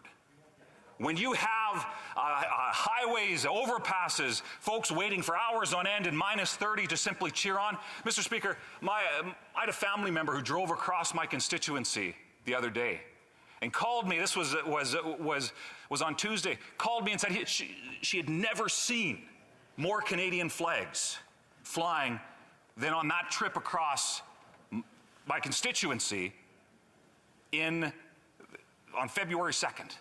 Mr. Speaker, Canadians want to be listened to, and it is a failure of that government that he would rather divide, dismiss, and use inflammatory rhetoric to somehow drive a political wedge that instead of uniting the country, instead of showing an ounce of humility and contrition that could bring resolution to the fact that those folks outside and across the country simply do not feel heard. They want to be heard, and that is the responsibility of any democratically elected government to do that, to hear the concerns of their citizens. And Mr. Speaker, I think, that it's the problem here is that this Prime Minister doesn't like the fact that he's actually accountable for his decisions, doesn't like the fact that he's actually accountable to Canadians, and so would rather try to score those cheap political points, try to divide and conquer. And Mr. Speaker, that is unacceptable. To the subject and content of Bill C-8, Mr. Speaker, we see once again that the Liberals are in some cases simply recycling the same promises that they've made over the course of a number of years. So I want to talk about the housing situation in this country specifically. We have a lot of rhetoric and talking points that are thrown out by members opposite with supposed solutions to the housing crisis, and this bill includes some of that. But Mr. Speaker, let's look at their record. They're in their 7th year in power. They created a mess, and now they're wanting to double down on some of those mistakes to somehow solve that problem. Well, Mr. Speaker, I would sum it up quite simply. The Liberals brag about how much they spend, and will be quick to accuse Conservatives of suggesting that we'd somehow like to cut or whatever the case is. But here's the reality, Mr. Speaker. On virtually every metric, that government, that Prime Minister, and the unbelievable mismanagement that they've presided over for the last close to 7 years has been spending more but getting less. They spend more but get less. Mr. Speaker, that's not good public policy. When I first ran for the nomination in 2019, and over the course of the last 2 elections, I've talked about the need for good governance. And you can virtually do the mere opposite of what those members do on a public policy basis, on accountability basis, Mr. Speaker, and see how their failed policies are hurting the livelihoods of Canadians. Now, I know my time is coming to an end, and I have much, much more to say. I look forward to doing so in questions and comments, but simply let me say this. Once again, it is an honor to represent the good people of Battle River Crowfoot, to fight for them in this place, to make sure that their voices are heard within the halls of Canada's democratic institutions, Mr. Speaker, and I'm excited to be able to continue to do that in this sitting of Parliament. Thank you. Questions et commentaires, questions and comments. The Honourable Member for Vancouver-Granville. Thank you, Mr. Speaker. Listening to the speech from the member opposite, I reflect on his comment about ordinary Canadians. The ordinary Canadians that I know don't go to protests where there's swastikas or Confederate flags. They don't go to events where people are calling for the hanging of elected officials. So if I leave aside all of that rhetoric and all of that anger for just a moment, and I leave aside the fact that those supporters called me a terrorist this morning, I'll put all that aside for just a moment to ask the member opposite, who seems to be upset with vaccine mandates. How does he reconcile the fact that provinces across this country Like provinces across this country, children are required to have a vaccine in order to attend school and then oppose vaccines which keep Canadians safe and keep them out of hospitals.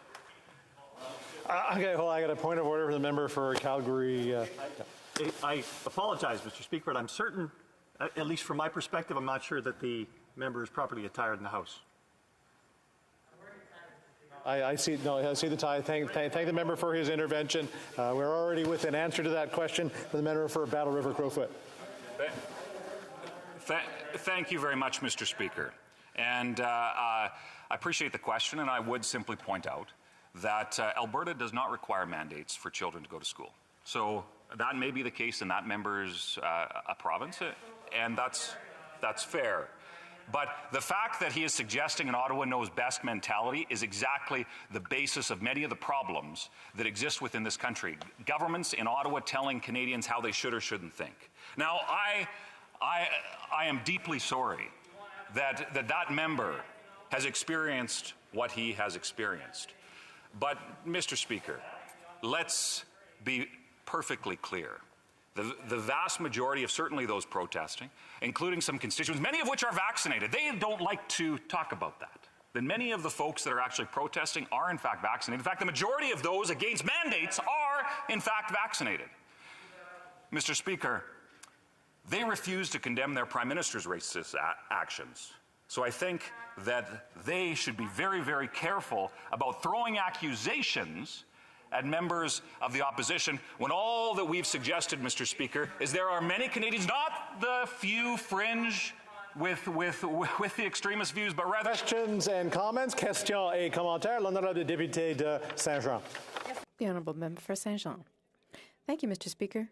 For days now, I don't know what's happening with the Conservative Party. They seem to be firing in all directions. This morning, my colleague, the member for Charlebourg-Haute-Saint-Charles, mentioned that he wanted to disengage, that it was time for the streets to be freed up. It's one thing to express an opinion about protesting, but it's different to block public access, which is actually illegal. I want this to be clearly noted in the Hansard. What does my colleague think about that? Does he support an illegal action? Crowfoot. So with respect to the member, I have been very, very clear that blockades, including blockades that the members opposite have supported, are not the right path. I've been clear about that. I'm curious as to why she hasn't been. But, Mr. Speaker, let's make this very, very clear. The reason that protest is happening outside is because we have a Liberal Prime Minister that refuses to respect the fact that many Canadians are frustrated, disappointed, and losing their livelihoods because of a Prime Minister that has put his own narrow political interests ahead of the good of our country. Mr. Speaker, that's an inconvenient truth that the left-leaning coalition in this country needs to figure out, because there are a third of Canadians, including many of their voters. In fact, some of the folks outside have told me that they voted for left-leaning parties in the past, Mr. Speaker, but they aren't going to again because they've been failed by the left-leaning... Question et commentaire, questions and comments. The honourable member for Port Moody, Coquitlam. I think he should be a preacher, personally. Port Moody, Coquitlam. Here we go. Thank you, Mr. Chair, and I'm going to speak as a mother right now. There's been some disturbing comments in the House today blaming babysitters, seniors babysitters that have had to come to the rescue of frontline workers to get them to work. I wanted to share that there was some comments earlier about people that are, restricted in their freedoms, and I just want to remind the people in the House that in my riding, Indigenous girls that go to school are not allowed a bus pass. They get daily chits to get on the bus because giving them a bus pass is dangerous for them using public transit because of the sex trafficking that's going on in this country. Also, when we talk about restrictions on people, persons with disabilities that were in institutions and still live in institutions are told how many times a week they can have a bowel movement. That is what's happening in our country right now. So I just wanted to come back to C8 and get focused on getting help to Canadians. So can I just ask the member about strengthening measures to get the housing out of the investment portfolios in this country and outside of it and into the hands of Canadians? If you could share with us something that you would like to add to C8 to ensure that housing becomes homes and stops being investment. Member for Battle River Crowfoot. So thank you very much, Mr. Speaker. And she touches on some very, very important points regarding human trafficking and the need that we have to have from an all-party perspective to ensure that we address those important issues. And she touched on a number of other important issues, seniors and housing and whatnot, and we do need to have those conversations. Now, I suspect that we would disagree on some of the solutions to things like housing, Mr. Speaker, but let's have an honest conversation. The Liberals are quick to dismiss the Conservative plan in the last election regarding housing, yet it was Canadian economists that suggested that it was our plan that would have helped alleviate some of those pressures. Now, Mr. Speaker, I'm out of time, but I appreciate the opportunity to continue this dialogue on these important issues. Thank you so much. Continuing debate, the honourable member for Bruce Grey, Owen Sound. Thank you, Mr. Speaker. As always, it's an honour to rise here in this House of Commons and speak on behalf of my constituents of Bruce Grey, Owen Sound. Like some of my other colleagues, and like in my statement earlier today, I do want to take this opportunity again to thank the member of Durham for everything that he has done, not only for the Conservative Party of Canada during his time as leader, but as a member of this House, but for all Canadians for his time in uniform. I consider him a longtime friend. I've likely known him longer than anybody in this House, going back 30 years to our time in Royal Military College, and I don't think there's very few Canadians that care more about Canada than the honourable member from Durham.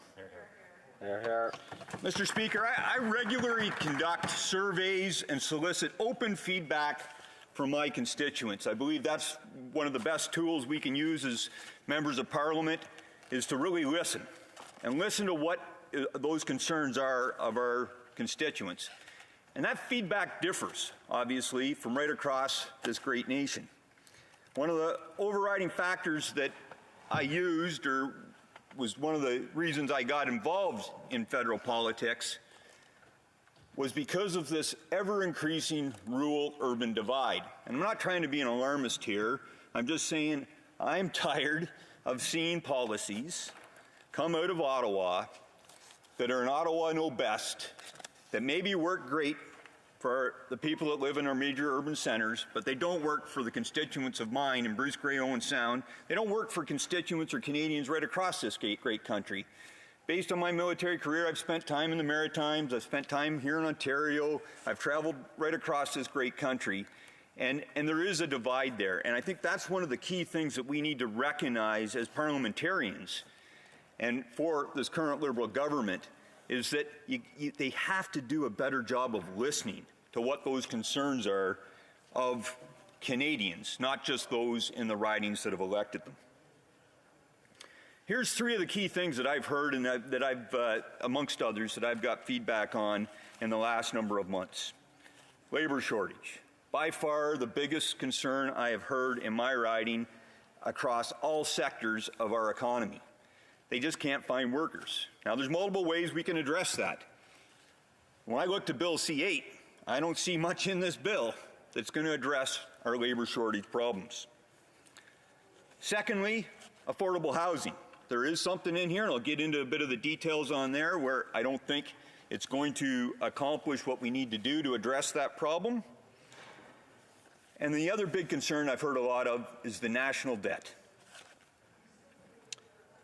Let me put it in perspective right now, Mr. Speaker, that even with our very low interest rates, with a national debt of over $1.2 trillion, it's my understanding, I might be off by $1 billion or $2 billion, hopefully not, and if I am, hopefully I'm overestimating, we spent $24 billion of interest on our national debt this past year.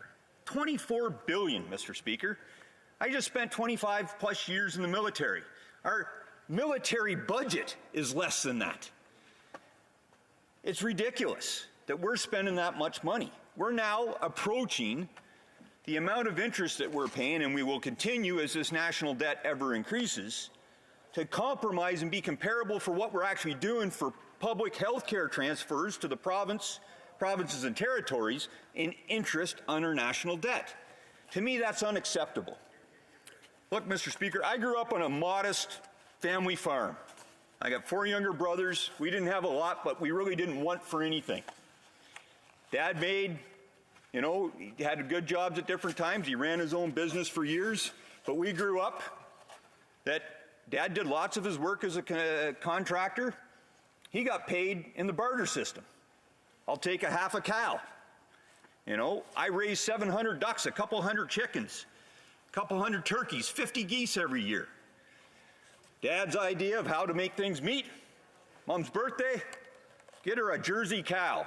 Here you go, Mom. You get to milk this cow twice a day for the next decade, right? We never wanted for anything. And so, look, that's where I come from. It's where I get my true fiscal conservative roots. I grew up, you don't have it, you don't have the money in the bank, you're not getting it. What's even more disturbing and concerning to me is this excess liberal spending, Mr. Speaker, is going to put us in a position where down the road, all these great social programs and these great things that make Canada the great nation it is will be put at risk. I'm concerned that my 8-year-old daughter, by the time she's having kids or is a taxpayer, she'll be paying exorbitant amounts on income tax, free public education, universal health care. All these will be potentially compromised if we keep going down this path of spending money that we don't have. As the PBO report stated, in respect to the economic fall update, including everything that there's nothing new in Bill C-8, this stimulus spending is not required, and it's not necessary. But look, I hate always being the negative person, Mr. Speaker. I'm gonna address a couple of things that I think are possible, and I'm looking with the caveat that when this bill gets to committee, that amendments can be made, and maybe there's aspects of it that should stay and aspects that should be removed. The first piece I'd like to address is this introduction of a new refundable tax credit for eligible business on qualifying ventilation expenses made to improve air quality. So I think this is actually a potential good credit here to do this, especially in light of COVID. However, what I do have a question on is this credit's been brought in and it's attributable to air quality improvements in these qualifying locations between September 1st of 2021 and December 31st of 2022. The challenge I have with that, Mr. Speaker, is many businesses, including some of my riding, one that made these necessary changes almost immediately because they were stood up as a potential field hospital to deal with COVID, they failed to qualify for this. So because these businesses, on their own, being proactive, recognized early that the health and safety advantages that are needed to take care of not only their employees but for the greater community, despite the financial stresses that they were facing, wanted to get ahead of the curve. So I guess my really question is, to the government, is what was the rationale for picking the start date of September 1st, 2021? Why was that date chosen? So I'd be interested to know if somebody on the government side could answer that, or at least get it answered during the committee as they review this bill. So my big question is can there be some flexibility on these start dates, so businesses that have been helping out Canadians during this pandemic aren't penalized. The next piece that I'd argue, and it's always great coming from a very big farming community, is this idea of refundable tax credit for our farmers on the fuel charges. My pushback on this, it's a solution. It's not the one I think you should be imposing. Mr. Speaker, I think the solution should be, why don't we just get rid of the Liberal carbon tax for our farmers? We successfully passed a bill last Parliament through this House that would have taken care of part of it. I'm looking forward to that bill being reintroduced in this Parliament, and hopefully this time we'll get unanimous consent, and not just from the Liberal MPs that happen to represent rural communities that could actually recognize the benefit of doing this. The next and maybe final big point I'll try to get to, Mr. Speaker, is about the housing and the affordable housing. This 1% tax yes, I think if I got my numbers right, over 5 years may bring $600 million back into the government coffers. That isn't enough, Mr. Speaker. We need to do more. There's multiple ways that we can address the housing crisis, Mr. Speaker, but ultimately it comes down to a simple question, supply and demand. And we have to have a plan, and it's not necessarily, just throwing a 1% foreign ownership tax to solve it.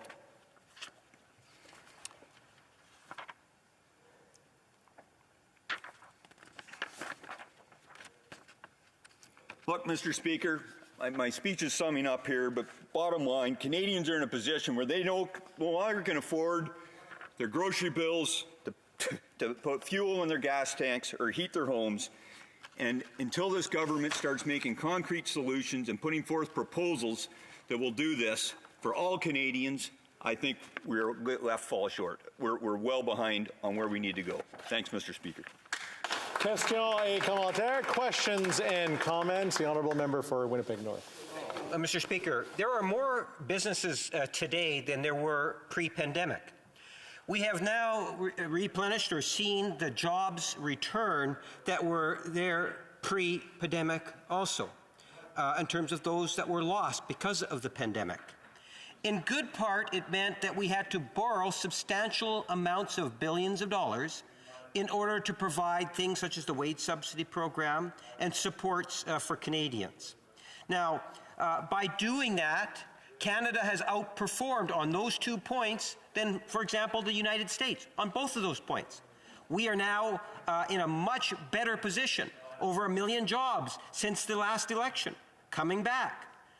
Those jobs create taxes. And I'm wondering if my friend could provide his thoughts in regards to why it is important for government to provide supports so that we can be in a position to be able to create the jobs that we've clearly demonstrated over the last number of months. The honourable member for Bruce Grey, Owen Sound. Thanks, Mr. Speaker. Look, the Conservative Party, we were here. We supported some of those measures right at the start of this pandemic. They were needed to get through really that first period of the unknown.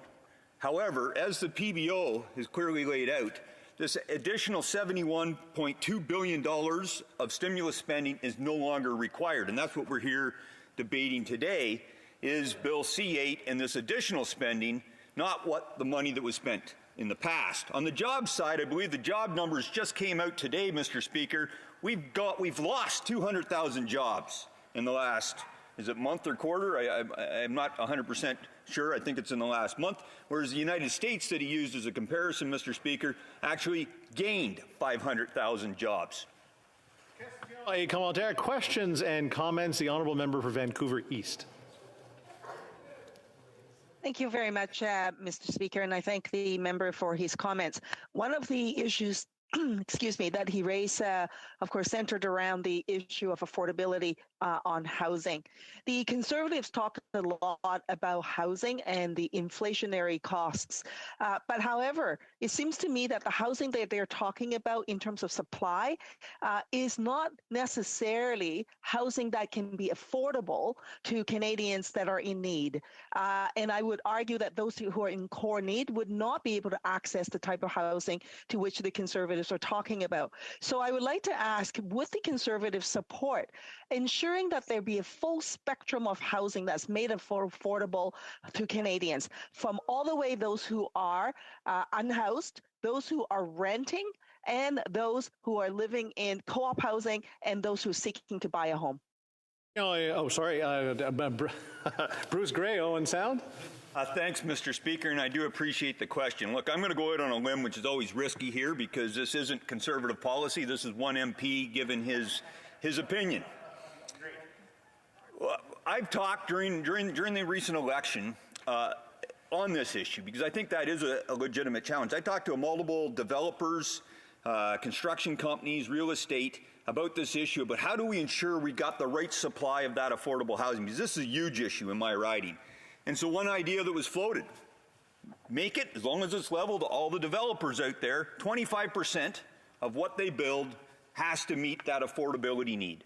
And if you do that, here's an idea out there, working with all the different levels of government that need to be implicated, to say, here, Let's make sure we're producing enough supply to meet everybody's needs and not just building these multi-million-dollar houses.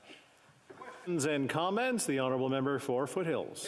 Thank you very much, Mr. Speaker. I want to thank my respected colleague for his speech, but I think it was actually the member for Winnipeg North that has really encapsulated the difference between what Conservatives are trying to put out and what the Liberal position has been. And it's a typical Liberal answer. When my colleague was saying that it's unaffordable for Canadians to afford their groceries right now, the member for Winnipeg North said, just go to a different store. Oh, that's what I'm doing wrong. Instead of going to Sobeys, I should be going to Superstore. But many Canadians now, the place they're going to is the food bank. That's the store that they're picking because that's the only one they can afford. So I'd like to ask my colleague, what is the situation in his riding and how dire is the affordability question because of just inflation? The honourable member for Bruce Grey, Owen Sound, 20 seconds. Well, thanks, Mr. Speaker. Look, I don't have enough time to get into all the challenges that my riding's facing, but my honourable colleague from Foothills rightfully addresses that difference between rural and urban Canada and the fact that when you got to drive 35 kilometres just to get to the next grocery store, we don't have those options. And so we need good economic policies here, Mr. Speaker, that keeps inflation and deficit spending under control. Thank you. Now, just to remind the member that I'm calling next, Regina Louvan, that he has about 5 minutes. He'll have to pick up 5 minutes when we convene again. The honourable member for Regina Louvan. Thank you very much, Mr. Speaker, and I really appreciate the opportunity to stand and talk about Bill C-8 this afternoon and on Monday afternoon as well. But there's been a lot of divisiveness in this House over the last couple of days and a lot of torqued up rhetoric. So I'd like to first start off with a story which I think we can all believe there's a true Canadian hero. So in Penn, Saskatchewan, a couple of days ago on Monday night, we had a terrible blizzard. It was a bad blizzard. And actually, my wife and kids went to hockey practice in Pence, and we live in a small town called Grand Coulee. And the storm came in, and it's a terrible blizzard. It was a whiteout, and there was 5, 6, 7 vehicles in a ditch. And one of these people was Shannon St. Onge, and she was stuck. She had no idea where she's going. She was coming back from Regina, and she was in the vehicle for 14 hours. But the power of social media, she went on a chat line with local Pence people, and Andre Bouvier, she called, and he answered the call. And it was minus 30 also this night, and he went out to start his tractor. He's a farmer by Pence, and the tractor wouldn't start.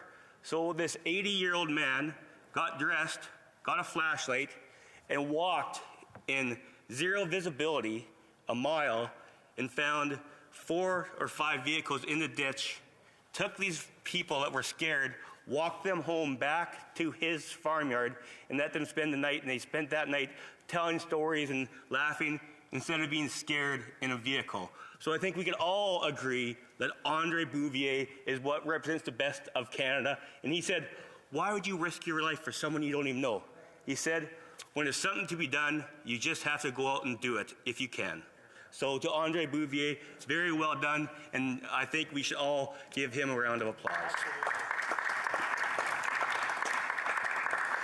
And I was so happy to see my wife and kids because that night as well, after hockey practice, the weather was very bad, and they jumped into a vehicle with my friend, and they hit the ditch, and they spent 8.5 hours in a truck in the middle of a whiteout because they were unable to get home as well.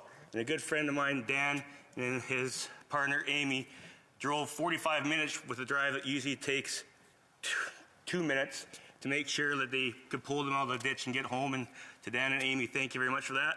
One of the things about our job is when we're away from our families, you sometimes feel pretty useless when you can't help your family in certain situations. So appreciation that I have for my friends and family back home when situations like this come up cannot be unstated. So that's why we're able to do these jobs, because of those very difficult situations.